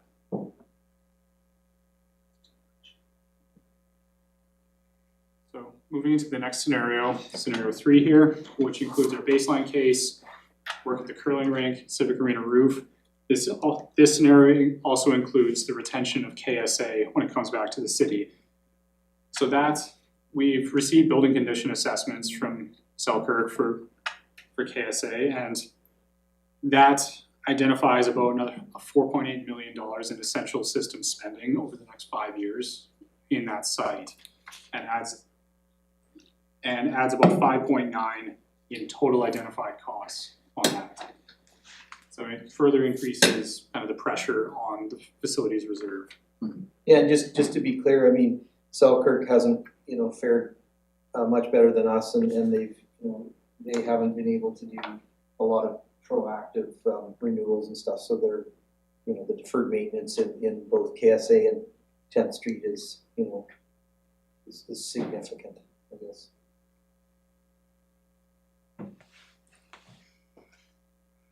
As a financial model, I appreciate this. And when we could get some of this, I would see the same thing with the new numbers, that'd be nice afterwards. Front loading it like this for the financial piece to understand that makes sense. Would we be able to execute these plans in these years? No. So if we spread them out, not to defer, but just like, I look at something like curling, and do we not spend time, building up some sort of reserve and seeing how that would look if we actually had to do it over the course of years? Like, we couldn't do a fire hall and a renewal of the curling rink all at the same time. We'd pace it out. Well, we'll go through what we can afford in the current model. Yeah. You would never fix the curling rink at 12.3 or 12.7. That they're estimating it's 16 to build new. So you would never spend 14 million or 13 million to, to fix something that you could build new for 16. Yeah. So you're really looking at a new facility. And that's, you're not gonna be able to do it in any of these scenarios. We got a 20-year plan that we can, you'll see, wait till we go to the recommendation. You can see where we get to a place where we can start to start to put money into buildings to renew them. I guess when I'm thinking about this financial model, what I'm thinking about is the organization only can execute on so many capital projects at a time. So how does that layer come into a model like this to just understand our own capacity to chew off, just because it's already speaking some speculations from where we are in this budgetary cycle anyway. So we're only ever gonna chew off 1 or 2 buildings a year over the course of 2 years apiece. So it's like, they should always be in chunks anyway, so we can understand it until. And it is. Yeah. That's what you're seeing here. Those expenditures, those little bars, that is us spending. It all. Taking it building by building or you know, we're doing a roof one year and an HVAC system the next year, and so they spend a great deal of time looking at when would we need to make these expenditures based on what's critical at that time. So these first 10 years is dealing with that deferred maintenance, building a new fire hall, expanding public works, which are the two essentials that at least from staff are saying, and then maintaining what we have in a over a 10-year period to invest a similar amount annually over that 10-year period to deal with those essential components. Civic Arena roof. That's from a life and safety perspective in what we're building in the first place, right? Fire, controls, HVAC, electrical. The Civic Arena currently has an ability to do a mitigation plan based on snow load. So the life safety piece of that could be out 10 years, because we could operate like that for 10 years. Just be patient, you'll see how that plays out. So over the first 10 years, we're looking at just those essential investments. Because we have no capacity over those first 10 years, either financially or resource-wise. Yeah, I think the human component is important, and you know, it's Sam and Brendan and their ability to deliver a certain number of projects in a year, regardless of the funding level. You know, unless we're adding more resources and more staff, there's, you know, we have one purchasing department, everything needs to go through them. So we're limited in how much we can accomplish with our current staff levels in a given year.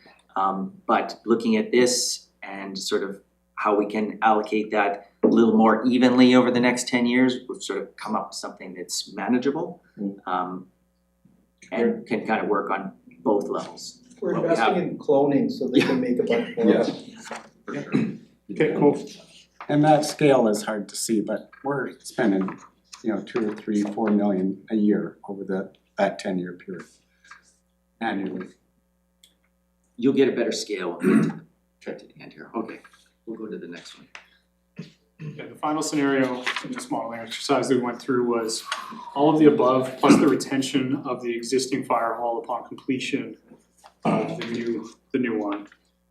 Over 20 years, the retention of the existing fire hall adds about another $2.9 million in essential projects in that envelope: HVAC, electrical, and life safety. Just we wanted to keep that in line with the original assumptions for the baseline there. Yeah. So, you know, in this final scenario where, again, you've got the baseline, you're doing a curling civic arena, you're holding on to the Kootenai School of the Arts, you're retaining an old fire hall. This is sort of trying to keep and hold on and maintain all of our current facilities. You're looking at a total funding gap of that 28 million. And if you're equating that to what you would need to borrow in order to fund that gap, it's 3.1 million a year, and your total interest cost over the 20 years is 20,647,420. $1 million a year in interest payments. And with no ability to start building any reserve, I mean, you can actually see how it starts to dip off and Yeah, so this sort of shows you the impact of having that inventory of properties and trying to maintain them. And then what we look to do is try to see, using our baseline, looking at the resources we have, the funding we have in place, what's sort of a manageable increase in reserve contributions. Are there any other ways that we can sort of make that baseline scenario work? And we just come up with a recommended scenario. Yeah, so in this recommended scenario, we wanted to look at maintaining the sustainability of our facility reserves. So within this recommended pathway and scenario, we're looking at the implementation of essential projects in essential systems within our buildings to maintain their core functionality. Within the next 2 to 3 years, looking to the disposal of about $6 million worth of our assets, so it's facilities. And at this point in time, we do not pursue the renewal of the curling rink and the civic arena roof. We maintained the same financial assumptions that we went into with the baseline scenario, so that $2.1 million contribution in 2026 with the escalating $100,000 per year for 10 years. We're still assuming that $7 million grant for the fire hall and $13 million in long-term debt. That additional financial assumption is $6 million of revenue from building disposition. And where does the revenue go? It goes into the capital reserves? Yeah, so Okay. you can see that. Okay. So this is what your recommended scenario would look like. It basically just lifts that reserve balance up by that $6 million contribution to reserves from building disposition. So you can see in the baseline scenario, we have that funding gap of $6 million. That's gone down to 0 in the recommended. The capital remains the same. We're still doing the same amount of capital. Our annual cost of borrowing goes down to just the borrowing for the fire hall, so that $977, $337 per year. So the total interest cost, again, is just for the fire hall, is $6.5 million over 20 years. And again, it's really just trying to deal with this cost pressure that you have in the initial years of working through that deferred maintenance, and really at that 2036 when we've sort of gone through that first cycle of doing those crucial projects that we can start to build on the reserve balances. You know, kind of highlighted that section here. That's when we can start to do some of those other projects over and above just, you know, those life safety and HVAC, and more into the renewal phase of being able to use those reserve balances. And, you know, some of the work that Brendan, Sam have done of going through and just highlighting those crucial ones. Those other projects are still, you know, essential for us to do. We're just able to accomplish them after this first 10-year cycle has gone through. Councilor Lachtenberg has a question. So the the 6 million in the building dispositions is old fire hall, ASA. Yeah, we haven't identified specific buildings. We can, you know, have those conversations about what those buildings would be to accomplish a $6 million disposition, but, you know, those community school of the arts is a fine example, the old fire hall. So you just kind of pick the 6 million and just hope that the combination of buildings will make We had some realtor assessments done of, like those two buildings are examples. 6 million seems like a number that, you know, is realistic. So the curling rink is I'm a little confused. Was that in the bucket? Because then we've got this idea of we'll save money for a future curling rink renewal. Why should the curling rink should be in that bucket for sure, right? Bucket to what? Of the 6 million. So it's There the were items. fire is adding up to get to 6 Now, million. the curling rink is gonna cost us, we To got get an rid of. estimate of almost 3 million to demo it. But once demoed, that land, you don't think I it's don't worth think 3 we'd sell million? the land. You didn't? I don't think so. You would hold that on as potential recreation land in the future. Well, I don't know about that. Like I could see the ground floor being rec, and then you could build residential on Then you top might of that. in the But future. you but probably, we you couldn't probably sell don't the wanna sell land. No, but I mean, like if you put it out there as a part of a, like I just don't think we should be taking it off the table. We should, Sure. and there might be an interesting It wouldn't be. development. And nothing's been taken off the table. Again, we just felt that 6 million target and disposition was a reasonable amount that we could achieve potentially through a number of different avenues. So you mentioned one, you know, the curling rink might, or the land of the curling rink might be another. We now know that, you know, to demo the curling rink facility will cost us quite a bit of money to ever sort of get that value back. That would be another story. And just for the record, you know, the demolition of the curling rink is not included in any of this, because again, we just got this last night, right? Yeah. So We put a very small allowance, but less than considerably less. In the count in this recommended? Yes. Yeah, there was an amount at the time that we thought might be a reasonable amount, but it wasn't what we got from. It's clearly not our business. But I By think, the difference. I think for me to be comfortable to go along with with the recommended, I'd have to have a little bit more detail on how you're gonna get the 6 million, which buildings are included, Well, I because there's think a lot that's- of. That's the direction we're looking I for. think that's the, We're on yeah. slide 12. Yeah, we No, well, I don't, know that, but I mean, Yeah. there's no additional detail in the rest And of I the guess- presentation. yeah. I What went I- backwards. What I would say is there's nothing in a 5-year financial plan that says we have $6 million of revenue coming in from building dispositions. This is more looking at this saying, you know, here's a recommended strategy we could use in order to meet our obligations on the buildings we have. In order to do this without borrowing, we would need to dispose of $6 million worth of buildings. And then we can have those conversations about what those buildings are. Or if there's no appetite for that, then, you know, we're looking at borrowing money to plug that gap. Okay, just to be clear, my appetite is based on a little bit more information about what those buildings might be. If you're confident, like you take fire hall, KSA, and you easily got 6 million, I have trouble seeing that though, just given the age of those buildings and the assessments of where we're at now. But then you're like, for this plan to work, we have to throw in three other buildings, like. No, that was pretty well the ones were.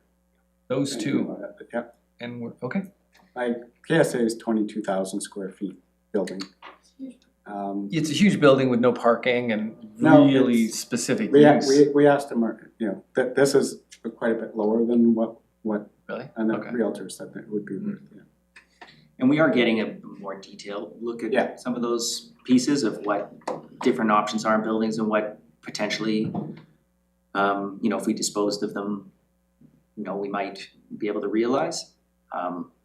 So we'll be able to have a bit more information, but again, this was mainly to say your options are borrow money to plug the 6 million gap or look for building dispositions for 6 million. And there are a couple there that probably would get us very close to that number. We definitely know how much of a funding gap we have if we keep. Yeah. Is the, Well, the 6 is million. another way to look at it, right? We know that for almost, well, not certainly, but almost certainly. And I get the exercise, I get that we're just trying to, you know, generally calibrate to these scenarios. However, we've talked before, Sam, you've even mentioned that there's a lot potentially on the table, including this building. So it's kind of feels like we should plan for a workshop, just focus on that question. Yeah, we wanted to see the appetite of, you know, we needed to show you what the financial implications are. I think your recommendation is great. And just to play that out a bit more, like what does it actually mean? So we have engaged a commercial realtor now to give us more accurate information on that. Yeah, so that is happening. Okay, great. And it will include a look at this building as well. And so, and just, none of this is in, some of it is in 2026, but this is more long range, so there's lots of opportunity to have them come back as opposed to drilling really deep right now. Yeah, it just happens to be it happens to be one of those scenarios where there's dependencies here, right? Like decisions we make for this budget and. But I just think if you can just think of like, you have to get 6 million somehow and just leave it at that.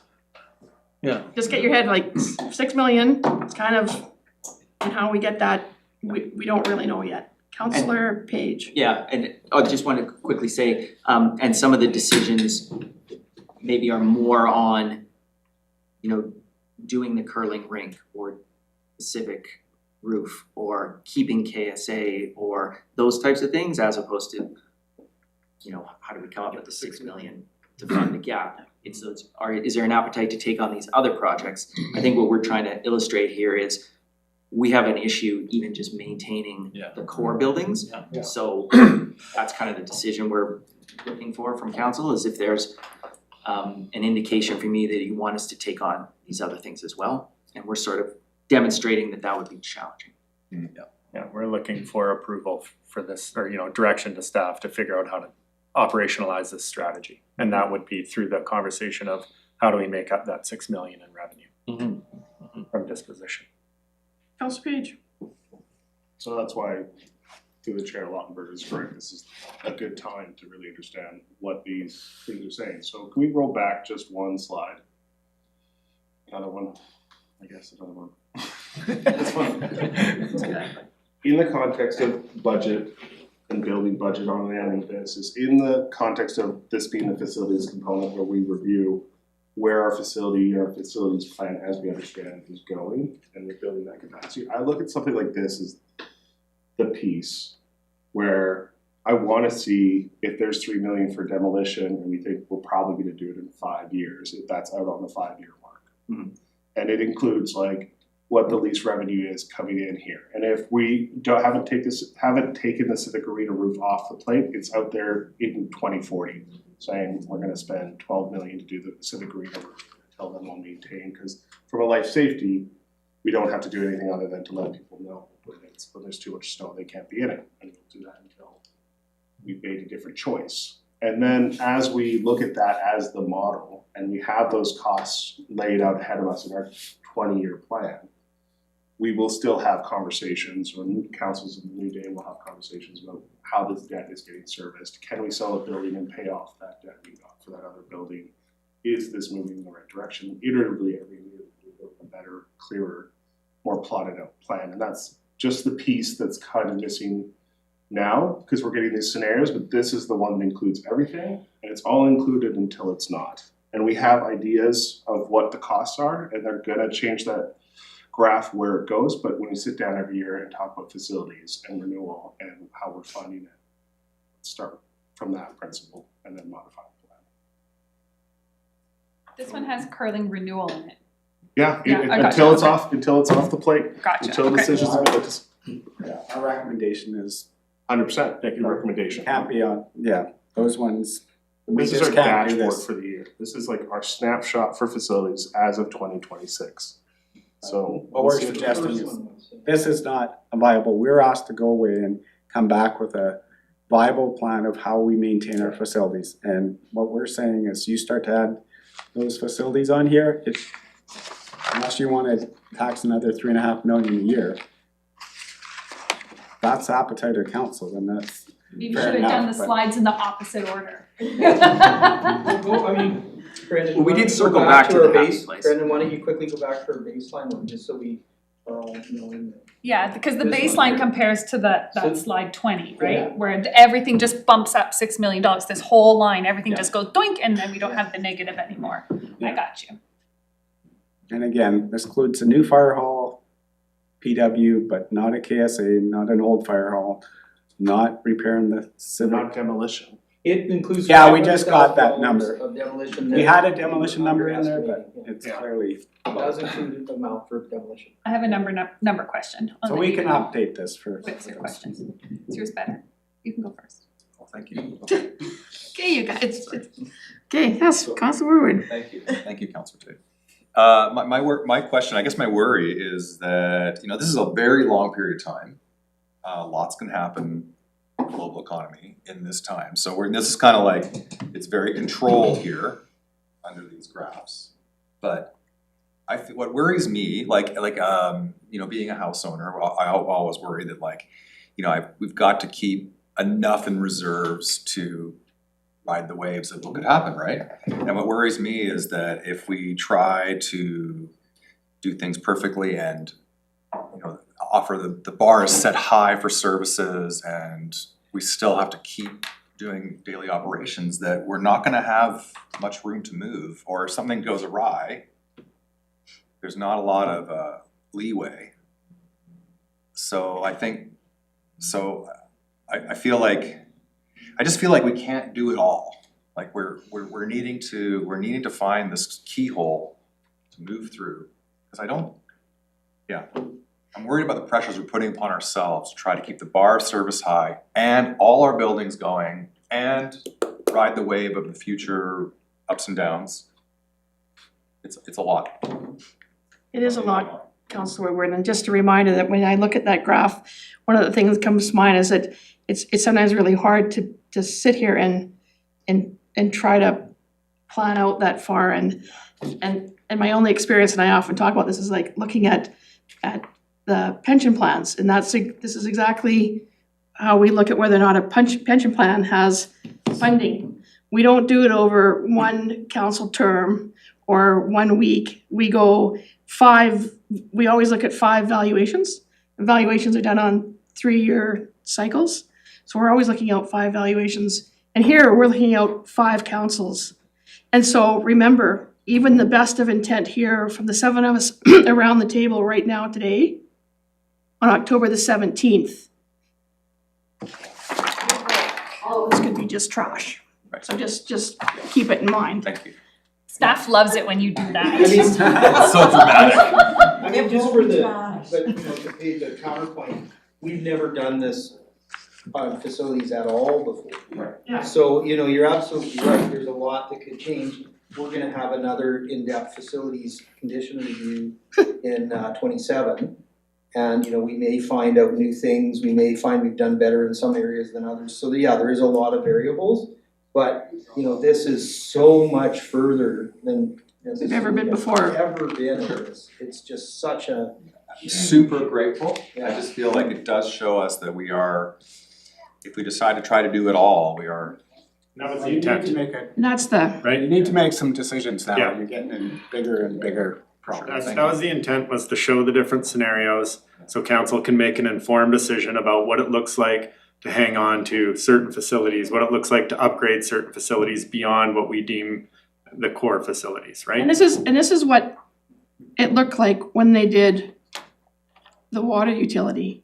When we Yeah. realized how underfunded the water utility is, which was predates all of us from around the table. And the decision was made is that, yes, we do have to look at, was it 12? And it ended up it being 9, and it was gonna be a 9% We're at 30 and. increase. When it was gonna go on, like the graph, the 10-year graph of that was like, you know, 9 or 12% every year just for that utility. But they bit the bullet and they got on it. And now look at, we do basically inflationary ones, because eventually you have to pay the piper if you wanna dance. That's why I go back to the version that has everything, and I look at that and I say, spread that out. Well, realistically, one council's gonna do one building at a time and make decisions yea or nay. So just spread it out so it's reflective of the snapshot of what we know now. So I think what we can do from there, you know, from what I'm hearing, Councillor Page, is we could add in Civic Arena roof repair down the road somewhere. So we at least have it captured in there, that it's reflected somewhere down the way, right? That is a keep.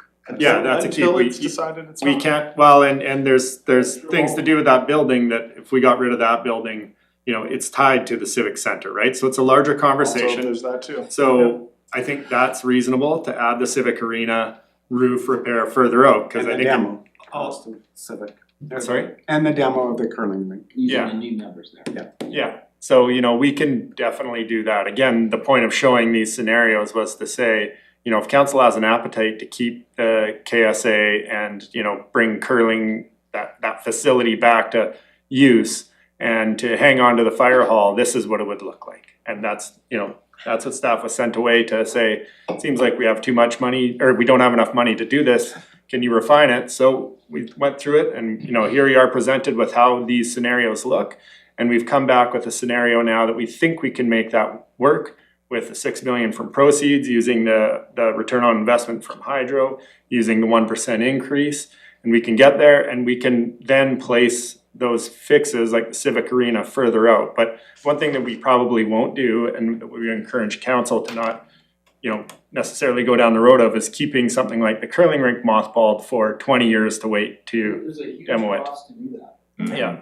Yeah. So, Yeah, it's not. I would assume that would be reflected. If it was No, out so 20 years and Brendan, the cost was so gonna when be we, 12 when we million. dug into this, and Brendan, you probably just Get couldn't some agree, direction here. but like, for example, We have a we recommendation put of where to go no forward if council wants us money to in reserve try to for hold the on to existing it. fire hall for the next 4 Well, years. can we just, Or is it just, And Brendan, did we eliminate ongoing investment in the civic arena or did we leave that in?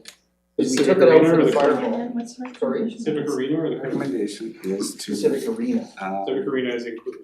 is included, okay, so Fire hall. we just have to be careful because, yeah, we removed No KSA. investment in the existing fire hall in this scenario, we removed investment in the curling club in this scenario. for right now? I guess we still, so because those buildings will continue to need investment regardless of whether we're doing big projects like fixing a roof, they will still have major costs, right? So it's that whole life cycle costing thing, it's still very expensive to just keep a building even mothballed. I know It's a page, it's saying keep KSA. It should be in the model, it's a financial model, so it's a budget model, it's a budget tool. Yeah, and it mostly is where we absolutely felt, but we were trying to find every opportunity to you know, for savings, right? So Yeah. we really dug deep. So I'm just trying to clarify, so you wanna, we've given you a scenario of keeping the old fire hall, keeping the old KSA, we can put in a new curling rink at 16 million. We can put that in anywhere there, where it's still gonna require 3.5, 4 million in new taxation, wherever we put it. Yeah, and So we can show you those are that. decisions for councils of those budget Well, years, for or sure, for right now, we should see it. No, the decision of this council is go ahead, adopt a plan that doesn't include it.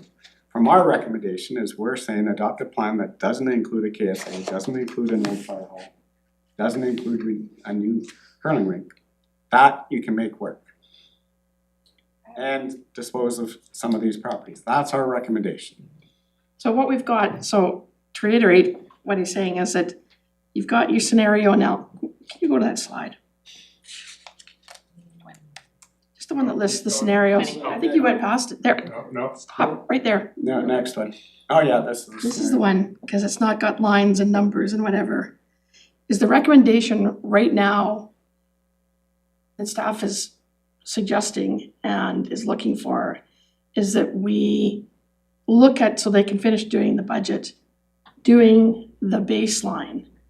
What they've done is that they have given us scenarios 2, 3, and 4, and whatever other one we want to think of, just so we can see what the estimated costing looks like going forward. Like every time we add something in, the cost goes up.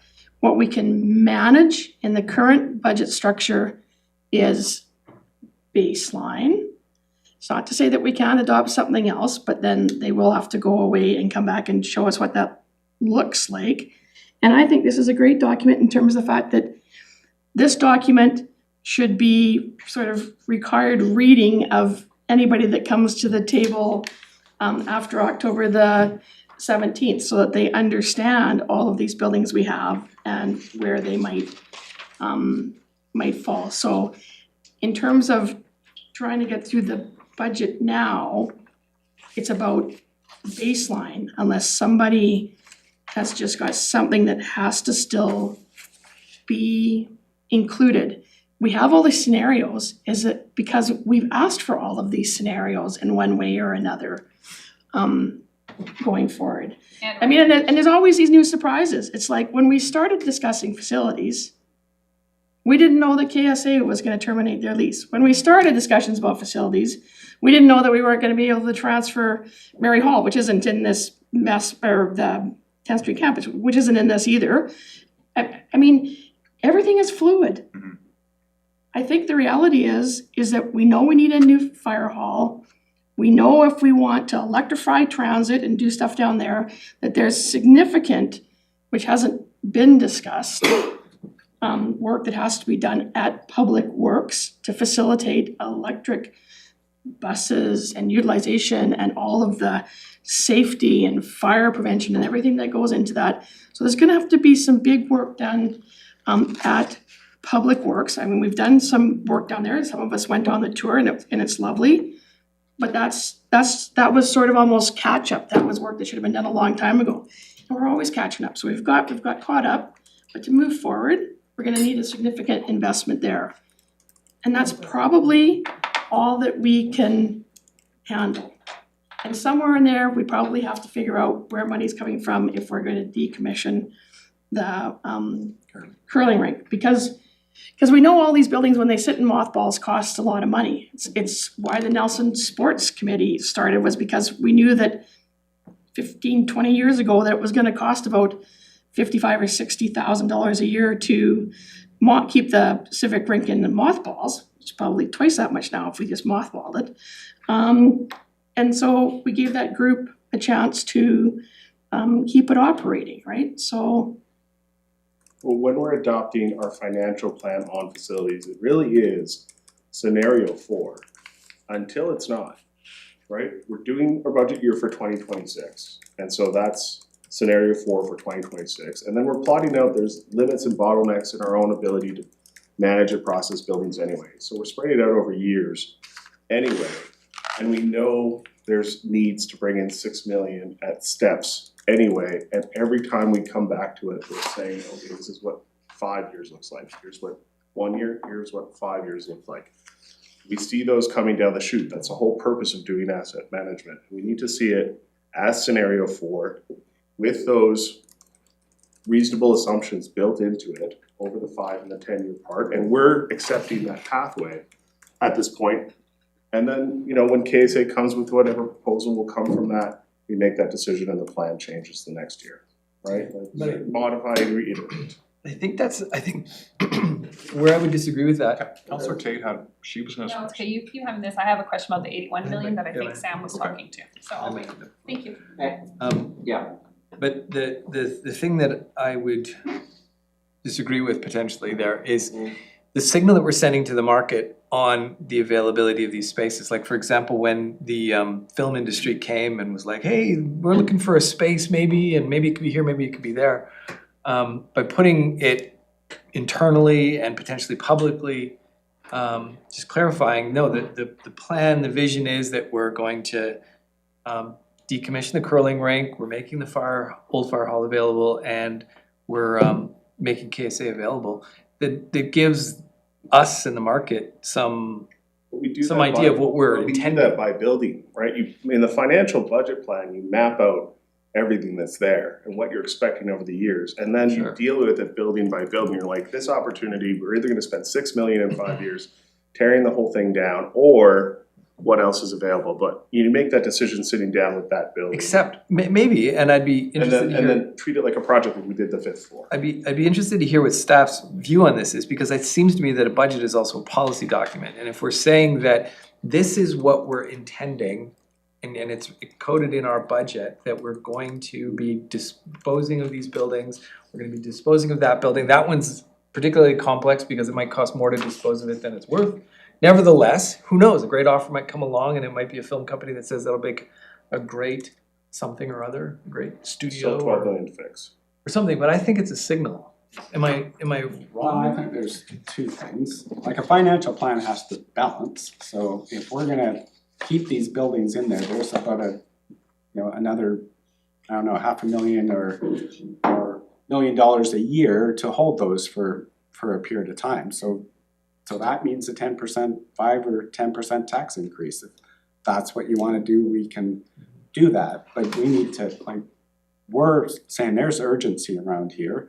We need to council needs to make some decisions on there. Either you wanna increase taxes to carry these things, or you say we're willing to, as Councillor Lautenberg said, the financial plan would reflect that we are going to take those costs off our books because we're disposing of that building, and we're gonna get some proceeds, which is gonna, go into the reserves and pay for those building upgrades and these other facilities we have. Like, right now, if we don't do that, I think that one slide is, I think it's 451,000 a year to make up that 6 million, plus, the ongoing maintenance of those things. So we're looking, another 700,000-800,000 a year if you don't make a decision on those. So that's the impact. I'm happy sitting down with these and making decisions about each of the projects and proposals that comes forward for each of the buildings, and have a financial scenario 4 that plots out what we know now as we make budget decisions for 2026. And because until we don't make until those decisions are made, that's all I'm saying. That is a good point, like, essentially what Councilor Page is saying, that we're putting the cart before the horse. Like, it does suggest we should get this workshop, make some decisions, because if we're kind of making it without making it by setting up a budget, I know, we're looking for you to make some decisions on this. Yeah, they want it now. So we need a workshop. Yeah, I think there's more answers that can be provided on what that 6 million looks like, and we'll be able to get more information on, which buildings, what we could realize from selling this building or selling that building, and maybe some of that conversation is in camera because it's talking about disposing of city buildings, so Maybe future council park should make that that in the right choice. spot. But I kind of look at this as, you know, we do a water and sewer master plan and we do those every 10 years and we map that out and we kind of commit to a plan and then we operationalize that into our financial plan. I'm sort of looking for this to be a similar approach, is that we look at a 20-year plan and then operationalize that and what does that look like in a 5-year plan, what does that look like in the 2026 plan, work backwards. But always keeping our eye on what does the next 20 years look like. Councillor Payne. Can I so. Sam, can I get you to pull a chair up to the table here? sure. It's very distracting that you're sitting in the back and. I think I just really wanna redirect everybody's attention to like the facilities asset management plan, back to this whole idea of core buildings and secondary buildings and all these, because, you know, if we can't keep those core buildings operating, we can't offer the core services. Well, I don't know what to say, and then you know, I think it needs to be a more holistic approach than looking building by building, because it would seem to me that's kind of how, you know, we kind of ended up in this position of a big deferred maintenance issue. So I mean, Well, except that buildings are tied to services and kind of vision, so it's not just a building, it's a building in which we're, like especially the curling rink, like if that's a whole component of our potential like future rec. if we don't have a functioning fire hall, we can't offer fire protection, and I know that that's one of that is, I think, the only legislated service that we have to provide. Yeah, but Without a city hall and without a public works, we can't really support that either, Yeah, right? I agree, those are the immediate things we work on. Right. Okay, so that, am I hearing you wanna come back and make another workshop to make decisions on those specific buildings? It should be a thing we're doing iteratively over the coming years, and I think the new council should weigh in on some. I think it's something too big to chew them all up at once. Right now, we're plotting it, we have the numbers, we know we have new things we need to take on, we know we have to free up a building or two, we have to make those decisions based on those opportunities that are coming down the chute. And that's what we're looking to build the strategy from, to Chris Drury's point, around, you know, using the financial plan and, you know, operationalizing it much like we do with a, you know, strategic plan in water or wastewater, is we're just looking to get the direction to say, yeah, no, we agree with the scenario, the baseline scenario where you're looking for $6 million in revenue. Where that $6 million in revenue from disposal comes from can be discussed at further workshops, but for the purposes of our long-term financial planning and our asset management, we're looking for that clarity from council in that direction to say, we agree with this scenario, right? That we are going to dispose of some buildings to get, you know, around $6 million in proceeds from that, to then fund the baseline items that have been laid out here, and that is the plan that the city is now pursuing. Or alternatively, raise taxes. Yeah. That's your choices. And that scenario. I'm still here, I'm waiting patiently. Sorry. Yeah, no, I said Councillor Payne and then Oh. never, yeah, It took off, I know. sorry. So I'm finding it really challenging because I'm trying to relate, we're trying to make decisions, and so far they're not relating to value, vision, mission documents that we have. I think somewhere for me, this has to say, so here are our core services, we know this needs to be mandated, and here are the secondary services we provide, and we've seen all that. And yeah, that to me would just make it easier to make these decisions where the mayor's looking confused, so I'm obviously not explaining this really well, but. No, I hear exactly what you're saying, thank you. It would just be clear that, you know, we have a policy, whatever you wanna call it, that the mandate, the direction that you need that says core services, we need to maintain the essential operating, can't remember what the terms, the HVAC and all of those things. That's number one, very clear value, boom, check. So that's not something we need to be consulted about, it just has to be done, it's imperative. And then we look at the other ones and how can we afford to provide these other things. Like the question that keeps bouncing around in my head is, under what situation would we keep a second fire hall? Like why would we keep it if we had a new one, if it was an asset that we could liquidate to provide the other secondary services, if that's what we're looking at. So I'm having a hard time connecting these things to our policy and our vision and values. And I will take that away and do that work on my own. But any of the decision-making we're talking about right here, it has to tie into those things. Otherwise, how do we explain this to the community? Well, and I think one of the things that they are saying here, Councillor Payne, is that priority is one of the things that we are required by law is we have to build a fire hall. Exactly.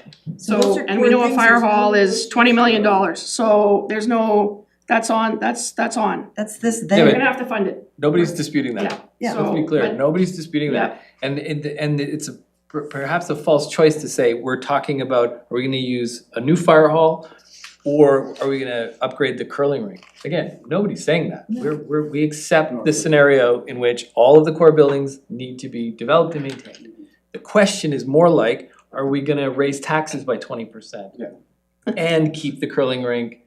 Or, Correct. and it goes even further than that. Are we gonna keep the old fire hall? Because that would make a great something or other, like maybe it's the new library and maybe we've got this big, more expansive vision. Or maybe the airport or the aerodrome lands are on the table, because when you actually start putting those buildings side by side, you're like, valuable, maybe not so much. And we're gonna get $50 million from this over here. Like, that's where we're, the kind of But policy without a work. decision-making matrix, I think those things are very challenging to do. These are Yeah. all weighted, there are some that are core that, no question. Yeah. But there are some other ones that, It's more about how we're gonna pay for it. So what about the fact that we are a few months away from election? And, you know, this council, who knows what's gonna happen, and so, as the mayor mentioned, that, you know, we can make a bunch of decisions, but the next council could be totally reverse those decisions, so I'm just wondering, like, how much decision-making does staff need for the election cycle? Well, we can defer maintenance again. I'm not asking for deferment, I'm just saying, Well, we like, have to, because we so don't have if we money. have to make it, you're saying we have to make a No. decision? Like, you can defer things for another year, or it's just, we're just getting further in the hole, but I'm just. that's, there is a window, it doesn't mean that we have to replace that roof today, you know, we take risks that. I'm a little concerned here about, I mean, unless this is what council wants to do, is we make this like a big decision, and this is what's gonna happen. And we put a lot of time and effort into it, and workshop it, and staff time and all that. And then the next council comes in and is like, it's something totally different. Well, that can happen with any Yeah. election issue. And I think one of the can't important govern things it that about way. laying out this whole 20-year plan and these different scenarios is that it also helps you so you don't make other big decisions without having seen this big picture. So you don't say, yeah, you know, in isolation, okay, let's hold on to the Cooney School of Arts, or let's do the arena roof. And then you don't see the whole plan, and then when you do see this later, you're like, oh man, all these decisions we made, they're already in motion, and now we can't unwind them, and we're stuck with this. So I think seeing it first before those decisions come to you is important, not the other way around. Councillor Tate has a question. Thank you. I noticed that the baseline, I go back up to slide 12, includes all of those important things. And the fire hall and the public works, because no one is disputing that. It's not it's not a choice, those ones. But then when we go down to slide 23, 22 and 23, there are included in here what might be considered non-core services, ongoing maintenance like HVAC and such. So I just want to be clear that it looks as though if we were to accept the recommendation, we're not planning to not continue to maintain some secondary buildings. It's in the plan and on the slide. So I think that's key. Even there's a little bit on the next slide, something about Civic Center Theater. Remember, like these are secondary. There's the NMAG DDC renewal in there. I mean, that's 4 years away. But the point is, there are some values embedded here. And really what we're looking at is some buildings that are either as expensive to rebuild or had previously been not within city total responsibility that are coming up. So the fire hall and the KSA, 10th Street's a bit of a mud, but there's some lease money, something. So not just only doing our core functions, which include cemetery, but also, you know, there's the soccer center roof, because we all believe in recreation, and we've got some NMAG in here because we all. We're trying to reflect that. Right, so Plan as much as we're we not, can. we're not valueless, and further, we're not only doing the bare minimum on the core services if this recommendation is accepted. With that in mind, and missing some of the bar graph bumps that could exist 10 and 12 years in the future, I still think we can say, hey, yeah, look, there's some decisions to be made in the next year. There's a $6 million gap. I don't think there's an appetite here to quickly increase taxes 60%.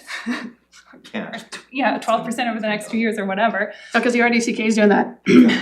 But I think that we are looking at, they, thank you for the recommendation, is quite holistic, and there are some values embedded in here that we haven't bubbled up to the surface yet. But with that said, there is going to be this shifting and changing, whether it has to do with public appetite, whether pickleball just goes through the roof. We don't know what's going to happen with pickleball and how much pickleball we're going to need. I think it's going to be a lot, or these other little bumps that could come in the future. But if we start not with this big, huge gap, and we start with a plan that we're like, we're going to try to start up here, then for those bumps that come along, that whether it's political or global or whatever, then we can go from there. So I think we can look at accepting a recommendation and then ask, hey, can you keep chucking in some more bumps for us to see what that might look like? I feel like that's been our climate policy for the last 4 years. Keeping things off the books and not really capturing that it's a problem, and then you come along and you're like, oh, that thing we weren't including because it wasn't the aspirational thing. We didn't want to account for it. But with putting the bumps in the 20-year. Is part of your concern, because I feel like I'm really sympathetic to this, is that like that bump, the 6 million bump, assumes that we could even sell the KSA and the fire hall. They're like, there's a good chance we can't, or there's no buyer, or at the We don't price. get that much. We don't get a fraction of that. And No, so it's you're saying definitely just reflect the reality, and But then that's a risk thing that we would build in. you just right? build into the model. Same with not getting the grant, the $7 million grant. Because the only way we can manage that is, if you want no risk on that, we have to increase taxes by another 10-15%. That's the only way you're gonna deal with that. Yeah, no, for sure. And I came into this just thinking the recommendations sounded fine, we should do that. But I'm trying to understand Councillor Page's point of view, because sometimes it takes me a little while to figure it out. But generally, there's a good reason for what you're saying. So, like, I could see to communication to the public, for example, communication to ourselves, like, keeps us grounded. Is that what you're trying to say? It's a facilities financial plan, and you make decisions on it every year, and you have near clarity in the 5-year window ahead of you, and you have less and less clarity as you go out. So when we're presented with that, it's like, yeah, we know there's a 6 million gap, we get it, we haven't decided which ones, but we should look at it in that context as opposed to making decisions to try and aspire to that baseline that still has assumptions taken out of it, because right now we're building a budget. Right. So you're arguing for more realism. More realism. More realism, more caution. So And you're keep the talking budget about a much cycle as more budget cycle, conservative. and these decisions will still come down the chain, and they'll change 2027's budget. Right. So but with the implications of what you're saying, though, just to be clear, is we would need to be We've got to putting put in a holes, we see tax the increase. holes, they're coming Yeah. down the pipe. Mhm. We know the civic Yeah. is gonna get plodded along for 15 years before we do something. Yeah, Raise the I mean, money, so put it in there, I'm okay with that. and 'Cause- assume that you're gonna redo the curling or tear it down in the next 5 years. Yeah. Someone's gonna make a decision. So the result of it will be a much bigger tax increase this year, and then future councils will benefit from a smaller tax in futures. You don't have to Taxpayers. front load all of that work up at the front anyway and do the tax. You just know this year you're not meeting all the expectations, and you're pushing all the other projects up to future years, but you see it. So the balance would be a little bit of a tax increase over what we otherwise would be, and a bit of more risk. So you add a bit of risk on future borrowing, which is gonna be the way you make it up, or a much bigger tax increase in the future. So you're just saying, Your financial plan. we are gonna push down some risks downstream, and we're gonna slice off a bit of that risk by doing a 3% additional tax increase to cover it. And windfall next year when we sell the buildings. Yeah. Maybe. So maybe, but if it's a maybe, then Keith's right. Because you're not really serious that you're gonna sell it into the current market. Well, this council could be serious, saying we are gonna put that thing on the market and see what it is. That's the difference. I'm hearing, don't make that decision. No, I would say, like, but again, this is probably not a That's the direction decision we for this You want meeting. us to go get, right now, we've engaged a commercial Mhm. realtor to get a realistic number for those facilities, and I think Councillor Tate, reframed it well. We did not make any decisions to say you shouldn't have your current mix of services that we provided. The only things we did is, we know we have a closed curling rink. You asked us to look at what the cost of, is it potential to fix that? We're saying, no, it isn't. Like, that one's clear, you tear it down. If you wanna build a new one in the future, yes, that's a future council's decision to build a new curling rink in the future, or multi-purpose, or pickleball, or whatever it is. But right now, that's not a viable one. We know we're replacing a fire hall, so when we're gonna dispose of, obviously we're not selling the fire hall tomorrow until we have a new one. But that's. If we're gonna tear down the curling and we're not gonna sell the land, then we obviously plot out into the future that we're gonna do that. Yeah, Because we're not gonna do it this year, because we have all these other things we have to build, so why would we include Yeah, that? That's the extra bumps that I'm talking about. We'll adjust this. Yeah, we have We just got that number. To Yes. be clear, as was said by Sam, we budgeted to tear down the curling rink. Yeah. It's come in much higher than we thought, so we have to adjust this. We got that information, as Sam said, yesterday at 9:00 at night, so we did not have a chance to build this in. And as far as, KSA is a building, as Councillor Tate said, we have never operated. We held it as a steward at one point in time, so we have not, that was not part of ours. To me, if that's what if you wanna add that in, that's a decision of council to add it in, cause it was never in. So we're not missing your, we're not really playing with the mix you have right now, so if you wanna play with the mix, then this is the mix, this is how we can maintain it now. If you wanna add something new in, we said, here's the financial implications of adding something new in. So yeah, that's a decision. If you wanna add that to the mix, then add it to the mix.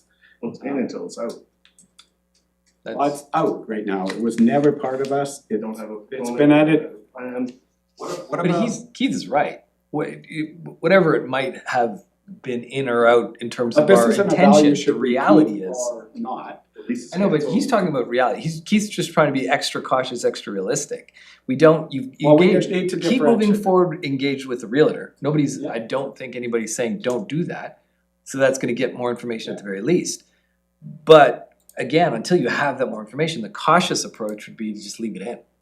Well, With the obviously, signal, like, yeah, we'd love to well, dispose we're of gonna it. have to account for it until we sell it, right? Can I ask, what about if we don't get, with the wastewater treatment plant, let's say we don't get enough, the kind of granting we thought we were gonna get, that means more heavy borrowing on there. But Like, how do also we- don't convolute those two, because it's really tough when you start to bring in the other utilities Okay, when we're in the operating So I budget. guess- So I it's guess- not, I mean, that is an example, cause that was in my head. It's like, we have to replace the force main, whether or not we get the money or not, but the force main is in the utilities, so I've seen revenue on here. yeah. and then there's 5 Mile, like, there's all these big projects, and we're hoping that we get the grants, but if we don't, then our borrowing's gonna be more heavy. So you're arguing again for what Keith is saying. I'm arguing, I feel like, I'm nervous about us squeezing ourselves into a very tight space with our ability to take care of everything, all the services, all the build, everything, right? It's just piling and piling up, and then we have to borrow more and more, our debt load gets heavier and heavier, and ultimately we have to tax higher because we gotta deal with all these debt loads, so So you're agreeing with Keith? I guess, I'm just saying that we have to be very, very, very cautious. Can I just ask a question? So like this capital plan for the facilities that we've got here and the budget that we got at the 7.75, because I'm assuming that we're not pulling it back to 6.75 because we're gonna leave the 100,000 for infrastructure in, so I'm gonna just call it the 7.75. budget, that's covering all of this that's here, the way this document reads now. And if we do anything else, you're gonna come back and the budget's gonna be 10%? So what's not in the budget is, you know, replacing the curling club, doing the roof on the Civic, holding on to KSA and doing those maintenance components, those upgrades that we have found out from Yeah, we could mothball Yeah, KSA and those- the Yeah, cost to so I keep mean, it would go down. those are not But if we wanna included. run it, it's But gonna be way more expensive. What else is not included is, you know, we don't have any proceeds from a sale of a building in there, we don't have that in a 5-year financial plan of 2028 or 2029. So, what is in there is adding that $100,000 a year to a capital reserve to help build towards, you know, a sustainable funding level. So what we would need to make a decision on, doesn't have to be today, but at a certain point is, you know, in 2027, do we sell a building? In 2028, do we sell a building? That's where we'll need that revenue source. Or in 2027 and 2028, do we borrow money? So we'll need to know that at a future date. What else is not in there is, yeah, like I say, you know, doing those capital maintenance on the buildings that were not our responsibility previously.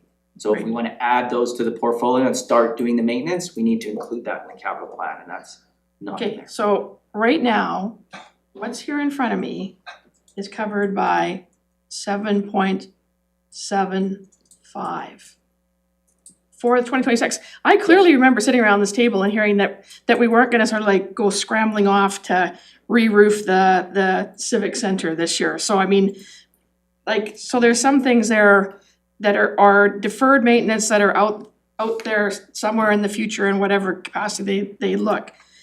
What I'm trying to figure out is what that Councillor Page is asking for. Does that suggest that in this budget for 2026, we actually need to be looking at tax increase? So we know 6.75 covers operations. We were gonna do a 1%, which had been an agreement for a long time for that 100,000, that 1% actually needs to be 4% this year. I just need somebody to do the math for me. Is that what he's saying? He's saying that we need to do some more, so we need to be putting 4% in, so we should be going to the public asking for a 10% wage tax increase. Is that, do I have got it right? That's where I was wondering on Yeah. the clarity Okay. too, is that, you know, and being conservative and, you know, what if we can't sell a building in 2027 or 28, we should Right. start raising taxes further this year, is what I was unsure of. Okay, so I've got it clear, you, like, once you get it into single digits, except now we're into double digits, but you know, single digits now my head works, so what I'm hearing is that we can either accept this the way it lays right now, or we can try to again, which I kinda can start saving for the rainy day, cause we don't know where the dice are gonna roll to over the next little while, and so we should add in another 3% this year. Perfect, And Councillor ongoing. Tate, and ongoing, yeah, Councillor Tate. So the 1% infrastructure amount becomes 4% every year for a number of Yeah, years. That could be an option. That's cause I mean, a lot of places now we're seeing these, the numbers come out where people are doing, here's the tax, and we're also taxing you 2% or 1% or 2.5% for our infrastructure deficit. Councillor Tate. No, my hand's not up. It's just a juice box. So Mayor, that kind, I mean, it sounds very practical here, but I think, you know, going out into the public and then bumping into people's emotions and how, where they're at in life, I mean, that it is I mean, again, we have to be so clear with our communications on what we're doing, why we're doing it, and what we're asking for. Cause it's a considerable sum, but I think it's kind of like that thing I said, like stitch in time saves 9. If we do it, as Councillor Page said, if we start building that now, then we aren't just so reliant on hopefully selling stuff at the right price, which may or may not happen. If we don't sell it at the right price in 4 years, then we're gonna have to bump taxes up considerably then anyway. It's sort of like a rate smoothing is sort of what you're saying, Councillor Page, like. We're in a getting- good place, I'm just trying to get it in my head too, Sam? so. So, yeah, I mean, I certainly can't talk to tax increases, but what I can say is, to a degree, time is of the essence on some of this stuff for sure. We understand. And, that we just carve this down to the bare essentials that we feel need to happen in the next, at least 5 to 10 years to just, keep these buildings functioning. And so, and then even on that last graph where you see the reserves building in the last, 10 years of that 20-year plan, that immediately will get swallowed up in all the stuff that we did, all the non-super critical stuff that we deferred. So, yeah, I mean, there is a large amount of stuff that will need to be done over the next 20 years, just. Yeah, this plan is, I get that, yeah. yeah, this plan is trying to give you that financial flexibility in the future to start making those other investments. If you don't make decisions now, you're losing that financial flexibility. And yes, you could take a different route in tax for it instead of, not take on additional buildings and not dispose of buildings. I wouldn't be as concerned to tax for those things.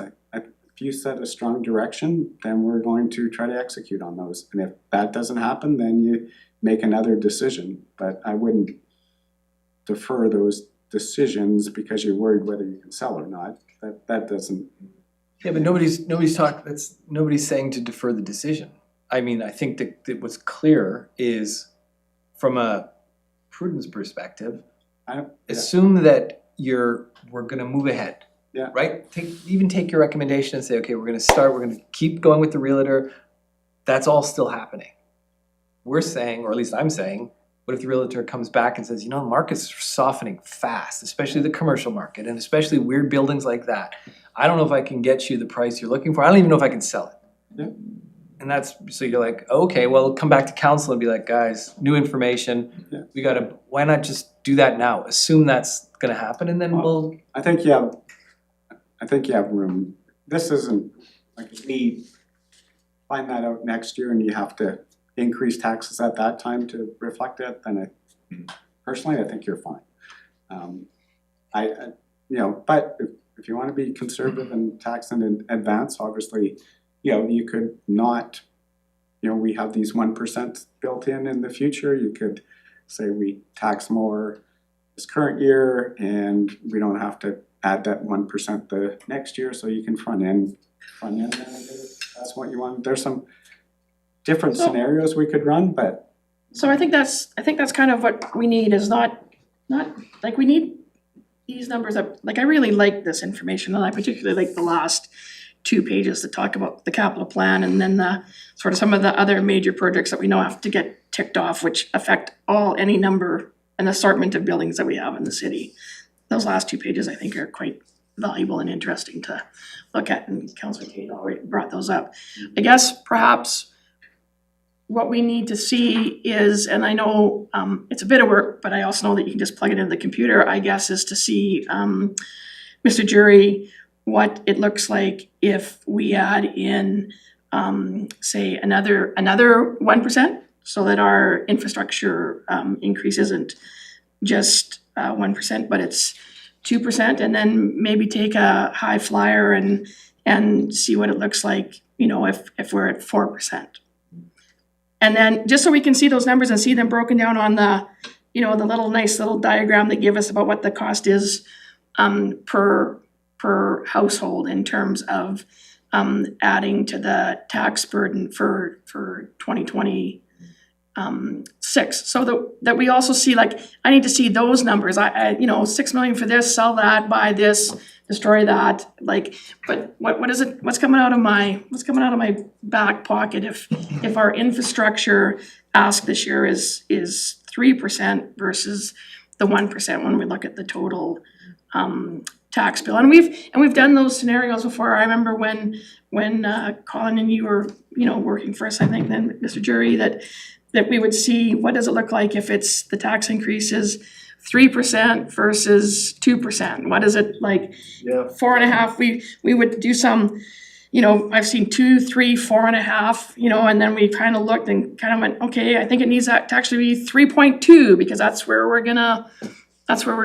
fall. I mean, we've gotten through everything. We're down to sort of like the short strokes now in terms of nothing is really out of line. I don't see any places that we can cut. It was brought up by Councillor Payne, perhaps that we do something about snow or not mow grass but I mean, in terms of the saving there, I think it's very small, but we do have this extra 1%, and should that 1% be 3 or 4? I have a question. I think, just so I can, on that point, because the pressure on the capital is so intense in the first 10 years, adding another 1% or 2%, I don't think will solve much of the gap. But what it will do is, if in 2028 you need to go and borrow, the shock of that borrowing is mitigated somewhat by the fact that you started that increase this year. Yeah. But as for how much you'll be able to put into a reserve to fund this, I think that'll be minimal, like you're putting another 100,000, 200, it doesn't really move the needle, it doesn't get you $6 million. No. But it does allow you to borrow $6 million. But I'm hearing from councillors that they want to start putting money in the piggy bank. Yeah. This is That's what I'm hearing. I actually heard two different things, because that was my question. I'm curious about a 1 or a 2 or a 3, is that just going into savings, or is that to reduce how long it takes to fix the broken things? Like, cause we've got all of these little bits and pieces of what's in the capital plan this year and the next year and the next year. In terms of long-term investment, fixing a leaky roof, for example, while it's only got 1 drip, is better than waiting for it to got 4. I think what you end up doing is, if I'm incorrect in what you're thinking, is that money goes into reserve, but if we can't realize a disposition of a building, then that additional money goes to paying some debt. Yeah. So what about actually getting rid of a building like right away? So we're not waiting for that, like, can we get rid of that building in 2 years? Like, what if we just said, let's just get rid of that building, one building or something right away, and just put that money in reserve, so that at least we have something to build on. Because I kind of feel like this taxation piece and then hoping to sell a building, and it feels very strung out and not certain, or pretty risky. But if we actually just got rid of a building or two now and just started plunking that into a Well, the only problem is the only problem with that right now is that you've just heard the city manager say that, we've engaged a commercial real estate individual. Some of these buildings have occupants still in them, so we can't dispose of a building that's in use. We've definitely heard from the community that some in the community are looking to be able to maybe be in a position to purchase, lease, whatever, a building. And so I think that as we get more information about the buildings that could be on our disposition list, that gives us some better ideas about making a more sound decision. And again, in my mind is, we could have some of that back before October, but I think that it probably wouldn't be here until a new council was in place. And I'm not saying that we leave every decision to a new council, because that's tomfoolishness, because if you think there's a decision we need to make, we should make it while we're here, because like I said, there's no guarantee that anybody on October the 18th is gonna make any decision that looks like anything that we've discussed at this table. But I think that we don't have the information to do what you're asking for immediately. Okay.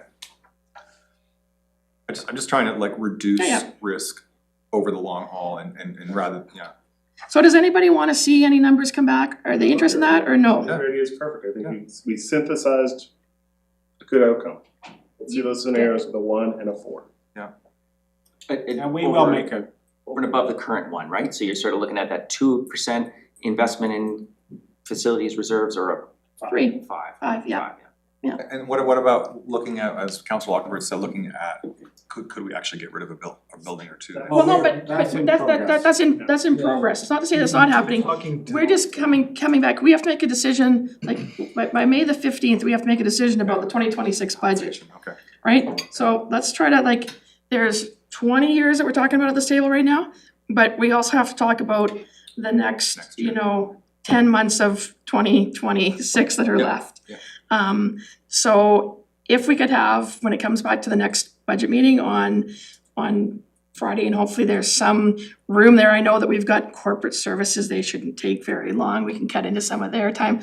We've bumped corporate services to the very last day many times.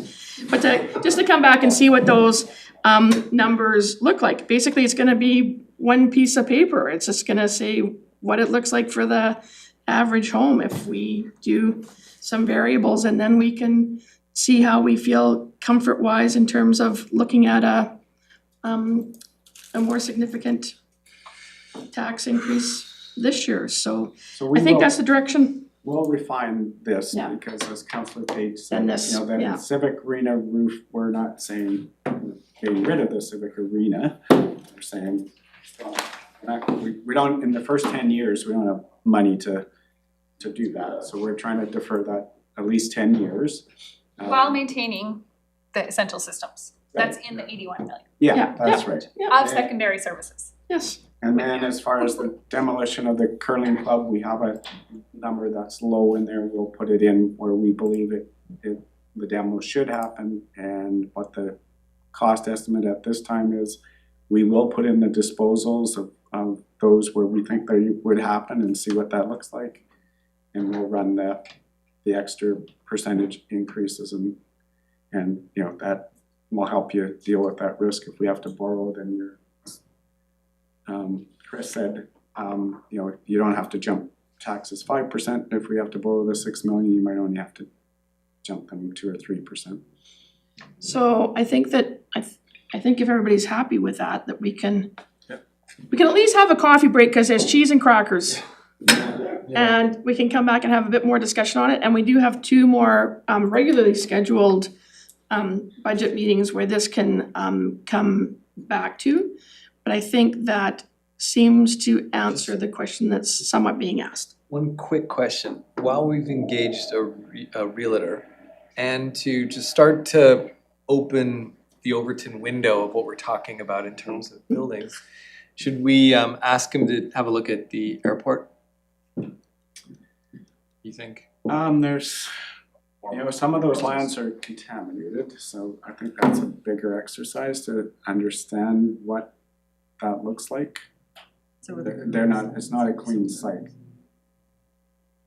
The Yeah, I know regulations now are really stringent about sales of contaminated land. So we can start the conversation with the environmental consultant if that's what council wants us to do, but I can just imagine somebody coming back and saying, you know what, those lands are worth $100 million.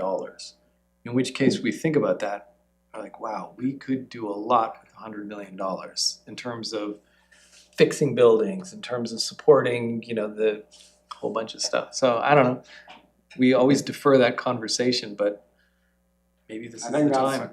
To me, that might be, if you want that as a 2026 project to try to understand what the implications, I don't know, on site servicing, on contaminated lands, on, we are obviously dealing with other sites along the waterfront, and, they're complicated sites, and, they haven't sold in, since I've been here. We've had probably 10 different proposals on the east waterfront there that none of them have actually materialized, but we can start to build that one up. I can just imagine an anti-Trump developer coming in and saying, man, there's gonna be a flight of Americans coming to Canada. That's a pretty sweet bit of real estate. Well, you can start marketing it. Start marketing. Are there aerodrome facilities anywhere in here? Like, there's a building. Oh, the airport terminal, but it's so small. It doesn't have any of the leaky problems at this time. Okay. Don't see any in the next 20 years? What's that? Anything with the facility at the terminal? Oh, yeah, no, it's included. Yeah, all the operating I think facilities. we have a are- lot of buildings, so I mean, we keep talking about 2 buildings, cause they potentially bring a lot of money, but there's other things that we can sell, so. Okay, See the time for a business. coffee break. Yep.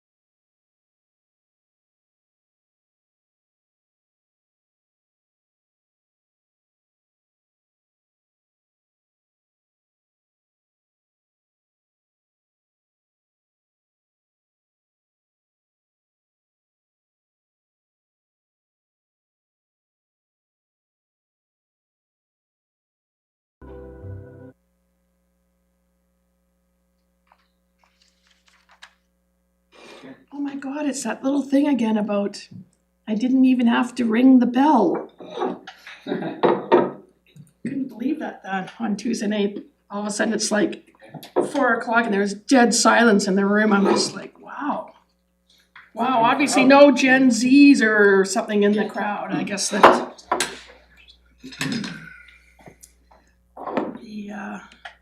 Okay, so I think we've landed somewhere.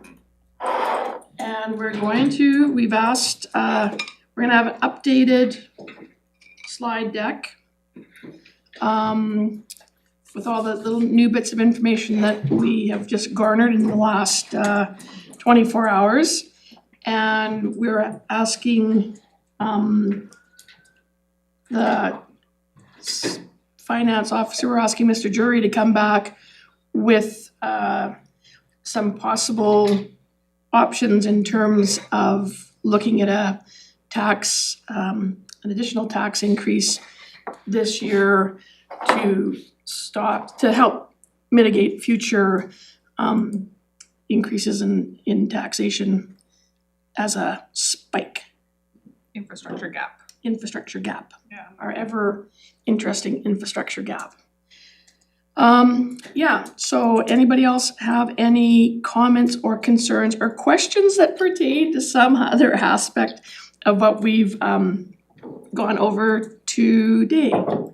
Because in terms of the budget, we do have Mr. Jury here, and he can answer any budget questions that are still sort of out there. So we've had fire and emergency services today, we've had development services, and of course this afternoon, we spent the afternoon discussing facilities.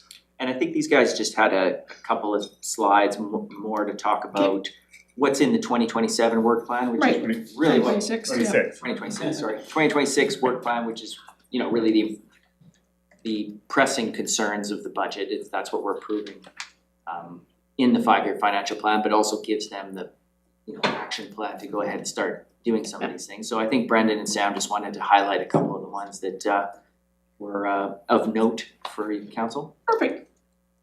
Over to you. Yeah, Brendan could jump in there. I think we want to touch on the whole climate, within what we're doing as well. Yeah, so for the 2026 capital plan, we're proposing projects that are in line with those essential services within the buildings. So we're looking at the design of the electrical mechanical design for a chiller replacement in City Hall, for example, roof renewals, elevator renewal in City Hall, ventilation upgrades, air conditioning renewals, things like that. So we want to keep those broadly in line with the essential services and emergent projects and problems that need to be addressed within our facilities.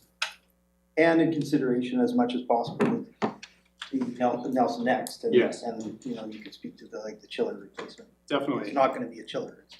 Yeah, so there's one potential outlier in this one is the facilities energy studies. That is kind of a higher piece for design and studies there. I want to bring attention to that because the energy studies themselves kind of pull double and triple duty within our facilities work and our long-term sustainability plan in terms of financial as well as climate. So first off, these energy studies align with our commitment to Nelson Next and our climate action plan. Secondly, they allow us to do a lot of pre-work for mechanical renewal that we wouldn't normally do in a standard renewal process. It's in a similar vein where Chris Johnson mentioned replacing your furnace before it blows up in the middle of winter on December 31st. These studies allow us to path out a design pathway years before we actually need the renewal in our facilities, and often they identify options that have the lowest life cycle costs in terms of energy maintenance and capital expenditure. So for example, the City Hall chiller replacement, that project was identified in an energy study that was initiated by Sam and my predecessor. That identified a path forward that would replace this asset within our facility that is both a capital efficient way of working it and doing that project, as well as opening up grant funding to support that. So that energy study was covered by FortisBC to the tune of 75%. And upon the completion of that study and moving forward with the capital expenditure, it opened up an additional $100,000, actually a bit more than $100,000 in rebates to support the implementation of that project. So going through these studies is really advantageous in a lot of avenues for supporting facilities renewal, as well as our commitments to our climate and energy targets. We're essentially emplacing what's a big unit up on the roof of City Hall that just uses water sloshing around with some big heat pumps down in the ground that, you know, will have hopefully better operating costs and be more environmental. Councillor Payne? Is that what they're trying to do in building it? Yeah, Okay. exactly. I mean, I hope to do it better. I hope so too. Straight. I didn't mean to say that, but I hope it doesn't take quite that long. Oh my God. The nice thing about being a small department in a small municipality is Yeah. you get a lot of efficiency because you remove many layers of complication, and so, you know, we really can just cut to it sometimes, and I think there's a big advantage, cost savings, and making sure you don't get led down a funny path, and, yeah. Further to that, we're also in active conversation with the project team over there to learn from their experience on that. So we're setting ourselves up a very good. Yeah. Okay. Moving forward from 2026, kind of our forward-looking projections for major projects. Or Sam, just so we're all clear on, so we're looking at an expenditure of about $5 million in 2026. Yeah, and I've tried to carve out, you know, like, of course, we got the fire hall, and that's mainly for design and acquisition of land. Got the Civic Center project, that was the residuals that we had left over from our roof project that we'd be contributing towards the Theatre Society. And so what's left over is that sort of 2.4 million, which encompasses much of what Brendan's outlined here. And we are contributing about $2 million this year to the reserve. This is a good example. We're drawing down $3 million from that reserve this year, right? Yep.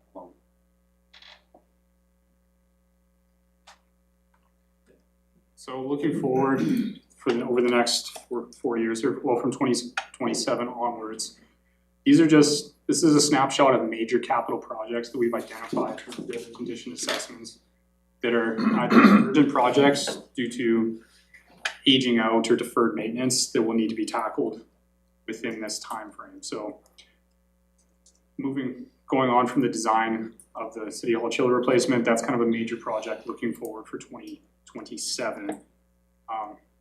2028, we're looking at roof renewals and additional HVAC work in other facilities. And same through 2029 and for roof renewals as well as HVAC upgrades and controls upgrades. And potential electrical upgrades and security renewals in City Hall in 2030. So larger projects coming down the pipeline that are built into our modeling and our baseline case that we just wanted to bring attention to going forward. Yeah, and as mentioned, in 27, we'll have Gordian back to do intensive building condition assessments, and then, you know, to Councillor Page, his point, you know, we'll reassess where we're at. You know, I'm having some in-depth roof inspections done this year as well to see, you know, how many of those we could potentially push forward. You know, we might as well get the most life out of a certain component as we can, up to the point where, you know, we're spending money to patch and repair it instead of just replacing it. That's what we don't do. So. Yeah, that covers off our presentation here. Yeah, thank you guys for your time, your attention and questions. Really appreciate it. Thanks, guys. Cheers. Thank you. You gave us the brass tacks, I would say. Thank you. They're very That's pointy. great. Okay, and we will see some of you back, and so in regards to any other questions that we have for Mr. Jury while he's in the hot seat, anything from the past couple of meetings, we're down to our last two meetings next Friday. Just as a reminder, we'll be doing the cemetery, corporate services and bylaw, and then on the 6th, we'll be doing organics, climate and energy, so Brendan, you might be back again, and an overall summary from Mr. Jury as to where we are. And so on one of those 2 days, we'll hear back a little bit more of this update on facilities to figure out where it fits in best on one of those next two dates. Councillor Payne. I heard this, you said this, city manager, but if you could just explain it to me one more time. So when I look on this City of Nelson facilities, under the reserves, it says 4.372 million coming out of reserves this year, but you said 2 point something was from? We're contributing about almost 2.1, you should see going in there. So you're looking at our overall, so you're looking at the facilities capital plan, the total there, yeah. And then our contribution, as the city manager says, to our building reserve is 2.1 million. So we're contributing 2.1 in and we're taking 4.3 out. Yeah, Okay, now, not all of that is coming out of the building reserve, some of that land acquisition for the fire hall is not the building reserve, but it's coming from reserves. Okay, yeah, I see there's a couple carry forwards there, so is that from previous years? No, I mean, we have a land sale reserve, we have, Yeah. Other reserves, Yes, so no, I have that list up as Yeah. well. we try to make things work where we can. I think the carry forward, it probably represents that piece for the civic, Yes. NCTS. Yeah, some of those projects, 500. elevator replacement is a carry forward. Right. Yeah, it's challenging to match up the reserve, there's a lot of reserve accounts, I know we've talked about that as well. To match up where that money's coming and going. Thank you. Okay, seeing no further questions, I just have a couple of last minute, as I always do, housekeeping things. One is I don't normally advertise anything for the Chamber of Commerce, but when I got my invite this week, I did have to write it into my schedule, is that next Thursday, the 29th, their Business After Business is being held at the chocolate place. So really, it is January. It's been almost a month since we overate at Christmas, and it's probably time for another chocolate. So I do recommend grabbing a friend and going to the Business After Business. I think and be interesting to see there and see the process of making the chocolates. And then other than that, Friday the 30th, we have 9:00 start for our next round of budgeting. And I do believe that Maddie sent out FYI, please get back to her. The AKBLG room registration has opened. Trail has limited hotel facilities for anybody that's been there. And so it would be good for Maddie to be able to get on top of that and register, get us a block of rooms there. And then as soon as registration opens, to be able to register everybody. So if you are going, please let her know. Councillor Page, will you be going via the RDCK, and do you want a room booking in our block and we'll just bill the I got the RDCK? email, I responded to the email. Okay, I thought we were gonna do a party bus between Trail and Nelson. It's called Trends. Yeah, we're good. the bus. yeah, well, and that's the other thing is that it seamless. is trail, so perhaps some of it, and that's why it's good for Maddie to know who wants to stay, is that maybe some people want to be driving home each night, so it's really up to you, but the sooner you can let her know so that we can get rooms all in the same place so that we're not all over the map, so to speak, when we're there. Okay, and that's it from me, and I hopefully, Councillor Page, you were talking about putting in one last resolution. Am I supposed to do that now? No, have you gotten it I'm ready done? with that one. I already did my last resolution. It was over the other table. AKBLG. Yeah, I put one in for a working group on business software, just because of the amount of stuff that ends up having vendor lock-in over the RDCK, so that's been accepted. I'll share it around and let you guys know what it is, but we need to start evaluating what these business processes look like and where we need to be sharing resources and defining set data models and proper API calls so these things can talk to each other properly. And then I believe, were you talking about something around AI? And on this side, there's a bunch of stuff I've been thinking about the harms of tech in general and what our approach should be, or there should be an approach around that technology, and I haven't, it's percolating. Okay, So as long as we don't end up with a whole bunch more on February the 3rd when we come back to meet, if I'm sure that we will leave room for you, if you've got something written by that time around AI, we could add one more in there but if we could avoid we had 6 and then we ended up with 18 by the time our discussion on that council meeting was over, so. Less about AI, more about the free reign of large tech companies. That's just, yeah, AI is just gonna multiply their compounded effect on us. Yeah, so anyways, I think it would be worthy of a discussion at the AKBLG if we can get a motion on the floor, whether or not it gets passed or not, but I think that we need to be turning our heads to those other issues, so. On that, if I could have a motion to adjourn, moved by Councillor Woodward, seconded by Councillor Page, all those in favor, and that carries. Thank you, everybody, for another great budget day. Thank you to staff for all of your work.